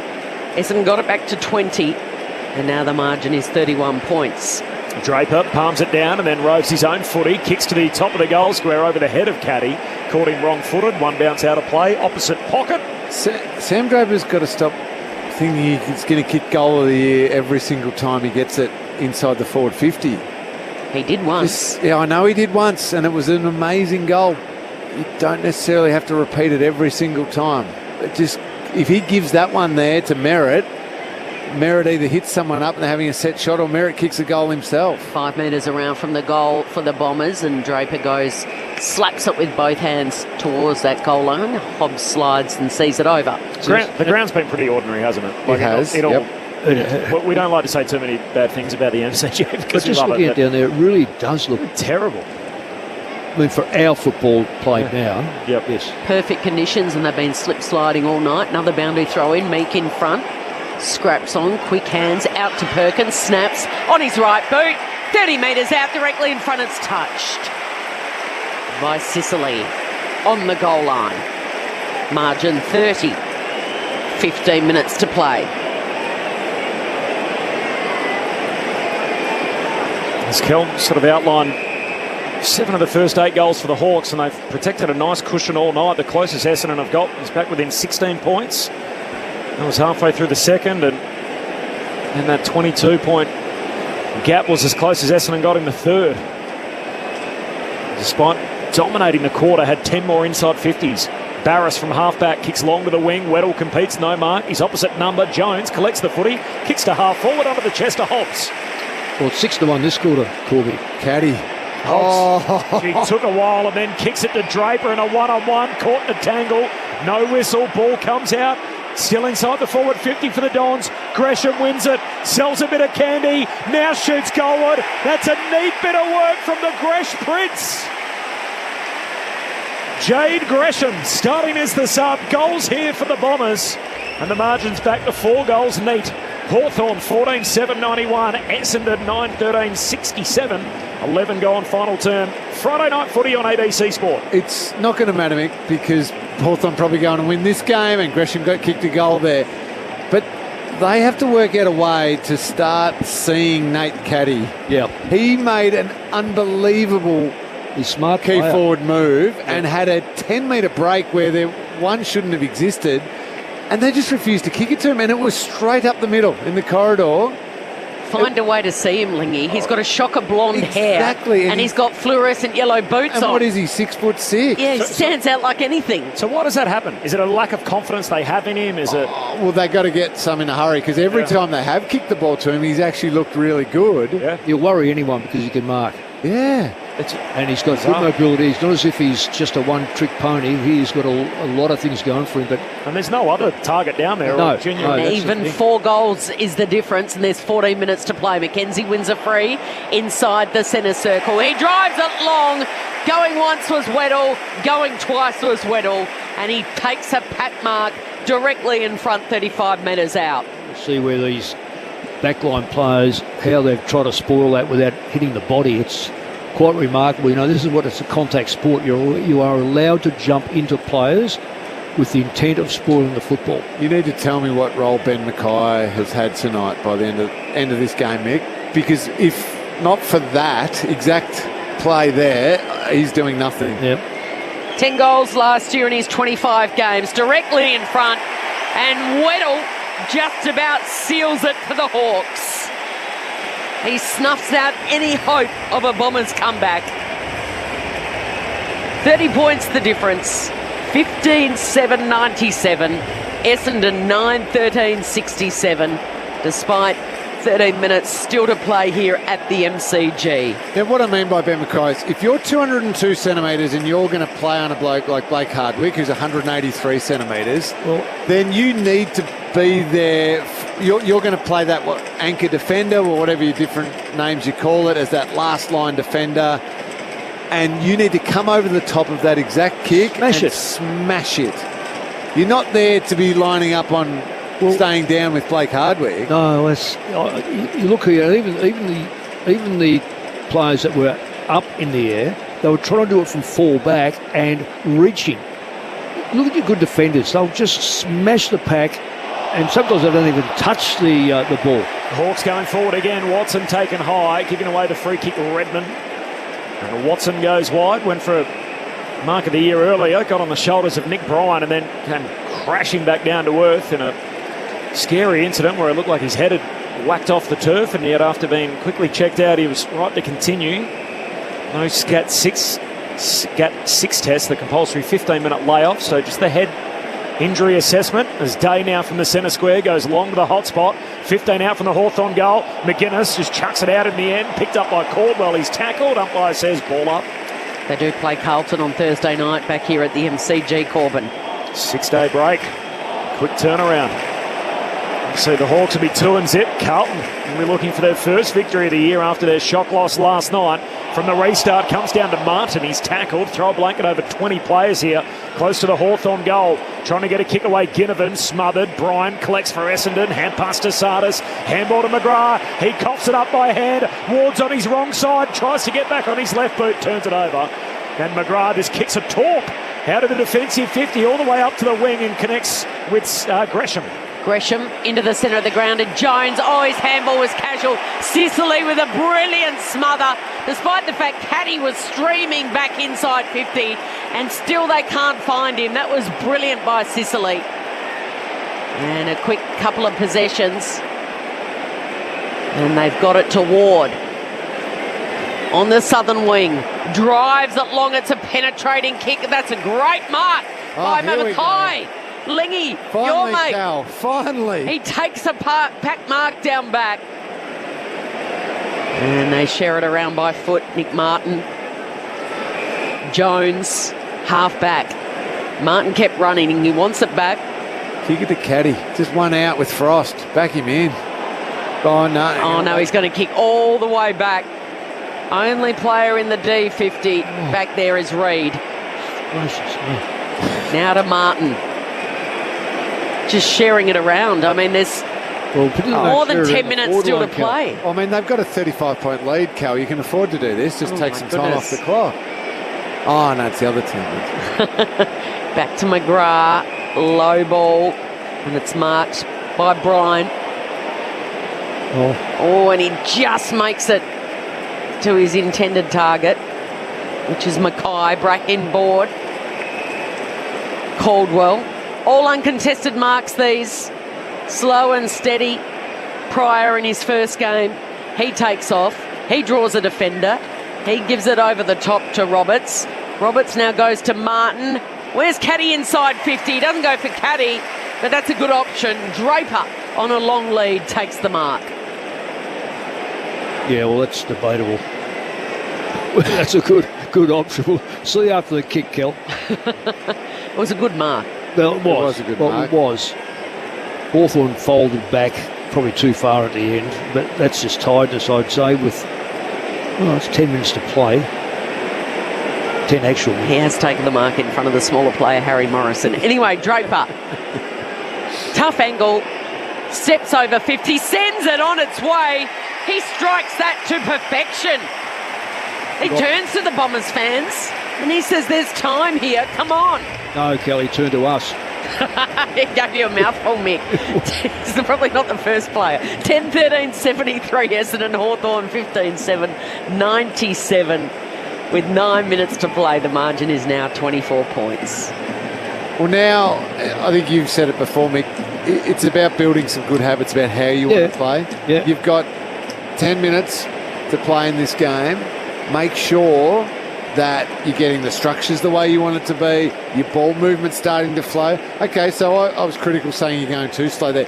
But if you're going to go into a slow possession, still the ability to work the ball down the ground and then hit a lead, great stuff. If that's the way you want to play for a patch of the game, fine. But you also then got to work on your quick ball movement and your ability to take the ball with some speed forward and test out the Hawks defenders to take something into next week. Absolutely. Crowd posted at 80,735, so back-to-back nights with 80,000 the house. Hawks out of the middle. Watson running back with courage. Shield picks up the loose ball. Hand pass out wide to Reid. Gives it to Roberts. Kick smothered. Nice work, Watson. Roberts has a second go. Turns it over. Picked up by Ward. Kicks into the pocket. Mackay punches it away and Pryor fumbles it out of bounds. So a throw in right forward pocket for Hawthorn. I think young Pryor's found it. Speed of the game just a little bit off. He's hung in there. Played only 4 games last year in Brisbane's premiership winning year, the last of them round 22 against the Giants. From the boundary throw-in, Bryan palms it down. Here comes Pryor charging through, knocks it down. Moore picks it up, gets a little kick away. Watson collects, tackled by Caldwell. Umpire says, I'll have it. And the ball up 20 metres out from the Hawks attacking goal at the punt road end. Hawthorn by 24 points, 18 gone final term. Friday night footy on ABC Sport. Good tackle, really good tackle. Hawks fans want more goals. McKenzie drops it cold. Redmond picks it up, bangs it long, hacks it out of there. Caddy's in the action, so too Ward. Caddy fires it up. Gresham needs to beat a couple. He just paddles it to the advantage of Durham. Now Caldwell. This is a nice passage of play through the centre of the ground. Merritt going to put it out in front of his teammate Sardis. It slides on the ground. He has to go and get it, and then he delivers inside 50. Umpire says play on. Kako's there, busy. Flicks it out to Merritt, who paddles it forward to Dersma, and Dersma finally gets the goal. It was hard work. They weren't easy possessions. But Dersma's got his second. There's no bow and arrow tonight. Hawthorn by 18 points. 8 minutes to go. And they've kicked the last couple here. It's what could have been. I know we've got 8 minutes and anything could happen in 8 minutes, Kel, you're spot on, but it's what could have been a couple of times. Even that was just a horrendous chip kick that really the Hawthorn player probably should have marked it. come to ground resurrected, but I guess what you can't criticise is the endeavour. They've just kept at it. Essendon, they may have made a lot of mistakes, but they've kept at it. That's a real plus. Ben Cameron on the boundary. Newcomb has just come to the boundary. He was felled in the middle of the ground. The Doc had a chat to him, but the Doc's just left him, so should be fine. Crowd sensing this game is not done yet. 18 points, Hawthorn's lead. Time on final term. Durham's hand pass swatted down. Centre half forward for the Hawks. McGuinness clean. Handball though back into trouble. Throw a blanket over 15 players. Sock it into the path of Ginnivan. Chucks it outside of the right boot. Punched away by Pryor. Into the path of McDonald. Broken up by Roberts. Straight to Moore. Moore answers back. A third for Dylan Moore. And the story of the night for the Hawks. They respond to every Essendon push. And again, they settle it down with a 24-point buffer. Time on in a final term. The Hawks 16-7-103. Essendon 11-13-79. Friday night footy on ABC Sport. I think, again, Mick, that's an example. Essendon got this wrong from a selection perspective with their defensive unit down back. So Ben Mackay has no idea who his opponent is, or has no idea what his preferred matchup is. Zach Reid struggled a bit on Chol throughout. But right now, 1, 2, 3, 4, 5, 6, 7, 8, 9, 10 goals to Hawthorn's small forward. Yeah. If you say Watson, Ginnivan, Hardwick and Moore. Yep. That's because Essendon just went in too big down back, and they've just been all over the shop. Yep. Bounce down again in the centre. Nash playing his 100th game. He's going to enjoy these final 8 minutes or so. Day hasn't been as dominant as last week, but still very, very good. Slapped forward though by Essendon. Hobbs charged through, goes without it. McKenzie comes back. Could have been kicking in danger. Perkins. Now it's ricochets. It bumbles around in there.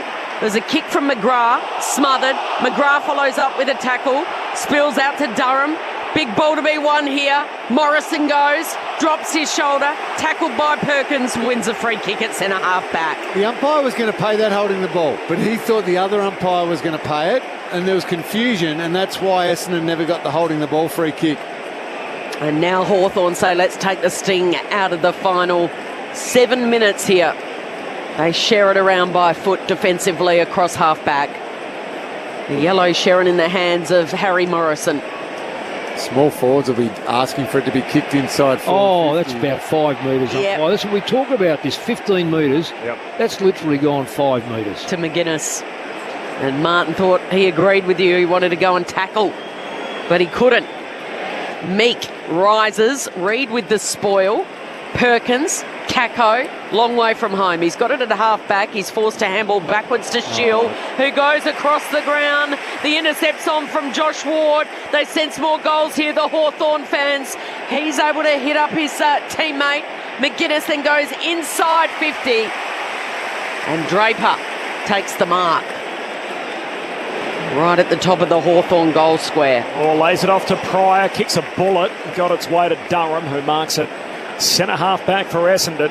I can assure you Dylan Shield is not the answer to play at half back for the Bombers and be a good ball user. A long kick out to Dersma, competes in the air, no mark. Off the fingertips through to Gresham. Short kick back inboard to McGrath. Never broke stride. Collects. Kicks deep into the forward pocket. And a tangle. Hobbs. Is there a whistle? No. Weddle spoils it. Hawthorn win it. Comes down to Frost. Hand pass to Hardwick. Kick out of defence. Touched on the way through. Still going Merritt. Hand pass through to Hobbs. Handball goes back to Bryan. Kicks to the goal square. Martin up competing. No mark. And it spills out of play. We'll have a boundary throw in. Hardwick getting back to punch it out of bounds along with Morrison. And a throw in left forward pocket for the Bombers. So Hawthorn by 24.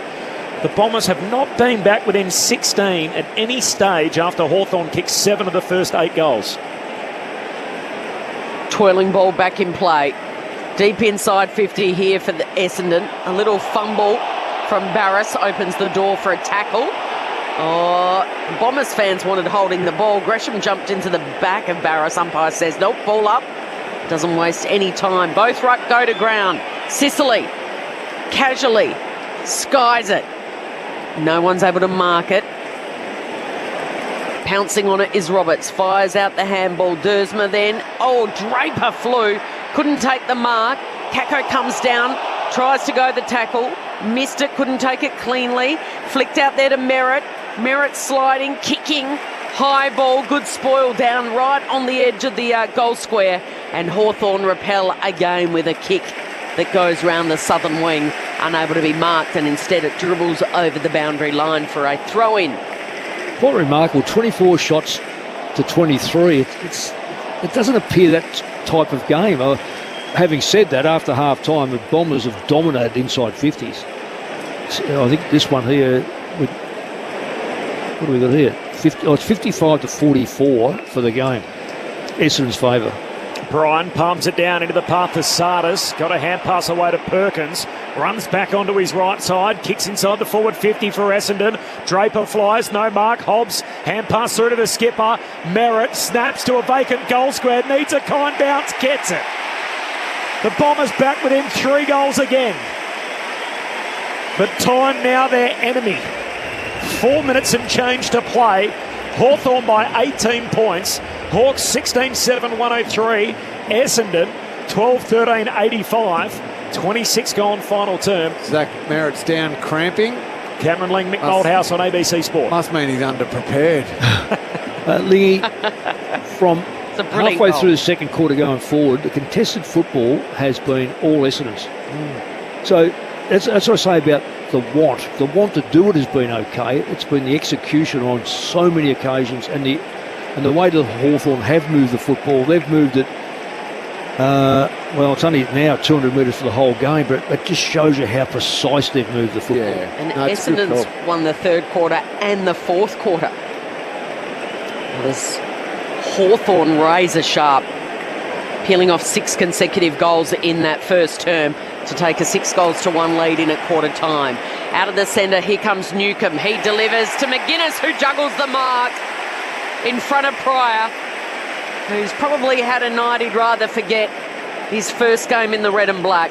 Big miscommunication in the centre bounce. Draper and Perkins are talking about it now. So Draper had got his clear hands on the ball, and he hit it exactly where he thought Perkins was running. Perkins ran the other side of the centre circle, bursting through, and just ended up hitting it straight to Newcombe, and they get the entry. Bad miscommunication.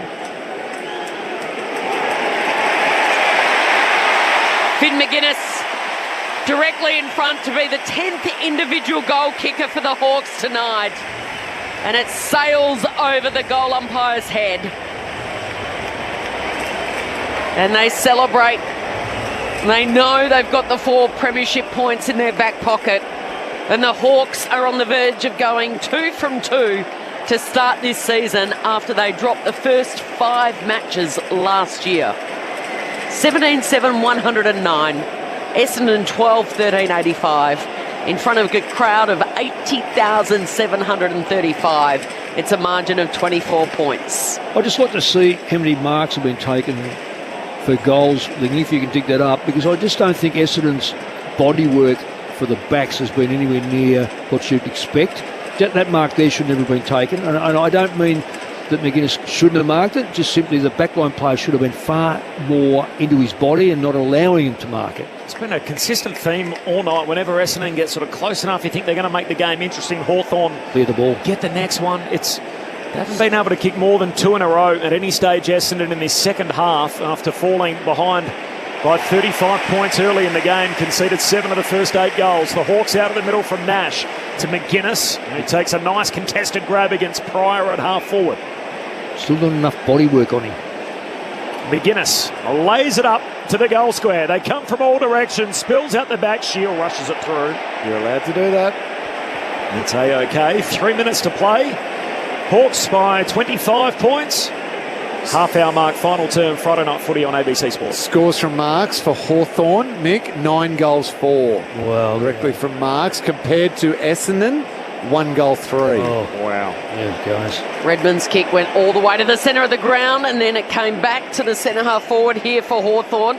Andy McGrath came in with a hip and shoulder, and it spills out to Pryor. Pryor goes short to Dersma. Oh no. Boy. Slewed off the side of the boot, and Ben Mackay, first time tonight, right place, right time, slides in for the mark to Shield. Oh, little up and under. It opens the door for Chol. Chol leaves it for McDonald. McDonald skies it. Who's at the drop? No one. It bounces and bounces over. Boundary throw in. It's getting very messy late. There are some tired players out there. Some tired commentators in the ABC commentary box as well, Corbin. I'm only tired of Dylan Shields kicking tonight. Other than that, I'm pumped to be here, but he has butchered the footy tonight. It has been awful. Friday night footy on ABC Sport. Hawks by 25 points. Meek grabs it out of the ruck. Tackled, lost it. Perkins jams it on the boot to Will Day, who marks right on the 50. And he'll go back and have a look at the sticks here. Yep, use up 30 seconds. Just calm everything down.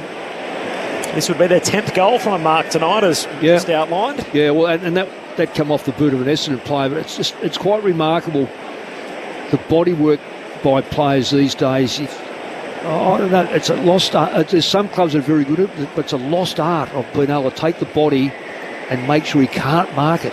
The emerging superstar of the Hawthorn midfield, Will Day's drop punt misses out to the right and behind.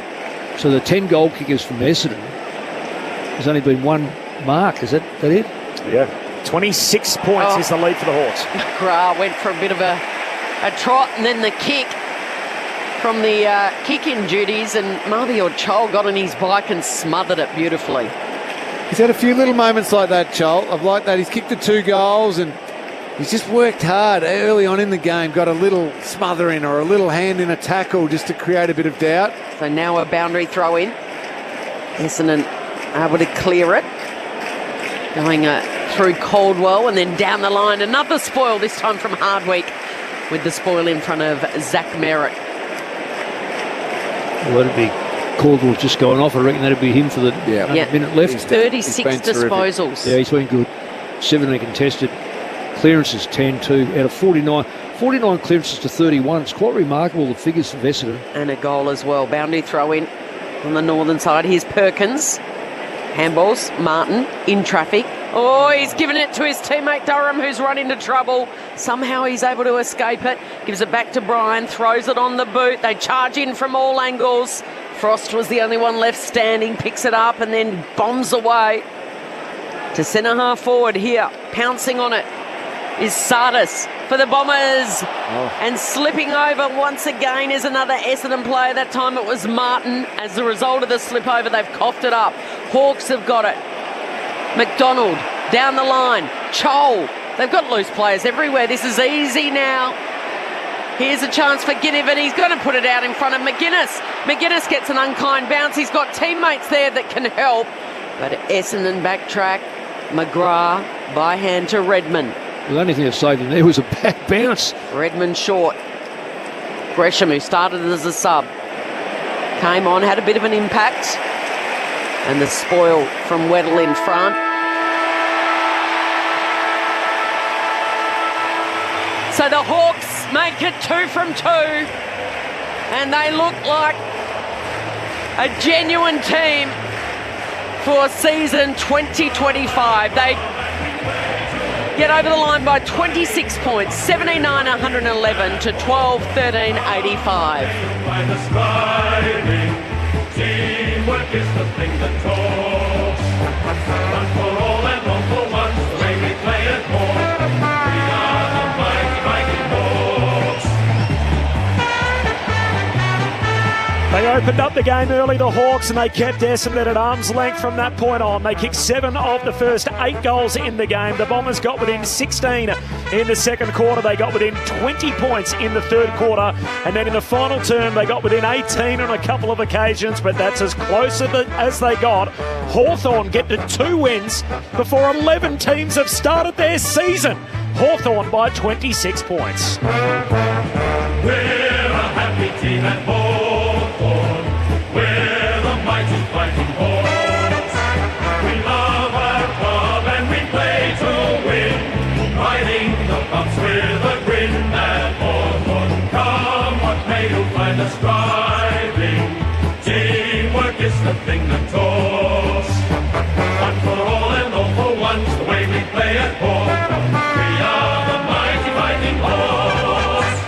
Hawks by 26 points. They led by 27 at quarter time, 35 at the half, 32 at three-quarter time, and 26 in the finish. But as outlined, the Bombers never really got close enough to make it interesting after conceding 7 of the first 8 in the game.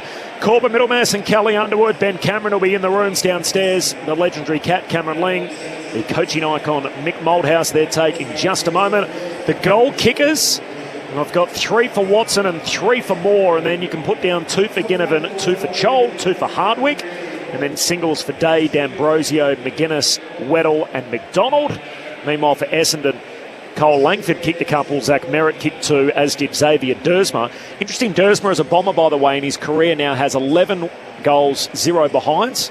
Dare I say it as straight as an arrow with his goal kicking there.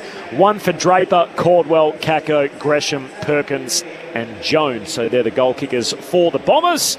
Hawthorn, 2 wins on the season. And that is the perfect place to be, as Kel mentioned, after an 0-5 start to last season. Quickly on the injury front, Jordan Ridley and Jack Scrimshaw both subbed out with concussion. Ridley was actually concussed after an errant tackle from Scrimshaw, so that'll be looked at by the MRO. He's going to miss next week anyway. And Cole Langford's going to miss a stretch too after pinging his right hamstring before three-quarter time. Cameron Ling and Mick Moldhouse with their initial thoughts after the Hawks' 26-point win. Well, Mick, I think you touched on it a little bit, especially late in the game. Essendon's effort was there. They tried hard. Jai Caldwell was terrific, but there were a bunch of players who were physical in the contest. They won the contested possession quite handily. They won the clearances. Hawthorn only were able to generate 48 inside 50s compared to Essendon's 58 inside 50s. But it just comes down to the fact that the Hawks were so efficient. Their ball use was so much better when it really mattered, when the game was there to be won. Some of their kicking was just outstanding. Some of their finishing, especially from their small forward brigade, a highly efficient game of football from Hawthorn.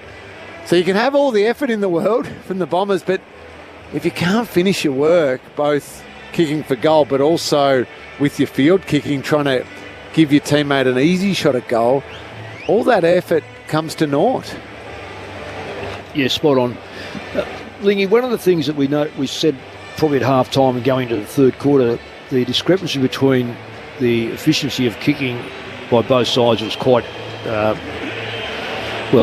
think it was definitely won by 83% to 70%. And now it's squared off a little bit, 77 to 71, and that's Essendon's favour, only because tiredness and a little bit of sloppiness at the end. But the reality is, all the things you just said then, I've just gone through, I keep those stats and bulk stats. So possession rate, Essendon's favour. Inside 50s, which is extraordinary, 58 to 48. Then again, we saw that last week with Sydney playing Hawthorn, or I think it was anyway. Contested football swung right around to Essendon's favour, really swung right around. That's what got them probably back to under 6. What did they get beaten? Under 6 goals anyway. And the clearances, 50 to 31. So they've actually dominated that as well. And when you consider that, you go, all right, so what's lacking? Well, there were 10 goal scorers for Essendon, of which Langford, who won't be there for a few weeks, I would imagine, he kicked 2. All the rest were, Merritt kicked 2. But he's an on-baller and may have got them as a forward. But outside of that, no one else presented anywhere near enough. And were they used enough? You said before the young tall forward Caddy, he presented and presented and presented, but wasn't used. Now, is that a lack of awareness or a lack of use or a lack of just not backing themselves to get the football to on the converse side? I don't think really you can't say that. Who am I looking for here? So we've got Ginnivan kicking 2, Watson kicking 3, Moore another medium to small kicking 3. Hardwick kicks 2. Chol kicked 2. Now he's kicked 2, but the reality is, I think good sides need a good combination of having. When you look at the last couple of premierships, for instance, the last 3 premierships, Collingwood, Geelong and Brisbane have all had forwards, big forwards that can actually contest the football and are looked for. Now, the rest of the mediums, they obviously contribute to goals. That's the only Achilles heel, and if Lewis comes back in that side, that changes that complexity. Or Sicily goes forward, didn't go forward at all tonight. Sicily goes forward and has a game. They've still got frost up their sleeve. Essendon, on the other hand, you can't fault I don't think you can fault the endeavour for most of the night. There were isolated instances, and that happens with both sides. And when you win, sometimes you skate across that. But Essendon got that. But to me, it's the finishing power. It's the non-urgency to move the football. And it used to be the old need for speed.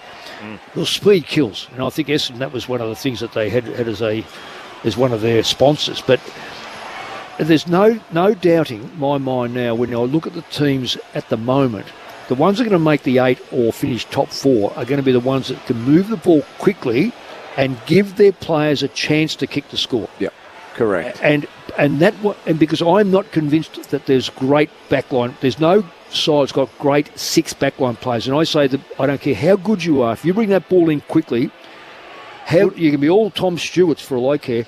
If that comes in quick, you are still looking at where the kicker is, where the ball is, where is my man, and you put it on the ground, it's a different ball game. And you can see Hawthorn's intent to do that. The moment they win the ball at 85 metres out from goal, they're straight away looking to change an angle, kick the ball, take it forward, and then that player who marks the ball at 70 is just wheeling and going. Yeah. And even if it's still, I think I said it throughout the call, even if it's still a long defensive-ish type of entry, as in kicked a bit more to the boundary because you can see there's nothing that much on, it's still done with some quickness to it. Yep. So it means your forward has a bit of a window to go one-on-one with his opponent. Now, if he doesn't mark it, it gets punched out of bounds, it's fine. We set up a structure behind it. But you're at least giving your forward a chance. You played with a lot of forwards. That's all they yell and scream and carry on about is, just get it into me and give me a chance. Yeah. They back themselves against anyone. Yep. But that's typical forward. You're spot on. Yeah, they're never going to beat 2 or 3 who've shifted all across and worked in this beautiful formation together. That's making it impossible for them. But one-on-one, they'll say, hey, I got this. You just get it to my advantage side. Or was it 10 marks tonight? Yep. Hawks 10 marks to 1. Yeah. Hawks win again, so they're 2-0. 11 teams haven't started. It's a pretty good spot to be. They're on their way into the Hawks' rooms. Ben Cameron's already there. Ben. Thanks, Corb. The players are coming in. It's a pretty good crowd that's in attendance. The former Victorian Premier, Jeff Kennett, former president of Hawthorn. Of course, I asked him what he thought of the win. He said, a win's a win. A little bit scrappy in the second for his liking, but he's pretty happy with how his Hawks are tracking. Our man, Jarman Impey, coming in about mid-pack. John Newcomb just having an embrace with the coach, Sam Mitchell. We'll hear from Jai in just a moment. The very cool Mabior Chol, very laid back, bringing up the rear, as is the wizard Nick Watson. They'll huddle up and sing the song in just a moment. The Happy Hawks, fashionably late, is Jack Ginnivan as he arrives. No signs of Jack Scrimshaw.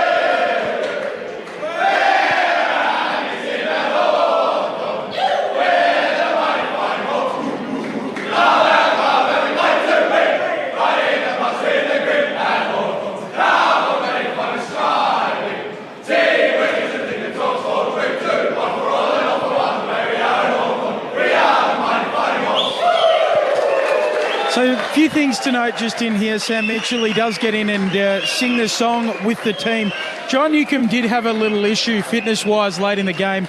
I'll ask him about that. I mentioned Scrimshaw. So what happened with him, that heavy collision with Josh Battle, top of Battle's head right into the nose and eye of Scrimshaw. He was subbed out of the game with concussion. A lot of blood coming from that nose, a suspected broken nose as well. I haven't spotted him in the rooms at the moment. Ridley as well for Essendon, just recapping with that concussion from, ironically, a little loose arm from Scrimshaw as well. Those were the major injuries out of the night, as well as a hamstring for Langford. Thanks, Ben. It was a good night for the Hawks. Their small forwards got it done. 8 goals between Moore, Watson and Ginnivan. Chucking 1 from Connor McDonald as well, so 9 really from the Hawthorn smalls up front.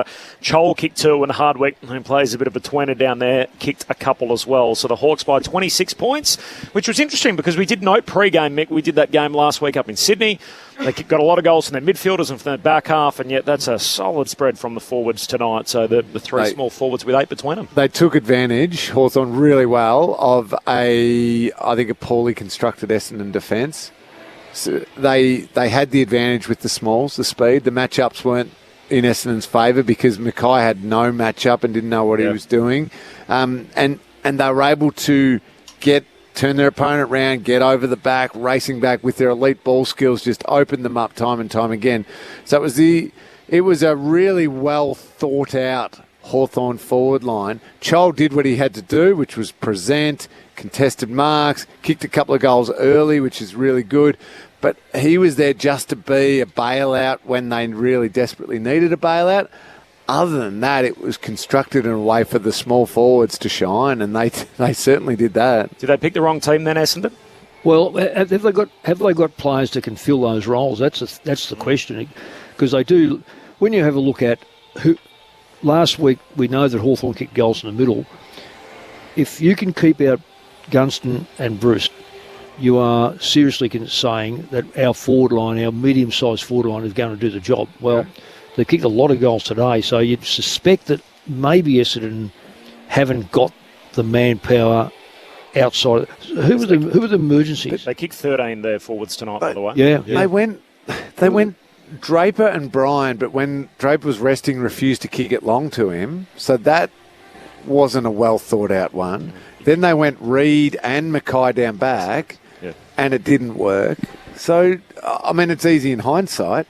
Hindsight's 2020. No, they didn't pick the right team. Yeah. But it just, I don't know, if maybe, like you said, Sicily plays forward as a more obvious matchup for Mackay and the way they go. But it's, we saw it last week, the small forward line for large parts of the night in Sydney. Yep, Cal, sorry. I was just going to say, and going forward now, they've got no Langford. So you look at that forward line, no Peter Wright for 6 to 8 weeks, no Langford for 4, you would think. They can start by kicking the ball to Nate Caddy. Yeah. They play Adelaide next week, so that's Saturday. They do, Saturday afternoon. Here at the G. Oh, it's here at the G, right. Okay. So that's their first home game of the season. So obviously tonight the away game to the Hawks. The Crows will be on a 6-day break as well, coming from Adelaide. They don't play till Sunday against the Saints. The emergencies tonight, Mick. So, for Essendon, John Menzies, small forward. Tom Edwards, who was a SSP pickup. He plays in the forward line. And then Saad El Houli, who was the mid-season pickup last year.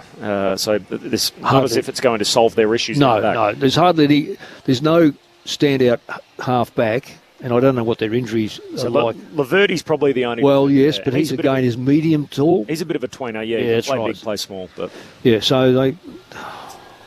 And that's probably why they've got Shield on the half-back flank, because they're probably thinking, well, what else we got at this stage? So that's something that they should consider. So missing Nick Cox, Owen David Jr., Guelphy, Laverty, Parrish, and Peter Wright. But there's no sort of beautiful ball user that's going to come in and take Dylan Shield's spot, is there? If you're looking for the replacement there. No, but I mean, your argument probably is you don't need a beautiful ball user to replace what you got tonight. More on the Bombers coming up. It's a 26-point win for Hawthorn. This is Friday Night Footy on ABC Sport. Let's celebrate with the winners. Back into the Hawthorn rooms. Ben Cameron. I have the man with the raking left peg with me, Carl Amon, a very damaging player for these Hawks. What did you make of that performance to go 2-0 on the season? Yeah, it was a strong performance. It was a tough and gritty win, I thought. I think we played really well in the first half, and then probably in the third quarter and in the fourth they sort of came back and fought our way. But I think we had some crucial moments and some crucial goals that sort of just kept the lead at bay. And I thought it was a mature performance by the boys. It was a good one to slog out.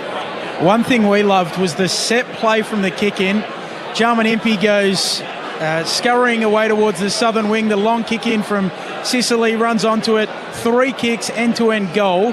Talk us through it. I don't know what set play you're talking about. No, it was good. I think Jars uses his run really well. Look, it just opened up in that play, and they did it particularly well, didn't they? So how many times did you practice it?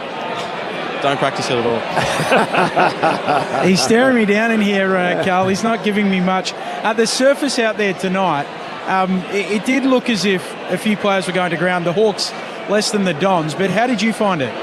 I thought it was all right. I think it was a really humid night, and that certainly plays part. I think it was really slippery out there. It was probably one of the most slippery games that I played in. I think that's got to contribute to it a little bit, but I didn't think it was too bad. But there was a fair few divots from last night, and we've obviously made some more tonight.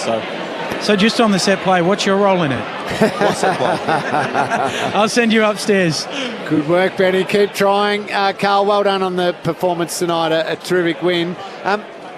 Sometimes stats are completely overrated, don't get me wrong, Carl, but when we look at it and you think, you guys lost clearances by 19 and you lost contested possession by 24, and yet you were just so incredibly efficient and your ball use was just elite. Is it okay to lose clearances, contested possessions by that much and still play as well as you did, or did a few things need to be fixed up? Oh, it certainly makes it a bit harder. There's some. I think that's why we've got some strong intercepts, but down there in the back, obviously Barris and Battle and Sicily, they do their job extremely well. And we thought that obviously in the first half, they were getting on top. I think Caldwell had six clearances in the first quarter, so that really hurt. But I think the boys steadied the ship, and obviously you said we got our ball movement going, which was good. But certainly we'd like to get the ball going our way from clearance. And once that ball use got rolling, your small to medium forwards were just outstanding tonight, kicking plenty of goals. When you go in with your planning for a game like this and you see the opposition with big, tall defenders, Mackay and Reid, etc., can you talk us through what the plan is, how you try and get those small forwards released? I think obviously a few of them got shot down last week, but we know that if they bring their pressure, you got Guinea down there, you got Wiz, you got Connor McDonald, Dylan Moore. If they're flying around putting pressure on the opposition, it helps the backs out, and and their game's going to build off that. So that's their first job first and foremost, and obviously the goals will come off that. So I thought they did a tremendous job putting the pressure on the defenders and the ball movement coming out of our forward half, and as we saw tonight, they were able to get the reward. Cole, just on last year, poor start, great finish, great midway through the year, and then bowed out in the finals, but not without a fantastic effort. What's the difference in the team? And it just looks like you can go further. So tell us from your point of view, is it the players, is it the coach, is it the game style? What have you more focused on this year than probably last year? I think obviously in the back half of the year we got a taste of what good footy tastes like. So I think obviously in the back half made finals, we got a taste of that, and as a group we're really driven and want to get back to that stage. So I think the group's matured massively in the last sort of 6 months. Our first two pre-season games probably weren't up to our scratch, and we wanted to improve off them. And I think the last 2 weeks we've really set us a good bar for the season going ahead. And as I said, I think the group's matured and we've got a taste of where we want to be, and we've just got to continue doing that. Fine. Now, young Jack Scrimshaw, what's his nose look like? I saw him at half time. He wasn't in a good way. No. Pretty brutal clash, but that's what we love about Scrim, is he'll put his head over the ball, and obviously copped one for the team, and hopefully he's all right, and hopefully he can get back up for next week. Well, I think he might have a trip to the tribunals somehow. I think that's what they're saying. So I don't know whether it's going to be any bother to him trying to get back next week. Just your observation of what, I know it's only very early days, and you know what you're up against from last year. What sort of sides are the dangers?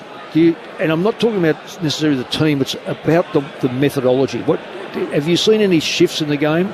I'm up here with Lingy. Lingy's a captain of a premiership side, and we've just been stating about ball movement, but you guys have seemed to have taken another level as far as use of the football goes.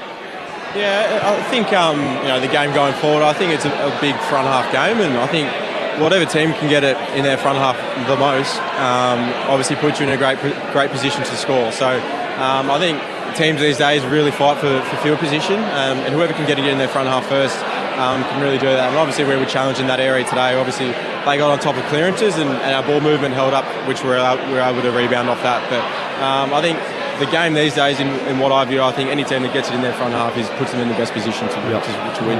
Carl, congratulations. We'll see you back here Thursday night against the Blues. Awesome. Thanks, guys.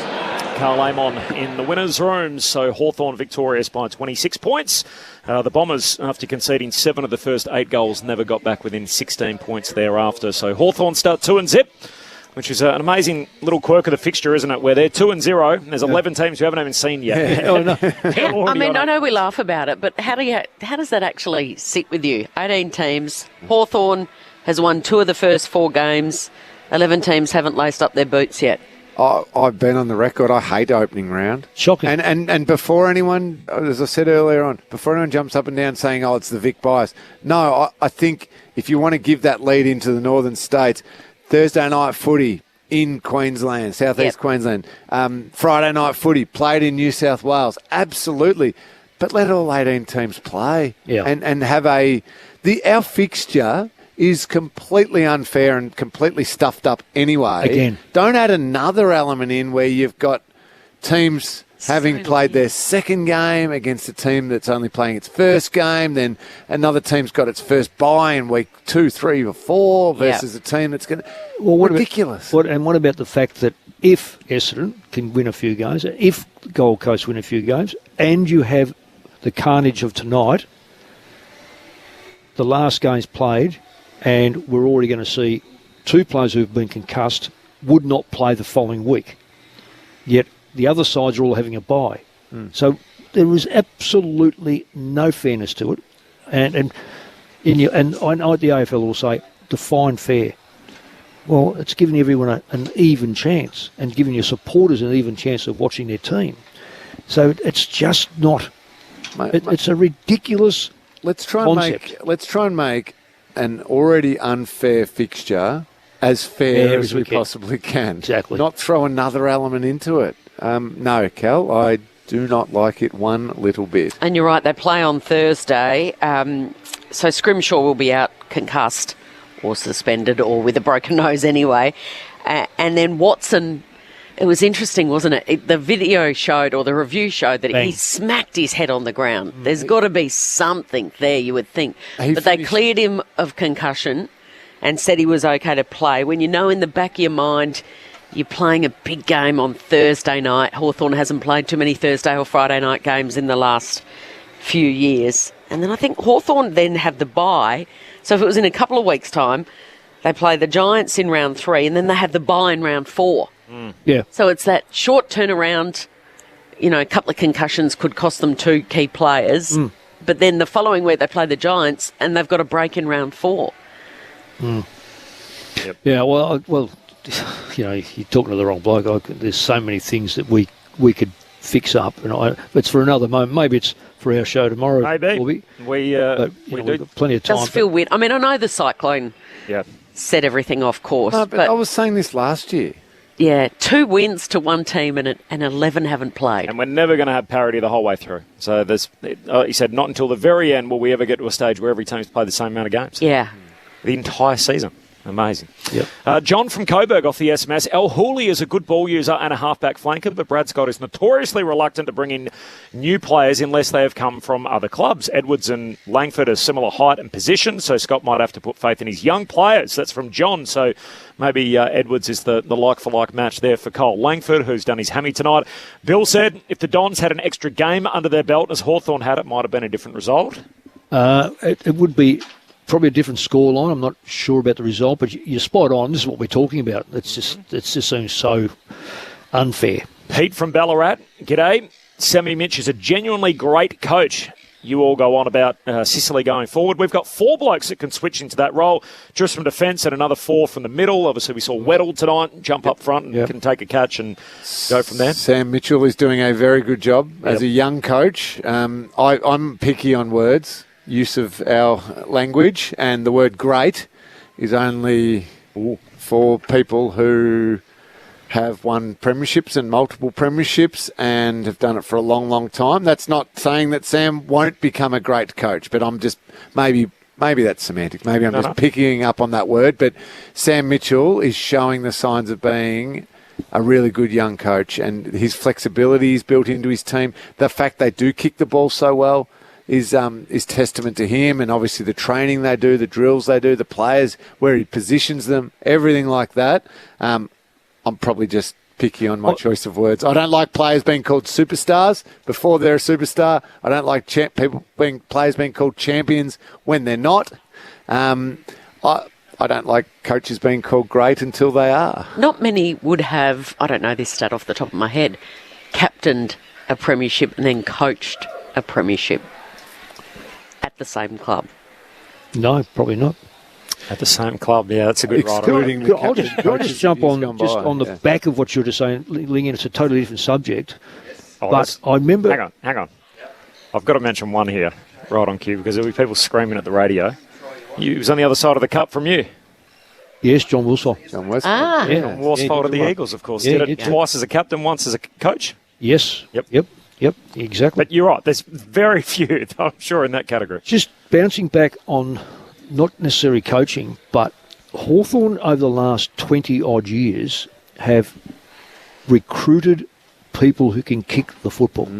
Very much so. They go first kick and then you develop the player, as long as he's a good bloke and so forth, all that sort of stuff. But going back to, it's 2025, I'd go back almost 25 years when they've started to look at, I don't remember Hodge, of course, I don't know what year he started, and you've got Lewis on the same side and Franklin on the same side, etc., and Mitchell for that matter, all can use the football. They've got Berger on because he can use the football. Remember Grant Birchall off half-back? Birchall off the half-back magnificently. So they go out of their way to pick players who can kick the football. There are others that just go for players who can get the football. There's others that they try to, we need a tall, we go and get a tall and we try to make him. There is an art to it. There's no question. Some good recruiters pick players for the club's future the way the game's going. And in our game, Lingy, if you're going in there less inside 50, you're not getting as much of the football, you're not clearing the football, then every kick counts. Yep, correct. And in a system, the way that teams play team defences, they're just off their opponent like 5 metres. They're guarding an area plus sort of an opponent, but giving them that little buffer that if you can slice your kicks through those, you can change the game, and you can make that defensive formation look like they're running around with no idea what they're doing. Exactly. It's a good call. Full-time, a 26-point win for the Hawks to move to 2-0 on the season. Just recapping, if you've just flicked the radio on, the Hawks kicked 7 of the first 8 goals. They opened up a 34-point advantage, and they kept the Bombers at bay thereafter. The Bombers drew within 16 in the second quarter, 20 in the third, and 18 in the last, but never really close enough to threaten. So the Hawks winning by 26. They move to 2 wins on the season.